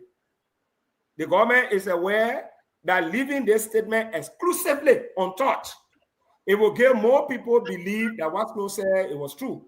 So they intentionally and willfully issued this statement to put Snow on the aggressive defensive. The fact that he clarified, Stafford clarified, they have succeeded. Succeeded. Liberians have two options. Government follower believe the government, opposition follower believe Snow. So it's with us to decide 2029. That was a message. Thank you. I think if you with your last line to set the bridge, and I think you just in the middle. Your 1 foot is on the bridge, your 1 foot is in the water, because you are not giving no objective opinion here, and that's a problem. You cannot have it both ways. One, was the government wrong in writing a letter to misconstrue what Snow said? Two, what would be the government position if the government failed to make this correction? Is it setting the government right moving forward? Would this government be considered? No, I'm not asking you. I'm just saying something. Would this government? No, I beg. Whatever when you talk and I told my own, then you can say no. Would this government be considered by that broad form of government that everything that comes out of the information minister is a lie? These are dangerous. And some of the issues the government may say, we can defend the government. But for us to stand here and say the government as early as in its second year running a propaganda machine campaign for 2029, then it's troubling. Now, but I will see. I will also say, let me hear from Isaac and we'll move on. Isaac, please do your closing on this. So when a governmental agency, a legal arm of the government, that the citizens look up to for credible information so that they can be sure that the lies they hear from the other side is different from the truth the government telling them, turns out to be the actual lie machine itself, you know your country is in problem. Since the creation of mankind and the establishment of governments on the planet, we have always known, even the study of public policy, even public administration tells you, the government is the arm of truthfulness. That's the truth. Excuse Fadala Patrick, please understand where he comes from. Don't forget, Ministry of Information told us they obtained legal arrest warrant or search warrant to invade the CDC party headquarters. That turned out to be a lie. Ministry of Information told us that police officers did not enter the CDC headquarters. Video came out, they did enter. That was a lie. Ministry of Information told us that the Ministry of Foreign Affairs obtained scholarship that will benefit more than 200 Liberians to come to the US. That was a lie. Ministry of Information told us that $3 billion was coming from China. $5 billion was coming from HPS. Those were lies. Do you want Madonna Patrick now to tell you that the Unity Party Ministry of Information is an information of lies? So, VP, I think you got a plan. You are not saying, though, that by nature and functionality of the ministry's own goal is to lie, but you are saying the particular government are here. Their own information ministry is a ministry of propaganda and lies. It tells you that our country is sad and innovative. Thank you. But just to sum up, like we all have said, Stanton, we can sugarcoat things. Outside of the Ministry of Lies and Propaganda under the UP, what they said wasn't what Senator Snow said. They need to own up to it. Again, let me say this, thanks to all of you while we close on this topic. A couple of things I'm taking away from here. One is Jeremy Pierre, the information minister that the Republic, if he did this independently as Minister of Information, I think the government should speak out. One, I think the government should reset. If this is not propaganda, but if the government embrace this, like this is propaganda war we in, then we are in trouble. We that supported Joseph Yemambwaka, we are in trouble. You cannot fight a propaganda war when you are the one on the driver's seat. Your best propaganda should be your output from your ministry, your output from your agency. What are you doing to make the people's life better? That should be one of the best propaganda ever.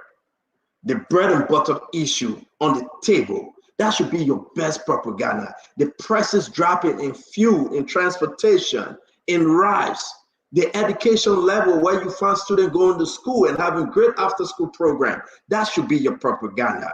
The people getting salary on time, increase in salary, that should be your best propaganda. Decrease in all the big cars people are riding and putting austerity measure in place. That should be your best propaganda. But how can you, an information minister, coming up to speak and say, I will target a certain senator for something he didn't say? Now, my fellow Liberians, do I believe President Barga was in the know on this? People are asking me. I would say, hell no. Because the president met Snow, they broke bread, they ate together, the president wished him well, and he left the president. Who was in that meeting? We have documents and photos. They had a good time. The president said, I thought you did it, but I listened to the actual clip. And that's not what you said. Mind you, in that meeting, we have the vice president, Jeremiah Pankun, the pro-tem, Yombly Kanga Lawrence, who also bossed up in that meeting was Sylvester Grisby. Sylvester Grisby banged on that door 2-3 times. They allowed in, he spoke to the president, and he walked out. They were all part of this meeting. But guess what happened? The president, he was satisfied. The arrangement of Jeremiah Pankun and Yombi Kanga Lawrence with that of Edwin Snow to have this thing crushed, it was all well done. 1 week after, did the president then ask Jeremy Pierre to go lie on Edwin Snow? No, I don't think so. No. And guys, we can play our own national politics. This is across the country now. It's in the region. Uncle Sam, they sent it over to the ECOWAS community. Everything that is in this letter was those community members were informed. The AU, the MRU, ECOWAS, the UN, other embassy partners were informed. People should keep their eyes on Snow. He about to overthrow. This is embarrassing for our government. There's no way you can sugarcoat it, except the president, the vice president, the government say we're going to get into a campaign move here. Anybody cross our path, we're going to eliminate you politically. Then it is concerning. But if you ask me whether Joseph Yeman Boyka know about this operation, no, the boss carry on their own operation. But how can President Boyka save himself and this government? They should come out with a statement to make the necessary correction. So what will the Senate do tomorrow?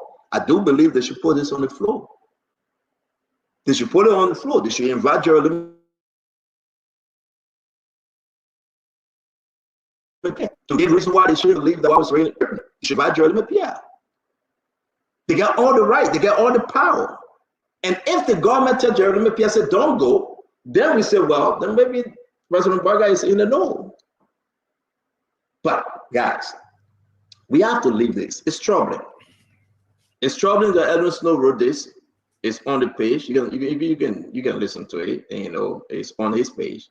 But it's just troubling. And may God save our state. If this is how we operate, because everybody thinking about 2029 with 3 years to go, or you can say 2.5 years, then I don't think the way to success will help us. We should run from this kind of propaganda.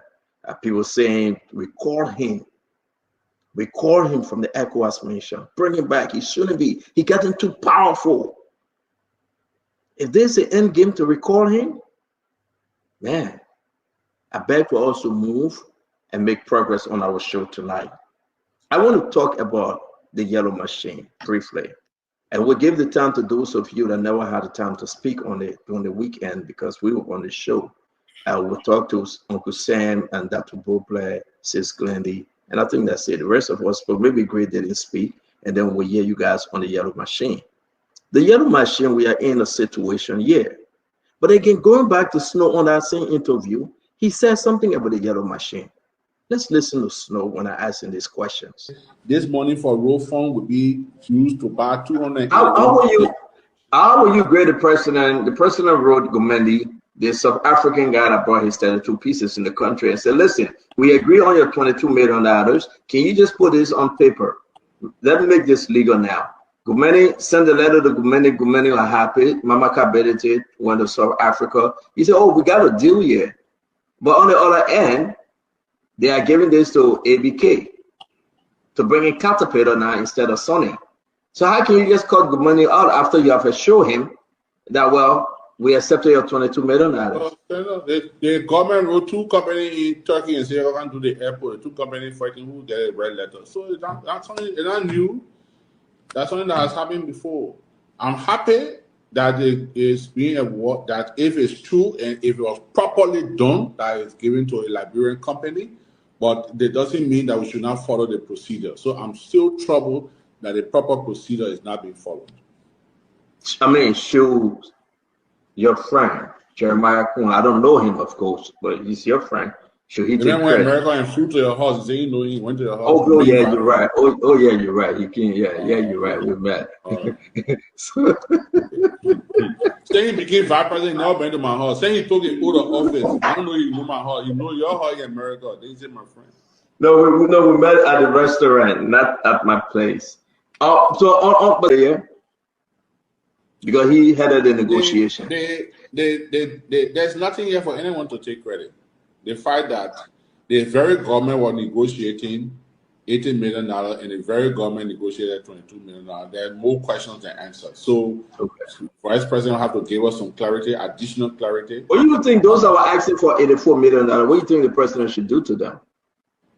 I think they even got closer to the president. I think if you ask me to that, I think Mamaka Belete is closer to the president when she was negotiating $82 million than anybody else. So, stand on, what cause I say Megan Tohoran.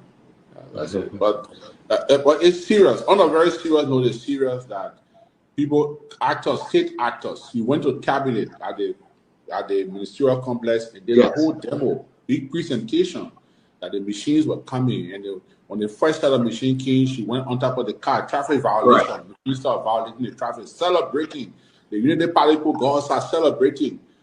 18 million, 15 million, now it comes down to 22 million. This vendor from South Africa, now it comes from another vendor. The devil is in the detail. We still need to ask the hard questions. I want a machine. Do I want a machine bombing candidate? I wanted it even yesterday. I wanted it there. I wanted that today. Yes, we need a machine, but not at the cost of anything, not at the cost of integrity, not at the cost of transparency. No. So we listen to Snow on the Yellow Machine, and it's that Bobla will come to you first. There should be a reason because he was off. We want to ask only 3 of you because you guys didn't speak on it. That Bobla will woke up on the weekend. We received a lot of information, one of which the president sent a letter to Gumeni, like you heard in the clip, saying, Gumeni, listen, we take your offer, we move on, blah, blah, blah, blah, blah.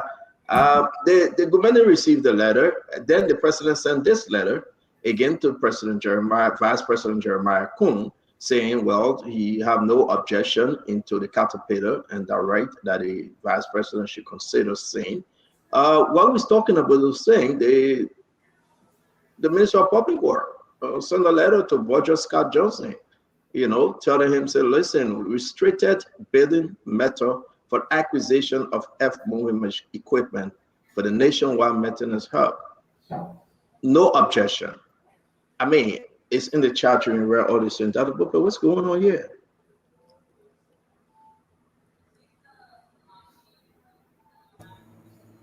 You asking me, Stanton? Yes, Dr. Boble. Stanton, I am from Grand Cru. I was raised in Grand Bassa, and I live in Magibi. All 3 of those counties need yellow machine.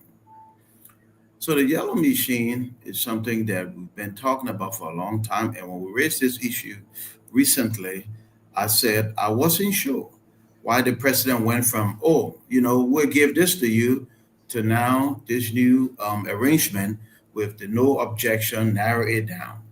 The only thing I can see with the no objection piece is we want to expedite. The reason for making the move from the first place where we promised to now this group, I don't know. And from that last conversation we had here on Spoon to now, I don't know if there's any new information as to the why. And only I think the government or the appropriate authorities speak to that. What I would say is that whatever we're doing, we need to move quickly because we need to get the yellow machine here. And it's always a good practice for the government to communicate clearly and concisely with people. It minimizes questions and it engenders cooperation. And I don't know why sometimes that seems difficult.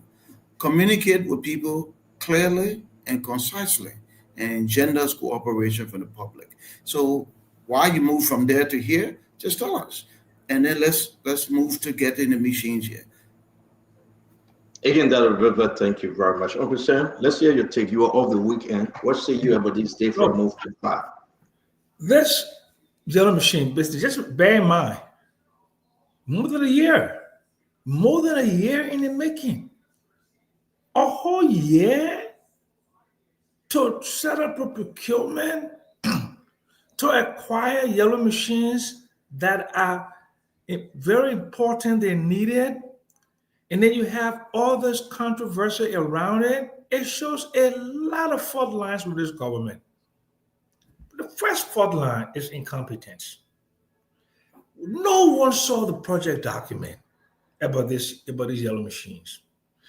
It was at a meeting at the ministerial complex when they made this great presentation And all of the Unity partisans, the surrogates, the propagandists were on it without having an idea how it was going to be paid for, where it was coming from, what are the implementation model for sustainability, nothing, zero.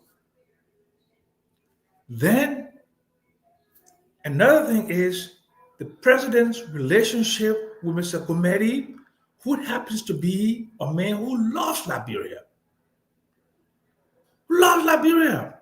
And then, of course, ABK's thing as a Liberian who wants to get to participate in this.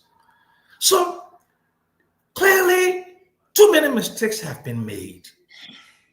Some rational thinking person need to sit down and say, look, we made too many mistakes.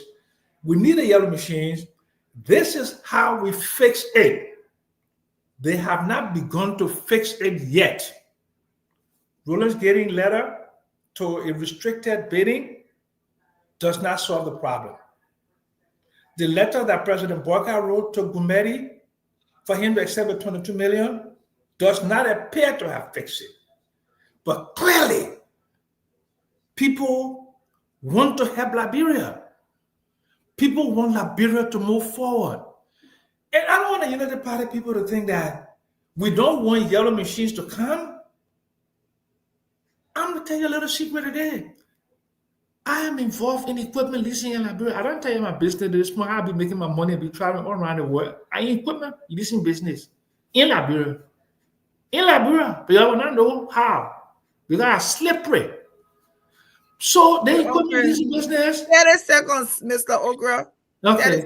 This equipment leasing business, we're begging you to fix it. Let somebody with rational thinking say, let's fix it so first of all, the people of Liberia can get the machines.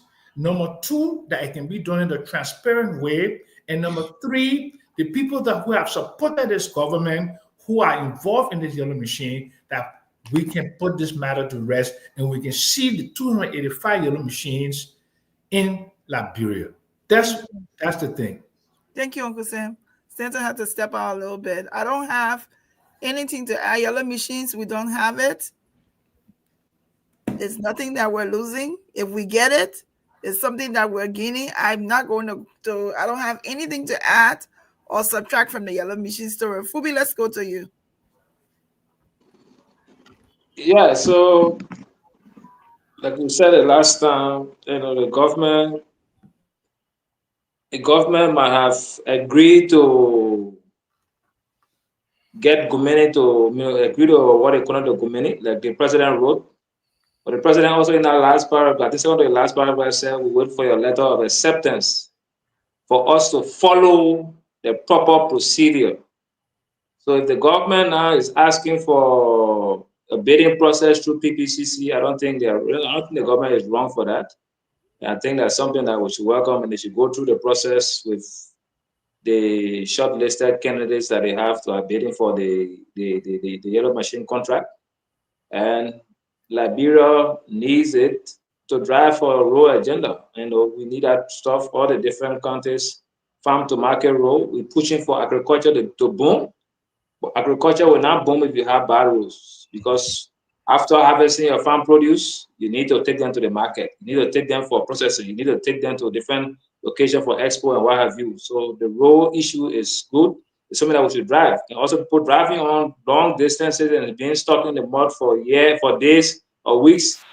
That's something that we also should go to not be doing at this time, this age in Liberia, 2025. So let's see the end of it, and we hope that it can conclude it better. Thank you. Yeah, thank you, Fubi. Darius, I think Dr. Propler already spoke. I think. All right, Colonel Gray, General Gray, and then after that we can go to Councilor. You're muted. My 1 minute religiously. First, I want to pick back on this whole Minister information issue. We not past that issue. Yeah, but I can still use my 1 minute religiously. Okay. Let me, when the clock let me can start counting. Okay, no problem. Yeah, I just want to use my 1 minute to register. Go ahead. You know, it reminds me of December 23rd, 2011. The Minister of Information was Cletus C. He provided an information to the public on declaring curfew from 6 to 6, and later on took it from 10 p.m. to 6. That was the day on Friday that I got arrested because they accused me of treason. When the students were protesting, you can go back to that record.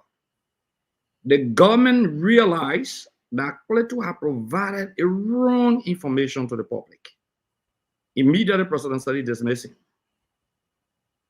If President Boycott, according to Stanton, in his mind, he doesn't believe he's part of it, then let him dismiss the information minister for misquotation, for treasonable statement against a senator of the Republic of Liberia, undermine the security and stability of our country. He has to be dismissed for that. President Sadi did that when he was Vice President of the Republic of Liberia. Quickly on the yellow mission issue. Look, every day talk about yellow mission, say farm to market. My question here is that the yellow mission that going to farm, the manufacturing, the making that farming going to do in Liberia, do we have storage facilities? Why people misleading the people? When you raise the emotion of the people that the yellow machine can that farm to market, you are making that farming, the machine that will make farm, that will plow the land.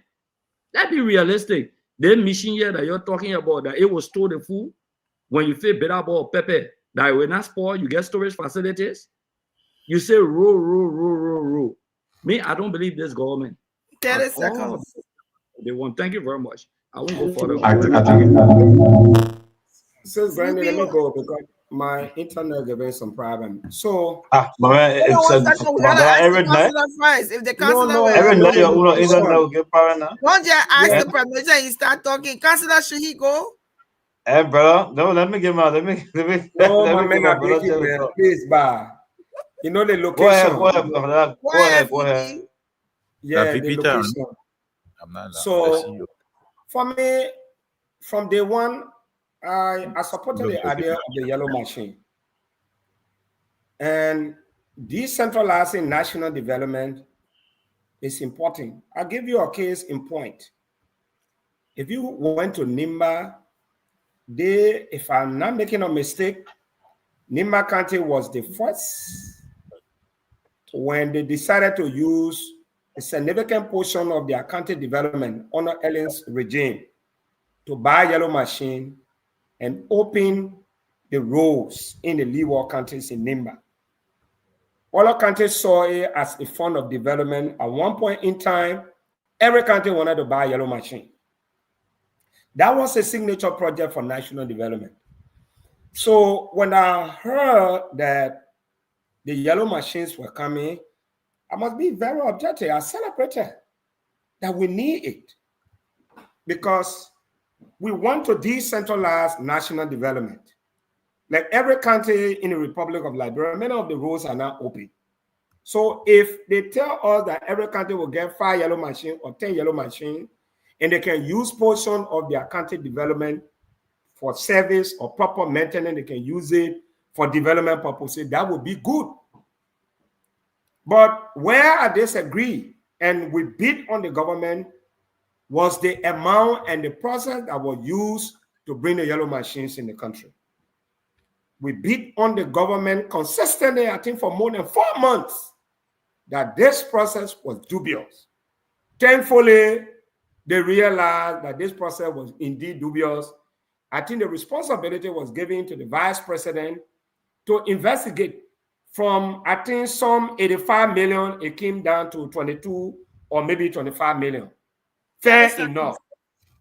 So right now, like Snow said in his interview, it is important for us to go through the proper channel. Once that process is carried out and we find, I'm happy, a Liberian, it's been prioritized to bring the yellow machine, whatever, that is the kind of thing we want. There are more Liberians in this country that are capable of bringing significant equipment once they have the support of the government. This is the kind of development we want. When we put millions of dollars in the pockets of Liberian businesses, the money will be circulated right on Liberian soil. But talking about a South African bringing it here, I think that was a problem I have. But overall, yellow machine is important, is necessary at this time because many of the lawmakers during election, they will go around one yellow machine and go grade a road. In less than 2 days, they say talk and do. And some of them can just win election just because they grade road for 2 days. They win election, they say the men are talk and do. You will never see them again until 6 years. But we'll have the yellow machine in our country. We can use it to build the road. Nobody will bring the asking meeting on us again. Thank you. Thank you. And I hope this process is good. Thank you. Good night. Councillor, so thank you. Yeah, thank you. So I just want to continue from Akawa's grade. Minister Kletusi was dismissed according to Akawa's grade, yes, for misinformation. And because of Akawa's grade's action to carry people on the university campus to have lunch, to disrupt the activity of the poor district, it also dismissing in 2023. So President Boga need to do the right thing about dismissing Angelina Pia for misinforming the public. Because Kletusi suffered for misinforming the public, and Akawa's grade also suffer for taking talks on the university campus to say he's having lunch there and disrupt activities. So he was dismissed by his people. Now come to the yellow machine. I don't like for us to say that, oh, you know, no storage facility and no better. Look, when the roads are open, the next thing will follow. What? How do you build storage facility in a place where car can go? How? We're talking about Fountain of Market Road. How can the people bring their produce even to the place that you say you want to build? There has to be roads. So for me, like I said, when you're fighting war, it can reach to a point where you say, okay, we'll sit down to the peace table and we will talk peace. It doesn't mean that people will not be here accountable for their action during war.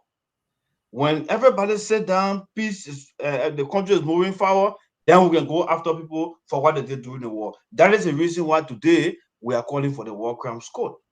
So all those who were playing games to steal from the country, whatever games they were playing, for me, I want to just pause with it now. Since the process is on the right path, let's proceed. Let the yellow machine come. Let the machine get on the road. Everything start going fine. Then we can go after those people now, and who try to undermine the process and steal from the country. But I don't want us to distract. We start fighting people. Then we're looking for the machine. No, let the machine come. Let's see the machine. Let it reach to the country. So I support the process of the machine to come through the process that are coming now legally, and then the next step can be taken to go after people who try to cheat the government. Thank you.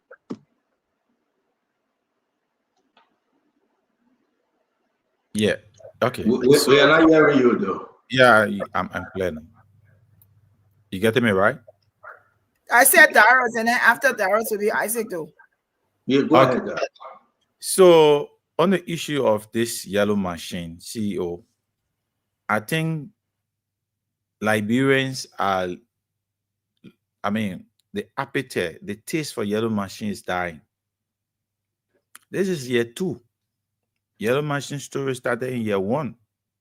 We are in year 2.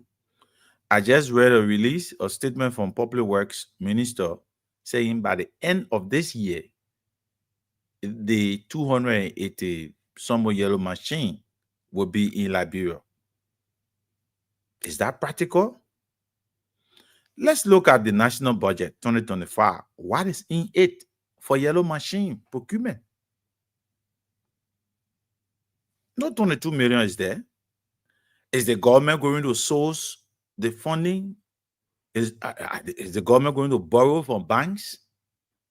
That would be a good thing. But we want the yellow machine. Let's look at the past regime. This minister a minister of public works inherited yellow machines from CDC. In each of the counties during where the CDC region, yellow machines were there. For example, Grand Crew, we had about 2-3 yellow machines that were there. Today, if you go to Maryland, the layout of Plebo City by Anthony Williams, that popular work machine, that was inherited. Those machines were inherited. That the machines have left Maryland now. They are now laying out the principal streets of Barclayville. These are machines that were inherited. Okay, we come to Gomendi. You gain a contract for it, you took it from you gave it to ABK, the Liberian, our Liberian brother. Good. It will promote the economy and then it will create more jobs. But what happens to the 40 some pieces of Gomendi yellow machine that at the barrack? Will the government transport it back? Will they buy it? Will they pay for it? So I think the whole thing, we just wait to see the yellow machine arriving. But I think until that, the taste of yellow machine is dying.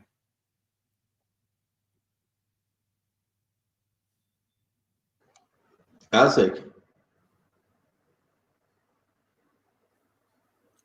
You know, Glendy, you have experienced certain time where you can just want sleep, right? Like you tired with certain thing all day, you can just you sleep finally. That's how the yellow machine thing business do it. Like you should just sleep one time. Oh, we tired hearing yellow machine business, my people. Oh God, are they really bringing a yellow machine with ship or they putting on plane to bring it? Because we don't know now where exactly are we going. Like we say initially, the people got no plan. They want to show out that indeed they can do something. That's not the way government runs. If you take your time, plan good, then you can do the things. But they just jump on and say we begin 285 yellow machine. And Akaro's Gray asks a very good question. When we bring the yellow machine, it will improve food security. How? Have they show you how it will do that? By what channel? What kind of yellow machine they bringing that will improve food security? So as soon as the yellow machine comes, it lands at the port, then they will just take them on there and just carry some of forage and start cutting down grass. Then in no time food come. I mean, this thing started when they brought that BM video. BM can do flashing. They brought the video and they flash it. You see UP children all on Facebook. Yellow machine, hey, baka. That's the same thing they're doing. They say when yellow machine come, food will be okay. You will buy rescue. How? Even to process the rice in a place they were built, like how? Hey man, and people, man, oh God, yellow machine. I finish, Glendy, I'm done. Yeah. Glendy, everyone spoke, Glendy? Yes. Let me close on the yellow machine and we'll talk about the UN Security Council. It's very important for us to discuss it. And then we'll talk about the education. And those of you that want to stay, we really appreciate a very, very good holiday today. Everybody home relaxing. Sorry, Dr. Bopley, you're in Liberia. We're enjoying our holiday here, Dr. Bopley. I just want to say to all of you, though, the yellow machine thing is important for our country, for roads, for agriculture, and so many things. The yellow machine will help increase the economic situation. It will help decrease it. It will increase our benefit as a country in so many ways. The startup of the yellow machine was bad. A gentleman agreement, it was bad. It wasn't. $84 million, it wasn't. Premature celebration, it wasn't. But at some point, the government regrouped. The government went back to the drawing table. The government regrouped and they came up and said, listen, let's try to do it right. Do our people are happy? Well, let's just do it right. Offers were made, contact offers were made to Robert Gumendi. The president desired to use Caterpillar, which is worldwide. It came in the making. And I like what Dara said. Well, are we going to the bank to borrow some money? Hell yeah. No objection, single source, there must be the reason. Somebody say, I will buy it, and government, you must pay me back by installment. And I think that's what this government is going to. So if it's not in the budget, people say it comes from the road fund, it's coming from this other line item in the budget, but the government will pay back now. Imagine, says Glendy, you're the only mother here for tonight. Imagine on this. If this government were to do it the right way and 285 pieces of yellow machine arrive in the country the first year, it was going to elevate this government. I don't know what CDC did. I don't know what it did.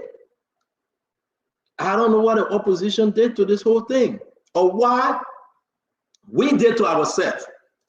Self-inflicted wound by lying to the Liberian people. Premature celebration. And today there is no yellow machine. So our brother Roland Guinea says it's coming at the end of the year. That is to say, we're talking about year number 3 now. So now, even the statement to say it's coming at the end of the year, what people believe that it was coming in June or July, they will put out saying another argument. Who's in control of this whole yellow machine story? Who really in control? Is it Jeremiah Kuhn? Is it the public work minister? Is it the president? Is it the executive marshal? Where the money coming from? We want yellow machine now. Bring it. The people that want to do the farm, they want yellow machine. The president came from a good place with yellow machine. I know CDC don't want to believe it, but President Barack came from a good place.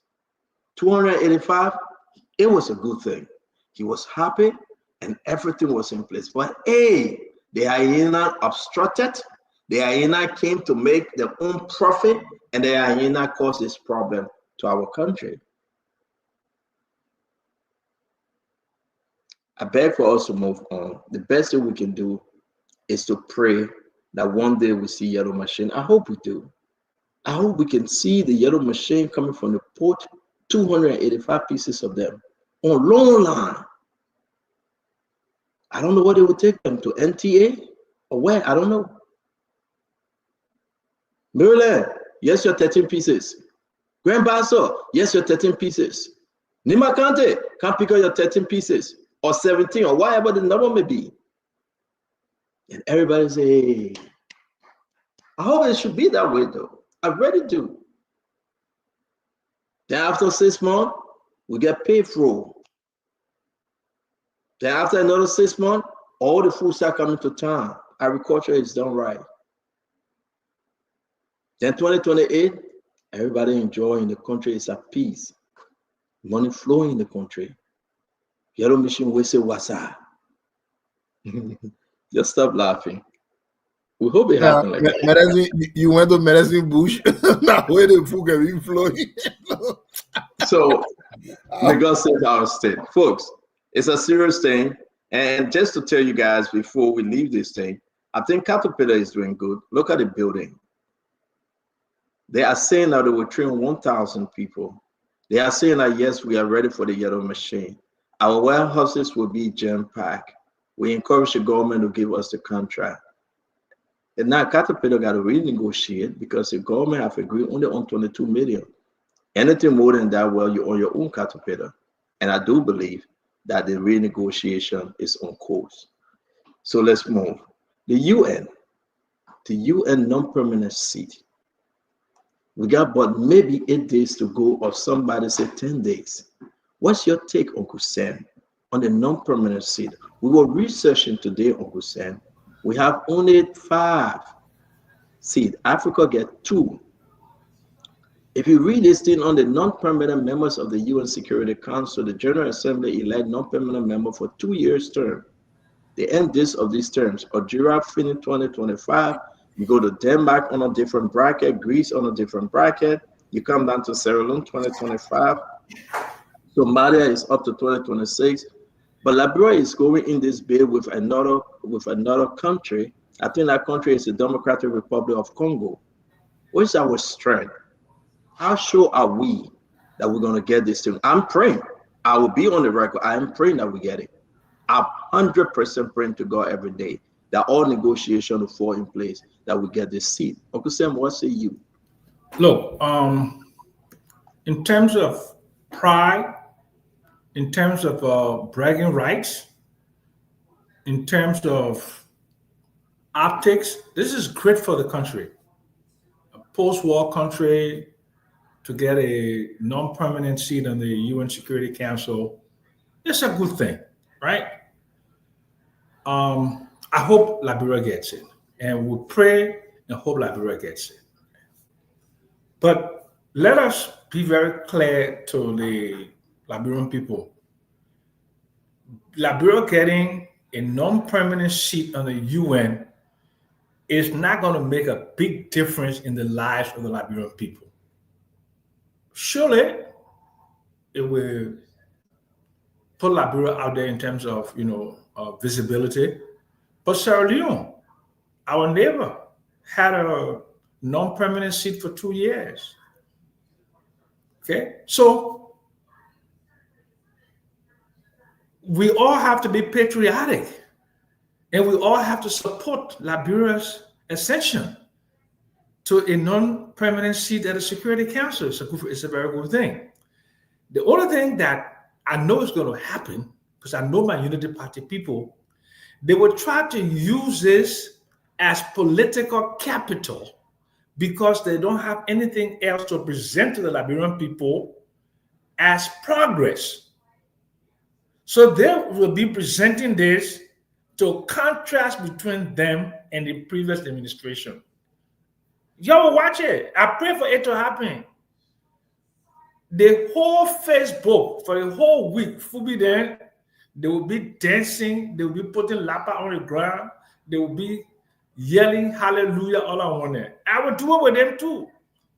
But I will just let Mama Wata know this is a good thing for the country to get that, but it's not going to mean anything in your lives. The feces in the sanitation system, the people on the road, they will not move away from there. You will not get good water to drink. JFK will not be getting good medicine. None of the things that are important to you will happen. But if Liberia elevates itself to show to the world that an original member of the UN were there for the founding, we are there in as non-permanent member, it's a good thing. It's a good thing for the bragging rights of the country and for the image of the country in a way. That's all I have to say. Officer, thank you very much. Non-permanent seat, Glennie. Where are you, my sister? You got folks in and out of the country. It's very, very important, this seat. We will talk about its significant though. But again, let me be on the record. I'm pushing for this seat. Whether you like it or not, I think we deserve it and we should have it. Glennie, what say you? So I think we also need to I support it. I'm hoping that we get it. It will be good for our country. Coming from war, also coming from the backdrop that we're still struggling. This will what are the benefits of a non-permanent seat? You can improve the percentage of foreign aids you get. You can also establish like different international relationship with other countries. I think it would be a very good thing for Liberia, and I hope and I pray that Liberia gets it. Now, whether it's going to be whether we like it or not, it's going to be something that JMB achieved in its government. So we can't shy away from that. We can't say, oh, because they're going to say this other government didn't get it and we got it. It's a big thing.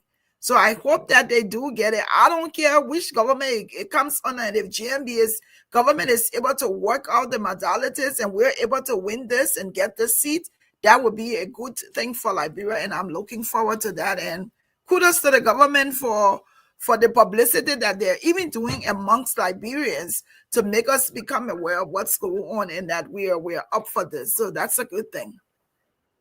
We heard today that Dr. Gople, that ECOWAS, they are down to 12 or 11 members now. They are fully supporting Liberia bid. But it's SADC, SADC, where you get a Congo Brazzaville from, they have 16 members. And they have thrown the support beyond their own member state. Also, we can confirm if you put the pieces together, we need 129 members to make us to have this. We are a little bit short, but folks in government, they are working the modalities to secure those membership.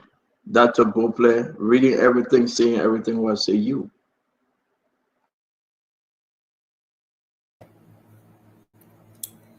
Standing like other panelists tonight, Uncle Sam and Glendy, I too support our bid for the seat. Um, it's an add-on. It's not a takeaway. So if we can get it, that would be great. And I think we should give it our best shot. But if we don't get it, I pray that we get a seat in the hearts and the minds and the admiration of the Liberian people. That from one year to the next, they feel more confident about a better future with clean drinking water, with better public schools, and with more affordable public clinics and hospitals. If we get that seat and maintain that, and Liberians feel hopeful about tomorrow, that will be far better than getting a seat at the UN Security Council as a non-voting member. But if we get it, it's a plus, and I wish that we do. Yeah, thank you very much, Fubi. Let's hear you. I don't know who here on the show will say no to us not getting that seat. I think everybody desire, we are optimistic, but we can go to our CDC brother to hear their own argument. Fubi? Yeah, I know. So for me, I wish them well. My argument have always been, look, the whole issue about UN and the makeup of UN, I don't really support the different arguments. You have 5 countries that decide what happens. So even being on the non-permanent member, I don't think it will make a significant difference in the country. But for the image and the international diplomacy, you can say that it will be good for the country. But down to real issue, my grandfather signed on the UN Charter to establish the United Nations on behalf of Liberia. You're one of the 5 signatories to that chapter in 1945. So I don't see why we should be fighting about non-permanency and making all the argument. So UN is not a balanced entity for a lot of the countries around the world. So the very few 5 decide what happens. So being there, not being there, but we wish the government well. Let them do what they can do. If they get it, fair enough for the image. But my whole concern is the government should focus merely on the nation, driving a good agenda for the country, improving the private sector. That would be my main call, but it's a good thing for them to win to get it and sit there and let's see what happens. Thank you. Yeah, thank you very much. This is what your grandfather signed. I was able to put this. Which one is your grandfather's signature? The second to the last, right? Second to the last, yeah. Yeah, at the time your grandfather was speaker, right? No, he was not speaker yet. Okay. What was his position then? I can't say now, but he was not speaker by that time. Okay. All right. To your family, congrats, man. This is something that I'm looking at it right now. I'm trying to figure out the date here because you 1945. 1945. You have me going to dig. But again, congrats to you and your family for a great contribution to the nation. I hope one day you can be Speaker of the House like your grandfather. Honorable Great. Let me start the foundation of the argument. What does the foundation of the argument say for Liberia? At the 40th ordinary session of the Executive Council of the African Union, Liberia was endorsed. That session, 40 ordinary Executive Council session, was held in Addis Ababa. Liberia was endorsed to become a non-permanent member of the Security Council. In furtherance of that, in 2023, the State of the Nation address by His Excellency President Weah, he said something very significant. He said, I would now like to make an important announcement about a singular and unprecedented honor that is about to be bestowed on Liberia. Although this event will not take place until 2026, all the diplomatic activities leading to this success has been undertaken by my administration and under my personal initiative and directive. In furtherance of that, I am now pleased to announce that the election for Liberia to sit on the Security Council as a non-permanent member for 2026-2027 period will be held in New York in 2025. This is not a strange news. Having said that, we want Liberia to be a member of the Security Council, a non-permanent member. In closing, he said, needless to say, that will be a very proud moment for our nation and represents the full acceptance of Liberia among the Committee of Nations as a responsible country capable of making significant contribution to global peace and security by sitting on the United Nations Security Council, the highest and most important forum for world peace. In conclusion, imagine the significance of the journey we have traveled over the past 2 decades, from being a war-torn country ravaged and destroyed by a civil war that lasted for 15 years, which required the deployment of the largest United Nations peacekeeping force at the time. Thank you. Blah, blah, blah, and whatsoever. So it's not a strange news for me. I expect Liberia to get it, except the government blunder. So yes, we support it. It's not a strange thing. And that was the statement during the State of the Nation address in 2023, the last State of the Nation address, where I serve as chairman and executive. That's why I'm emphatically quoting this. So Boyka is just relying now on everything that has been settled. ECOWAS endorsed it, the AU supported ordinary session endorsed that. So I don't know what will be going on around. No. The AU didn't endorse it. They did it. Otherwise, it's not the AU. The African Union Executive Council, the 40th ordinary session. Send me that. Let's show it. Let's show it. I'm giving you information. No, I said you're wrong. So send it to me. Let's show it. You are wrong. ECOWAS state. President, we are lying in the State of the Nation. But why you always like to force? No, but I'm telling you. No, I said we all yet to learn. But honorable grade. But when you say you're wrong, then you are taking a definitive position. You got to contradict the wrong. I'm quoting what he said in the State of the Nation address. Then you say you are wrong. That's the ordinary session of the African Union Executive Council. Honorable grade, I will accept the fact that. So go check your record. No debate. So honorable grade, I will accept the fact that ECOWAS endorsed the Liberian pay for the North. The African Union ordinary session in Addis Ababa also endorsed it.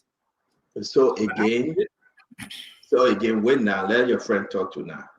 I do believe. I'm the moderator. I'm the moderator. You don't have time to give me. I give you time.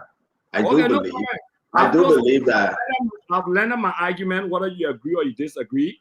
I learned don't be the bad bug. The Minister of Information will misquote people because I know that I presided over the State of the Nation address. And I'm telling you exactly verbatim what was being said to the nation and what was done in Addis Ababa by the Executive Council in the 40th ordinary session. The people not telling you the truth, they're just misleading the public.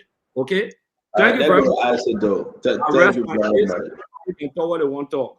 You can tell your own from my own facts. Thank you very much, Honorable Gray. Answer, please. Well, this whole thing, I don't even know why we're talking about it, because it was like, oh, we already cooked the rice, we already cooked the soup. Just go there, take it, and eat. There, go get food. And then you go, you take time, you just pointing and everything just waits on the ground, you eat, they will come and talk it. The whole thing was a done deal now. Former Ambassador came here and President Weah already secured the thing from around. Make sure ECOWAS does. And yes, Stanton AU Executive Council, like you said, I was on the website, I will send it to you, actually endorsed as well. But they say Executive Council now. There are other members within as well. So this thing was like, you know what? Thank you for making my case. And that's the case I wanted to make. Your brother interrupted. Thank you, Isaac. Yeah, go ahead. No, but you know what we call Executive Council at the AU? Right. So, don't do that. So you came out to interrupt. Let Isaac speak, please. No. Let Isaac speak. Don't do it today, my brother. Give Isaac a chance to speak. Don't do it today. Don't do it today, please. Isaac, go ahead. Because he didn't know. Isaac, go ahead, please.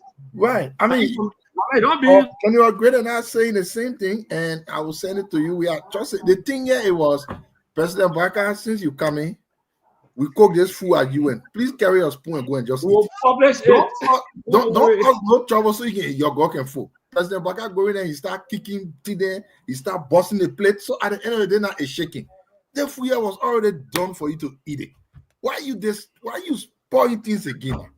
At the end of the day, we here thinking we gather information that people fighting because of the situation in the country. They feel that Liberia should not be, because everything in Liberia does not represent a country that should be on the Security Council, though it is a non-voting seat. But again, that's why we are. And sometimes they don't share to the people. We really see me looking at so tired because all of the things we talk, things we've talked over and over, and nothing is going anywhere simply because that the back we got about 15 minutes to go. We're going to close this show exactly in 15 minutes. No, you're not closing because Darius have not spoken yet.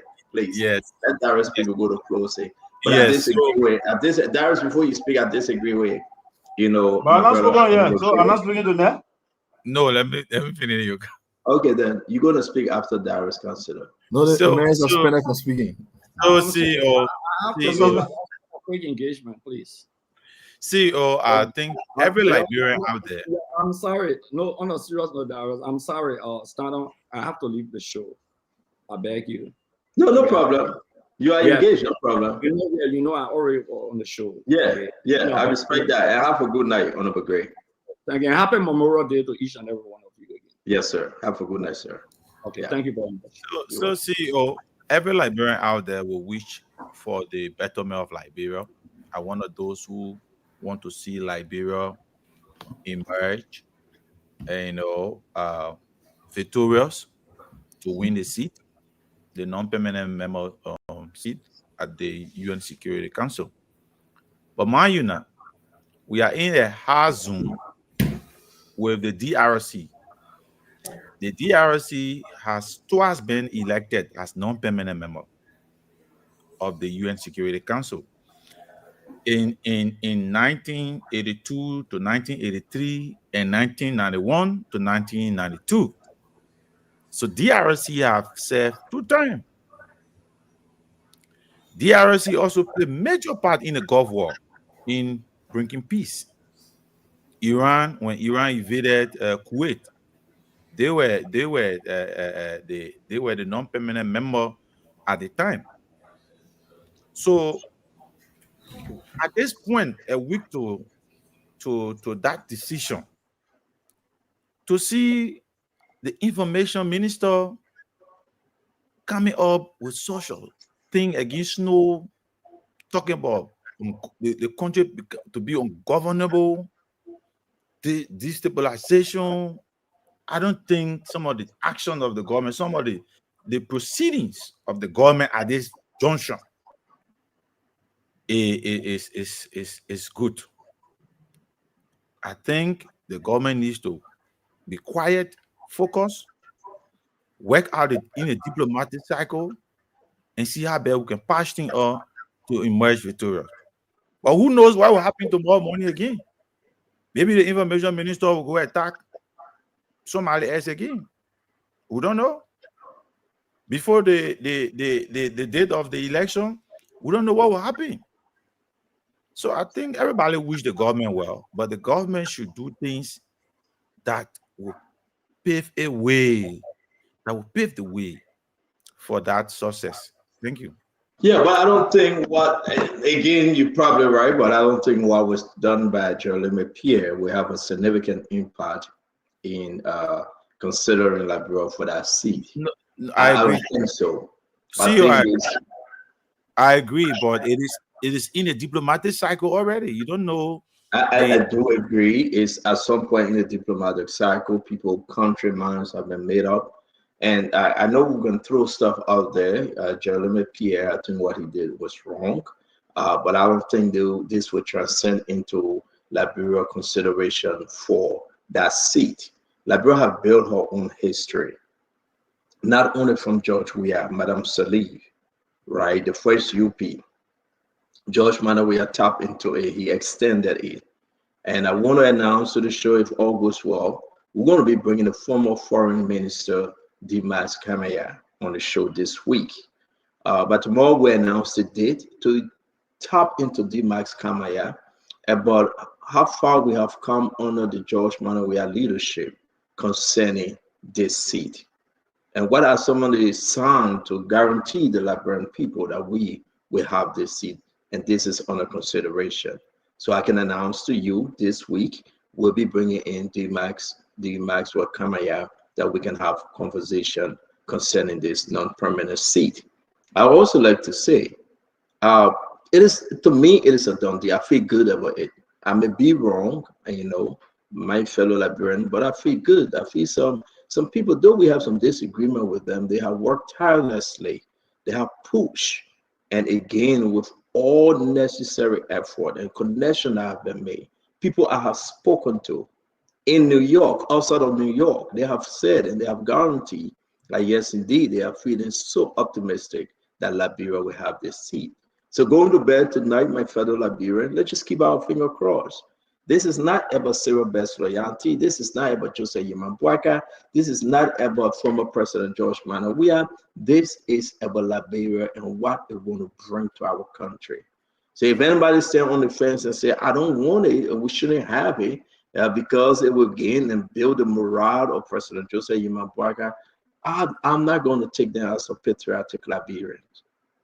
And I must go down on record for this one, that to play. I will not take those individuals as a patriotic Liberia. One thing the Americans fight for, their country, the beauty of the country, the fighting spirit in the country. So if anybody go out there and say, well, I don't want Liberia to have that seat, you are not a patriotic Liberian.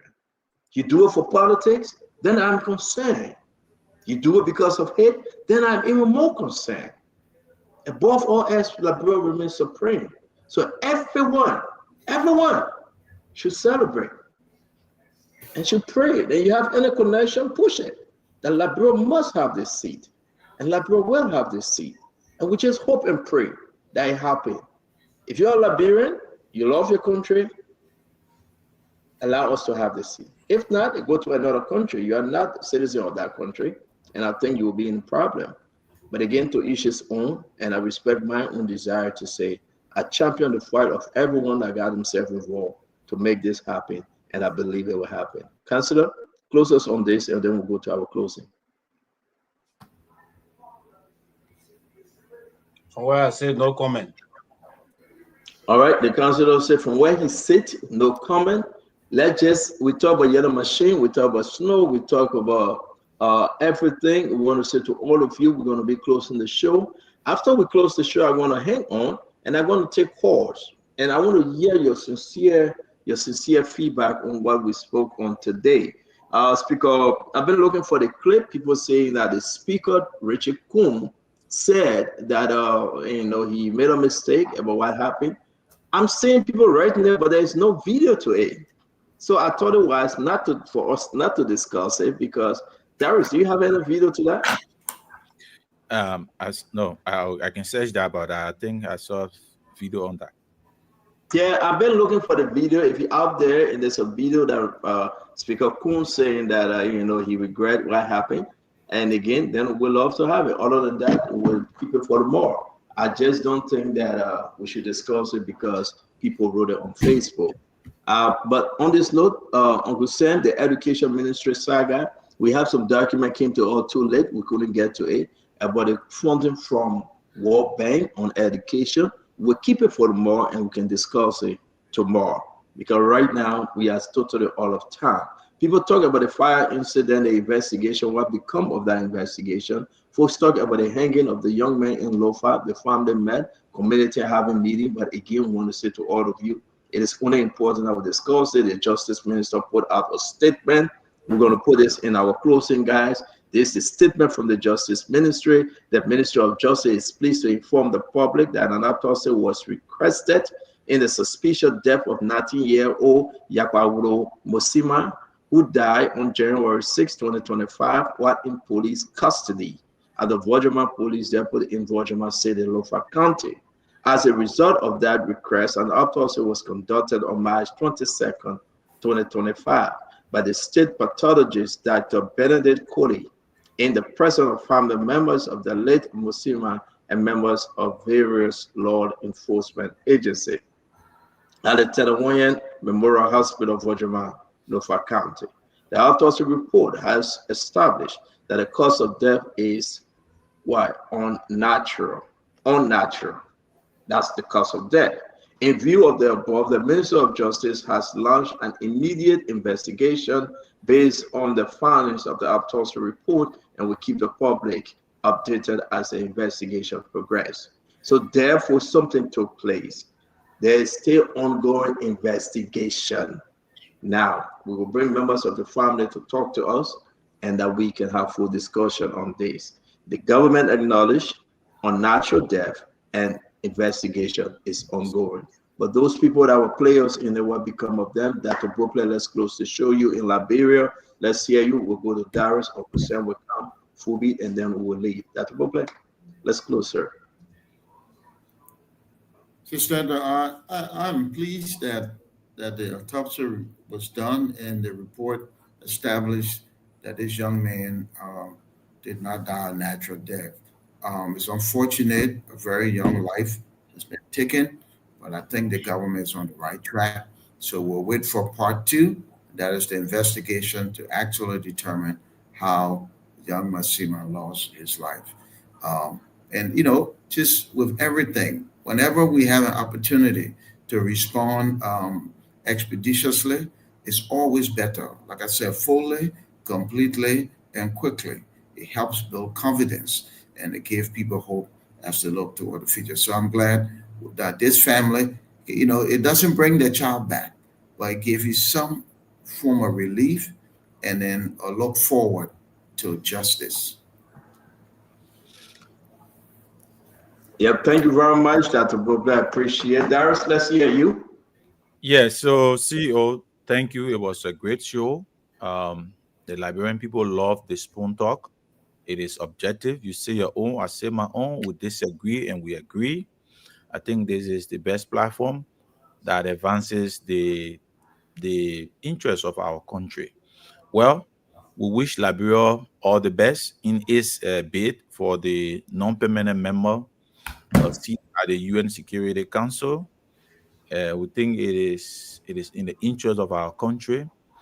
It's just that before the week ahead, we just hope our government can work things out, reach out, and it is our hope and our prayer that Liberia emerge victorious. On the issue of the yellow machine, as I said, Liberians are losing the taste for the yellow machine from 84 million, 82 million, 50 million, 22 million. It's not in the budget. We're going credit it from the bank. It will be here June. Now, no, it will not come in June again. It will be here December. I mean, we need to be serious. We all want the yellow machine. We want to see it today. We want to see it tomorrow. But we think the propaganda the government is using behind the yellow machine thing is not yielding any positive result. But we hope to see that happening. And then finally, we just want to say thank you for the opportunity you afforded. Thank you to our listening audience there. It was a great show. Again, thank you very much, Darius. Uncle Sam, let's hear you. Yeah. So look, the yellow machine is a very good idea. I hope and pray that they can conclude it with some degree of Liberian participation, you know, and also to be aware that Mr. Gomedi has spent a lot of time, energy trying to make this thing work. So those two interests have to be balanced, okay? But like Mr. Gomedi always says that if there's a Liberian company that can provide, compare apples to apples, they can do the training, they can do the warranties and all of that, it should be going into a Liberian machine. And then we should be happy that a Liberian company gets it. But look, I want to talk to you about Liberia and the non-permanent seat. When I had cancer, I spent 3.5 years in and out of the hospital, and I researched Liberian history. Liberia is a great country. It's a great country. We've been there in the last 178 years to some of the seminal events similar events mean some of the most important events in world history. Liberia was a member of the League of Nations. But sadly, Liberia was also investigated by the League of Nations for slavery. Liberia was there, Henrys and others, C.L. Simpson, in San Francisco in 1945 at the formation of the United Nations. A Liberian woman, Angie Brooks Randall. Angie Brooks Randall was president of the General Assembly. We've seen a lot of things in Liberia. And then we've also were a great country in terms of traders. Hillary Teague and others, they had shipping companies, they were ship builders, they were building ships in Liberia. So when I see somebody with a boat, not in dry dock, but on some sticks, and trying to convince me that I should be happy that they're building a boat, that they're building a ship in Liberia, that's in that ship, it's a boat on some sticks. And the reason why I can say that because my grandfather was a fisherman. And I know the boats that they built that left from River Cess to go to Takoradi and took passengers. So yes, let us support Liberia for this non-permanent seat, but let's not characterize ourselves with mediocrity. Like we are a country coming from the Middle Ages. We are a great country with great human capacity. One of the richest countries on the planet. Trillions in iron ore assets, billions in gold.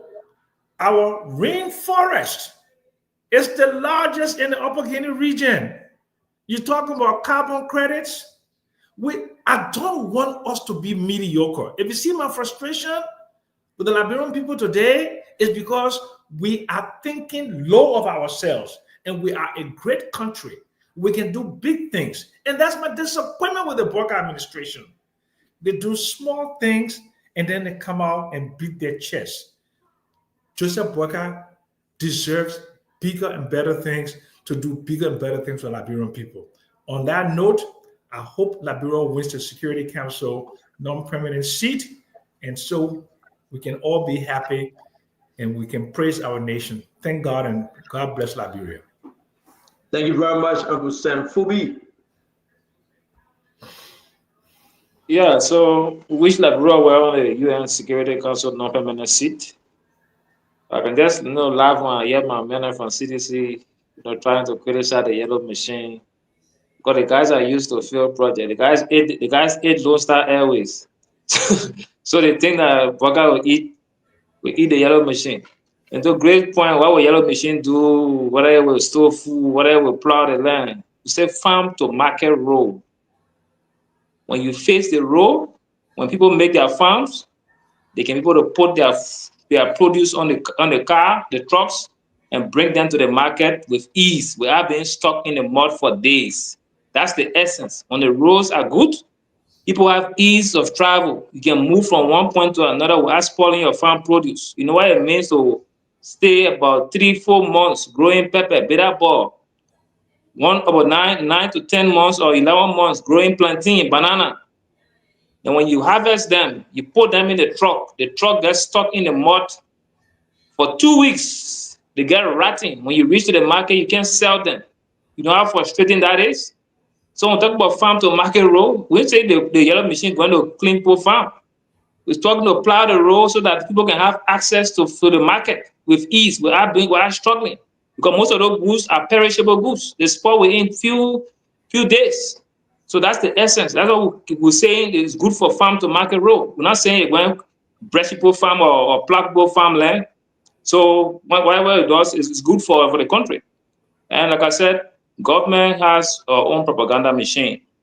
And the Minister of Information works at the will and pleasure of the president. He doesn't work at the will and pleasure of the legislature. And also, if they feel that a statement was threatening and inflammatory with the government, they will act. But everybody, like we said, freedom of speech, got responsibility. So at a certain level, at certain things people can say, people shouldn't say. But like we all agree, the statement they wrongly quoted Snow, but they also should at least quote him properly. Then they can give their interpretation of how they understood what he said. Because when you say, I'll pray for the government to fail, it doesn't mean that you go to the church to go and pray to God. So God, let the government fail. There are different ways you can pray. When you wish that the government will not go for second term, so people in government will feel threatened and they will want to attack.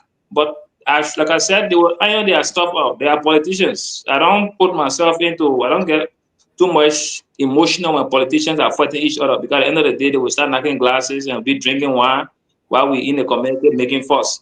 And so we wish them well. And on the issue of the autopsy, I think it's a good thing that the autopsy was fairly conducted, and government announced that it was a foul play, and we look forward to seeing the conclusion of that with the investigation, so that the families can be at peace. Though they're not going to bring the guy back to life, but at least there should be some form of closure, and that's the essence of some of these things. People should understand why it happened and punish those who are responsible if they can find them. So it's not fair. It was a good show all in all, and let's keep pushing it. Thank you.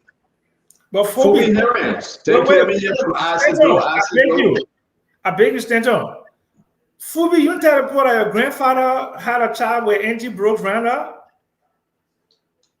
Hey, No, that two come to toy again. There are two children. There are two children. My distant grandmother. There are two children. The first is the second two. They have two children, right? Winston and Abram. And Abraham, yeah, okay. Okay, so we're not gonna put Fubi story out there like No, that.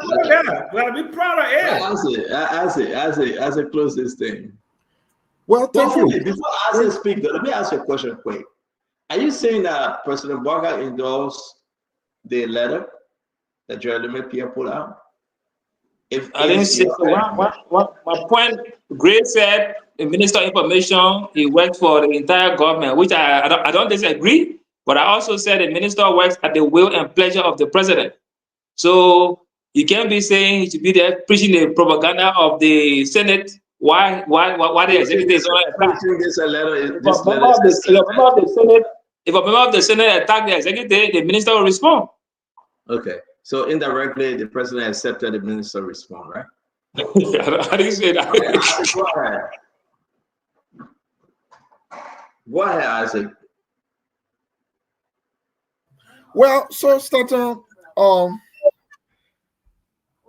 we can state for now that the students within the MCSS school system are at the verge of being without grace. We are getting information that 604 teachers who have not received their stipend from August 2024 are threatening a go-slow action immediately after the West African Examination Council exams. In addition to that, though, they are also threatening to withhold their master grade sheets. That will mean students will be waiting to know their grades and see if they pass or they fail, because teachers again within the MCSS school system will be going go slow. 604, not a small number. I hope the government will listen now and not come later and say, you know, we are a government that can listen after you've brought in all of the troubles, and then you come to praise yourself later. An episode happened today that broke my heart outside of politics. And I asked myself, how heartless can President Barker be? How heartless? Today, women above 60, all of them, who are in a group called Prayer Women of Liberia, went to the president's house. They couldn't see him. Those women sat on the street for more than 2 hours without seeing the president. That is not the worst of the story. Here is the worst. When the president came, he decided to pass another rule from the main rule he usually uses because the women were there, and not even coming to them Is it because the president feels that maybe they may have voted for President Weah? Maybe. How much heartless can he be? How can you see older women on the street sitting to see you, and then you pass another place around just so you don't have interaction with them? The video is on Facebook everywhere. People sharing it. They can't believe what happened. How much heartless can you be? Which picture? Which video? Isaac? Which picture? Which video? I think the president. I said, which picture? Which video? I think the president. But I said, you can just talk and say, I think the president. I want we can hold you there. You got to wait. You just come out of the blue and throw your accusation. You can just get that flying without showing us anything. If you have the video, you have the picture, send it and put it up. Stanton, other than that, Stanton, the video is in the chat room. You have the video. Yeah, can you please send it to me? Let me put it up. I'm looking in the chat room. Let me stop. No. This is when you're my second Deva.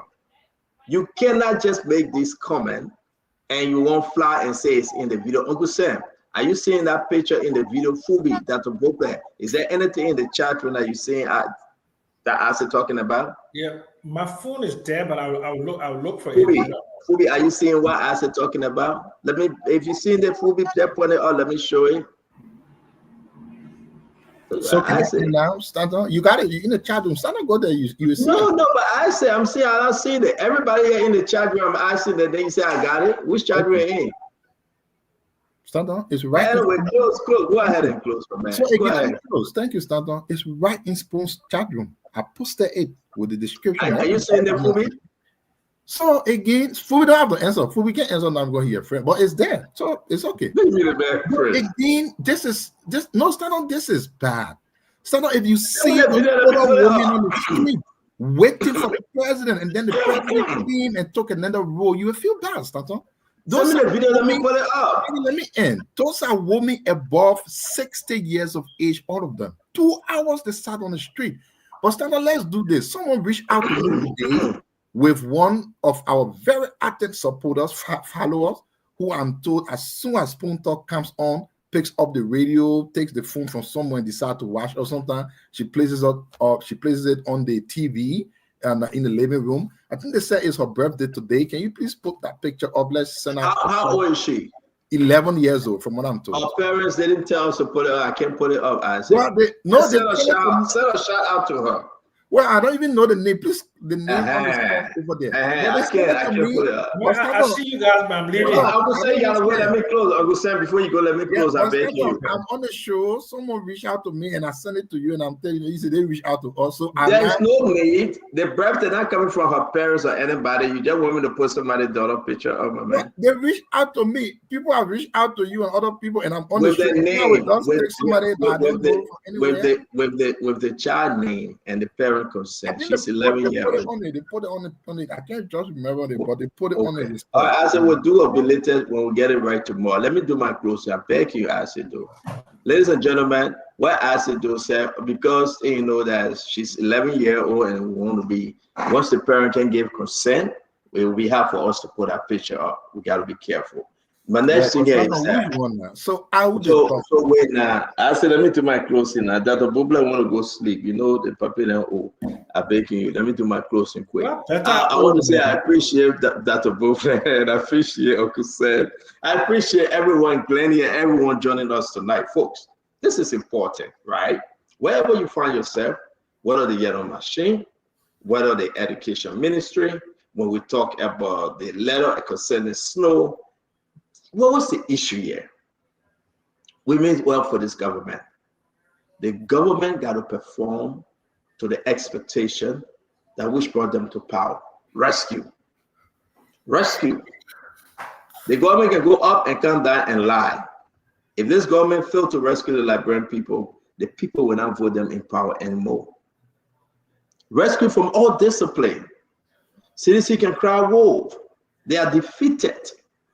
CDC came with change and hope, and there was none. Everybody left CDC hopeless. I want you to understand me. They came with change and they came with hope, but the people left CDC hopeless. Unity Party grab it, and say, we'll rescue you from your hopelessness, Uncle Sam. But Unity Party is not rescuing the people from the hopelessness. We do have time. Every day we make a new commitment to the Liberian people. You can shake the heaven, you can shake the earth. But one thing the Liberian people want for you to rescue them, through their education, you must rescue them. Through the health care, you must rescue them. Through the bread and butter issue, putting food on the table, you must rescue them. Through education, like I said, you must rescue them. Electricity, good health, everything, every little thing. So this is hard. If this government failed to rescue President Baga can pull 100 people hand up, they would not vote for those people. President Baga can put his own hand up, they would not vote for him. Because the Liberian people, we are not stupid anymore. You can talk your dance, your sweet talk, yeah, we'll bring this, we'll bring that. Guess what happened? The Liberian people put you there for the purpose. Dance around. Uncle Sam, the last time they opened an investigation, I stole the salary structure of SOE members. You remember? Mm-hmm. What became of it? Who knows? Have you heard anything when they said all these guys were making tons of money and the generator were making 3,000, 3,005? You remember that, Uncle Sam? Yep. That the popular, what become of it? These are the things we need to remind the rescue government on.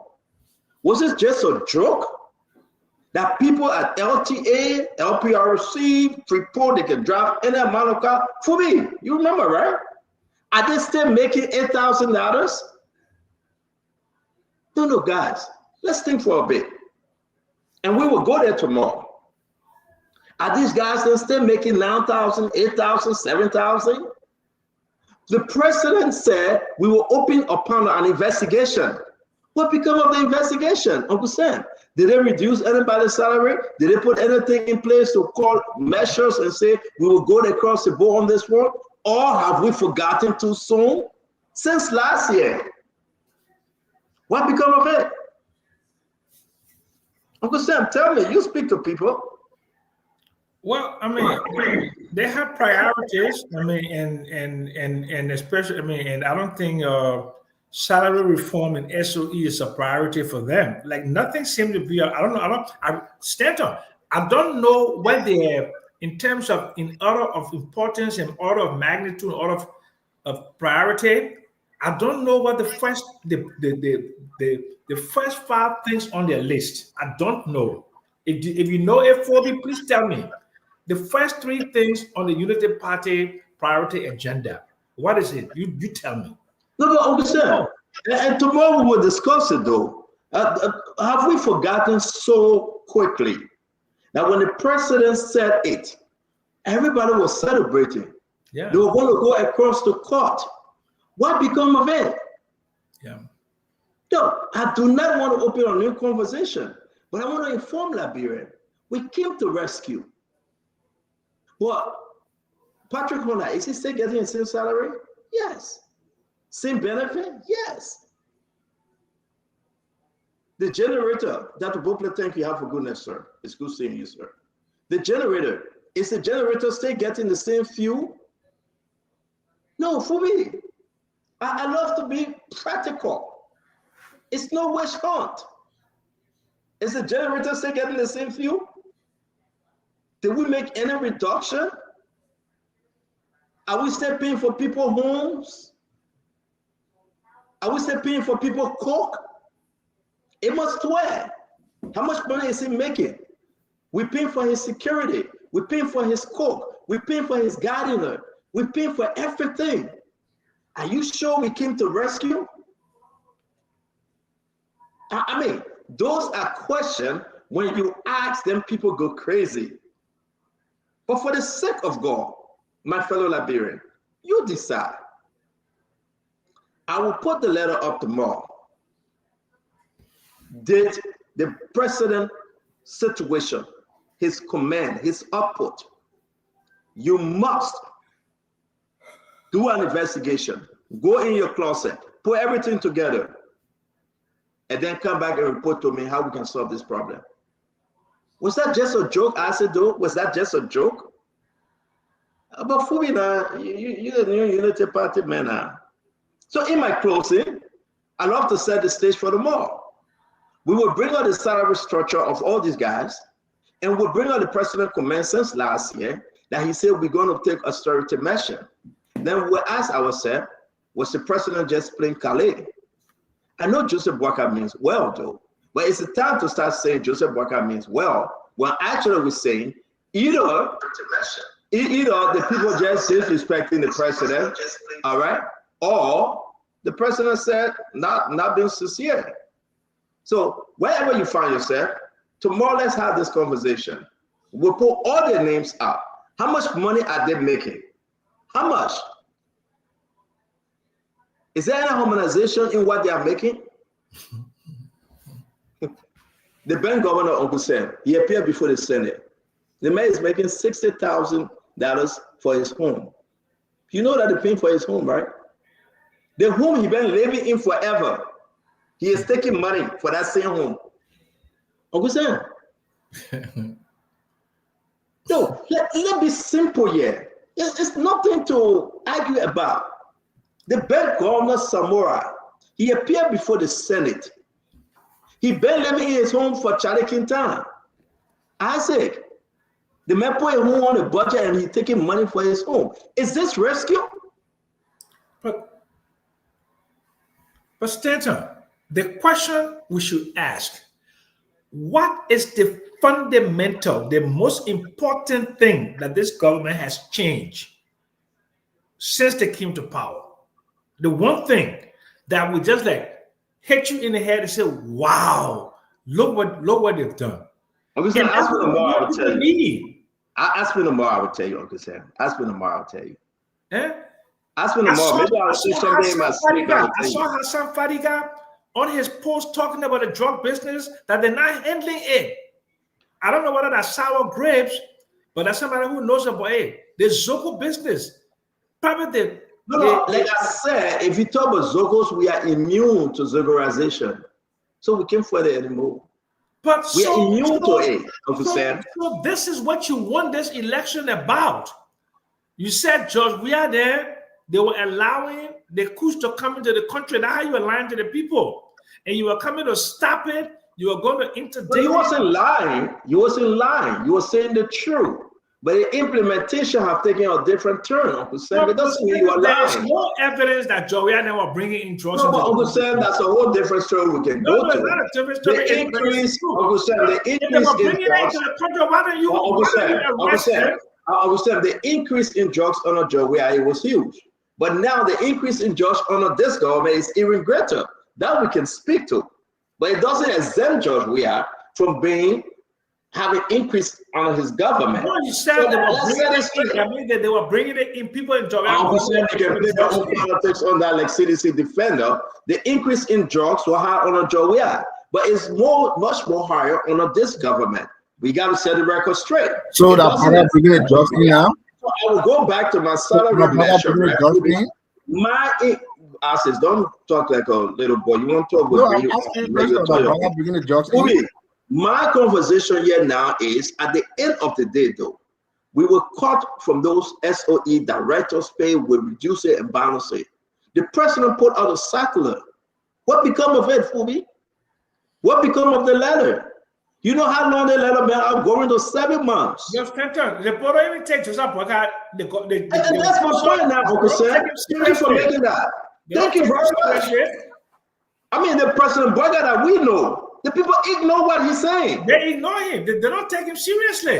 It's pitiful. For me, you get some soft for Unity Party like me, right? Something you see, you try to discuss it in the back, but I don't.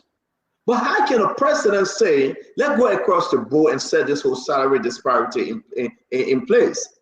Guess what happened? The president document, they took it, they fold it, they said, I'm going to put that thing down. Are you kidding me? This is Joseph Boakai we're talking about. This is the president of the Republic of Liberia. What become of those circular? What become of those great discussions? And guess who was chairing the discussion? Under whose office that went under? We're discussing them all. Are the guys still making the same old money that they came in power with? Uncle Sam, $8,000. Commissioner, the gas, they did. Go to all them. I don't want to even say, let's just end the show. Nelson, come on. Can you imagine that this is still? Uncle Sam, go eat your oxtail. Go eat your oxtail. I'm finna eat it though. Oh yeah? I don't eat before I come on, so my mouth can be strong. What? I learned that, Uncle Sam. I agree with you. I learned it myself. I say I'm gonna eat before I come on the show. So whenever I come, you talk. Nelson, can you come on? But Fubi, I want you to love you, Uncle Sam, and birthday to your son. Happy birthday to him. Nelson, please come on while Fubi hang out with me. Fubi, I'm concerned about this because I know where I'm coming from, right? I received some document. The guys that have not changed anything. Why do you think so? That's unfortunate. They have not changed anything. The garden, they are saying they're not touching it. They will go home with their pay. They are not changing it. Can you imagine? The president spoke and said we should transform it. Then the guy said no. We will make exactly where Joel left it and what we will make. Can you imagine? Joel project. A Joel project. And government is continuing with it, right? I know. My only thing is, man, have a good day and I see you tomorrow, man. Don't make me laugh. Thank you very much. Okay. I see you tomorrow. Yes, sir. Yes, sir. Nelson was sleeping. He just came on. So let's say wash his face. And then we'll close. Nelson, you all right? You wash your face? I'm good. But yeah, Nelson, play that song. I wanted to say something about that music, but I was told to pause. Play that song. I want us to play. You want to play? Okay, let me try to find it. Okay.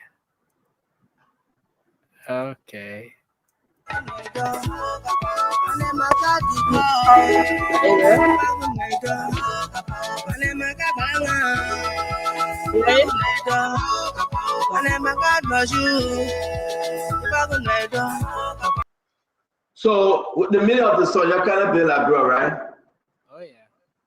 Well, I'm not hearing you, Nelson. Oh yeah. The meaning of the song. So everybody got to come to build Liberia. Wherever you find yourself, come, let's build Liberia. We can only build Liberia when we're truthful.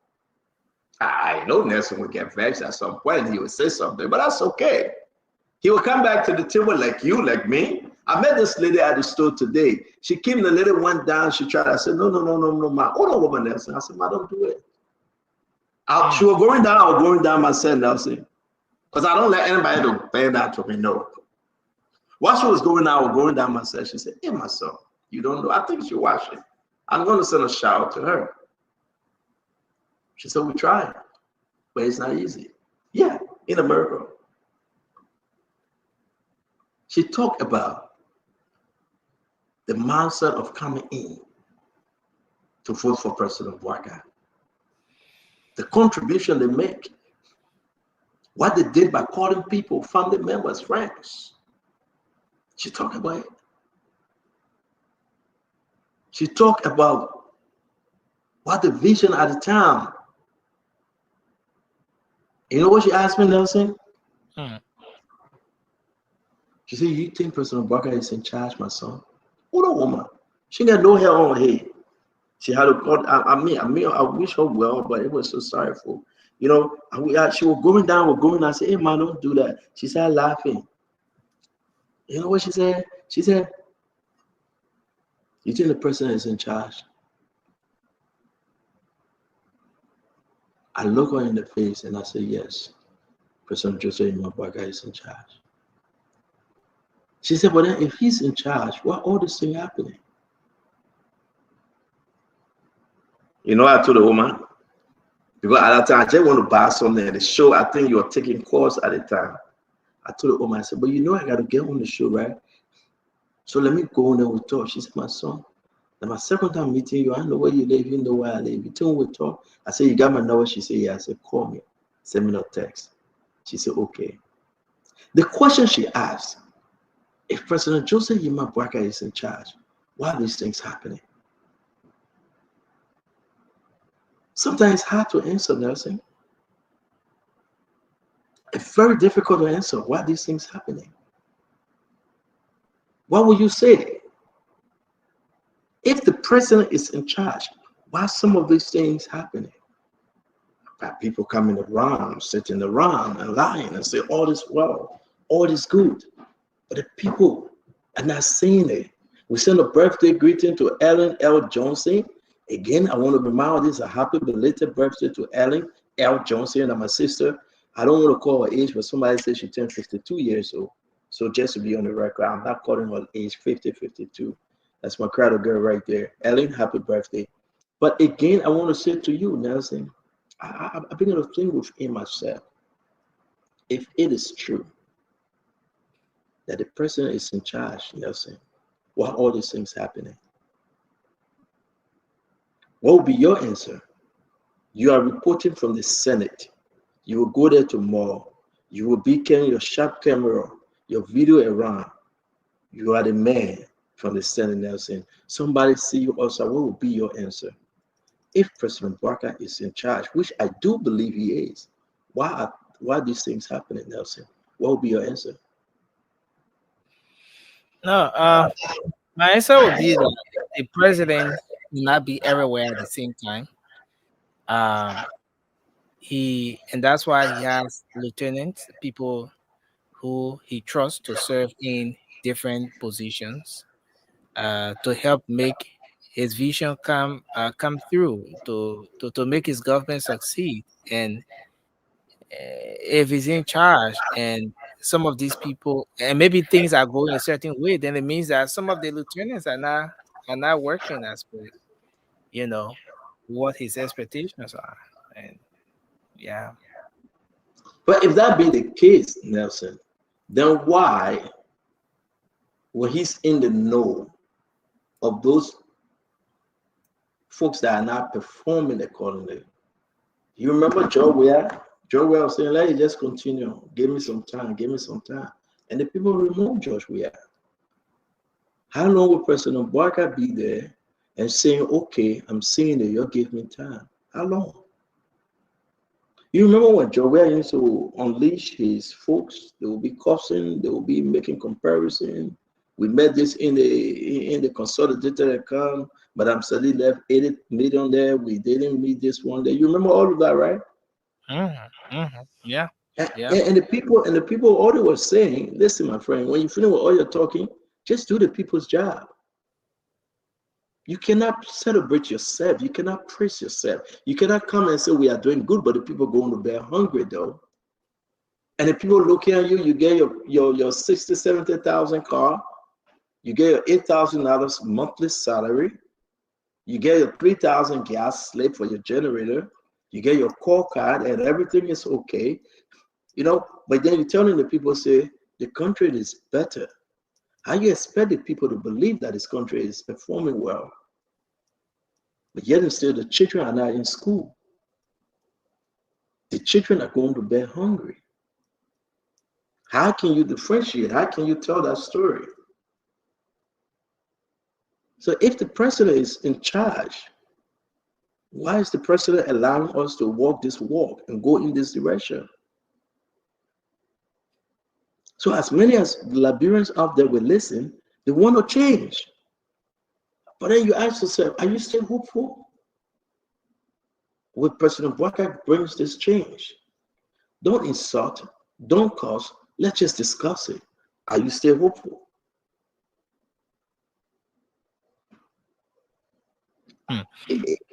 These are some, sometimes I want to come on the show where I alone to just talk to the Liberian people. You open the phone line, they talk, they express themselves, they give you their heart. And you know, sometimes I want to be in Liberia and be on the street like you, Nelson, carry the microphone and ask people on the street. Go to Bon County and ask. Go to Grand Bassa, go to McGibby. Go to Bom in Cape Man and Bapalu. Go to Bom, go to Lofa, go to Nima, go all the places, go to the southeastern region and just ask questions. Is the country better now? Will the country be better under President Barker? Have we started yet? Are we still hopeful? Is it? I mean, that's it now? So my fellow Liberians, those of you that are there that stay hanging on, I mean, let's just ask this fair question. January, February, March, April, May, we're going to June. That would be 17 months. Send the government take over. How long you want us to give the government for us to ask the hard question? You want us to make it 2 years? You want to make it 3 years? How long you want us to ask this question? How long? We should sit back. So our issue, the country situation, the government should do well. The government should do better. The government must transform. The government must inform truthfully her people. And at the end of the day, we know where we are. So on this note, I want to say to you, Nelson Kolai, it's been a great show. Wherever you find yourself, remain hopeful.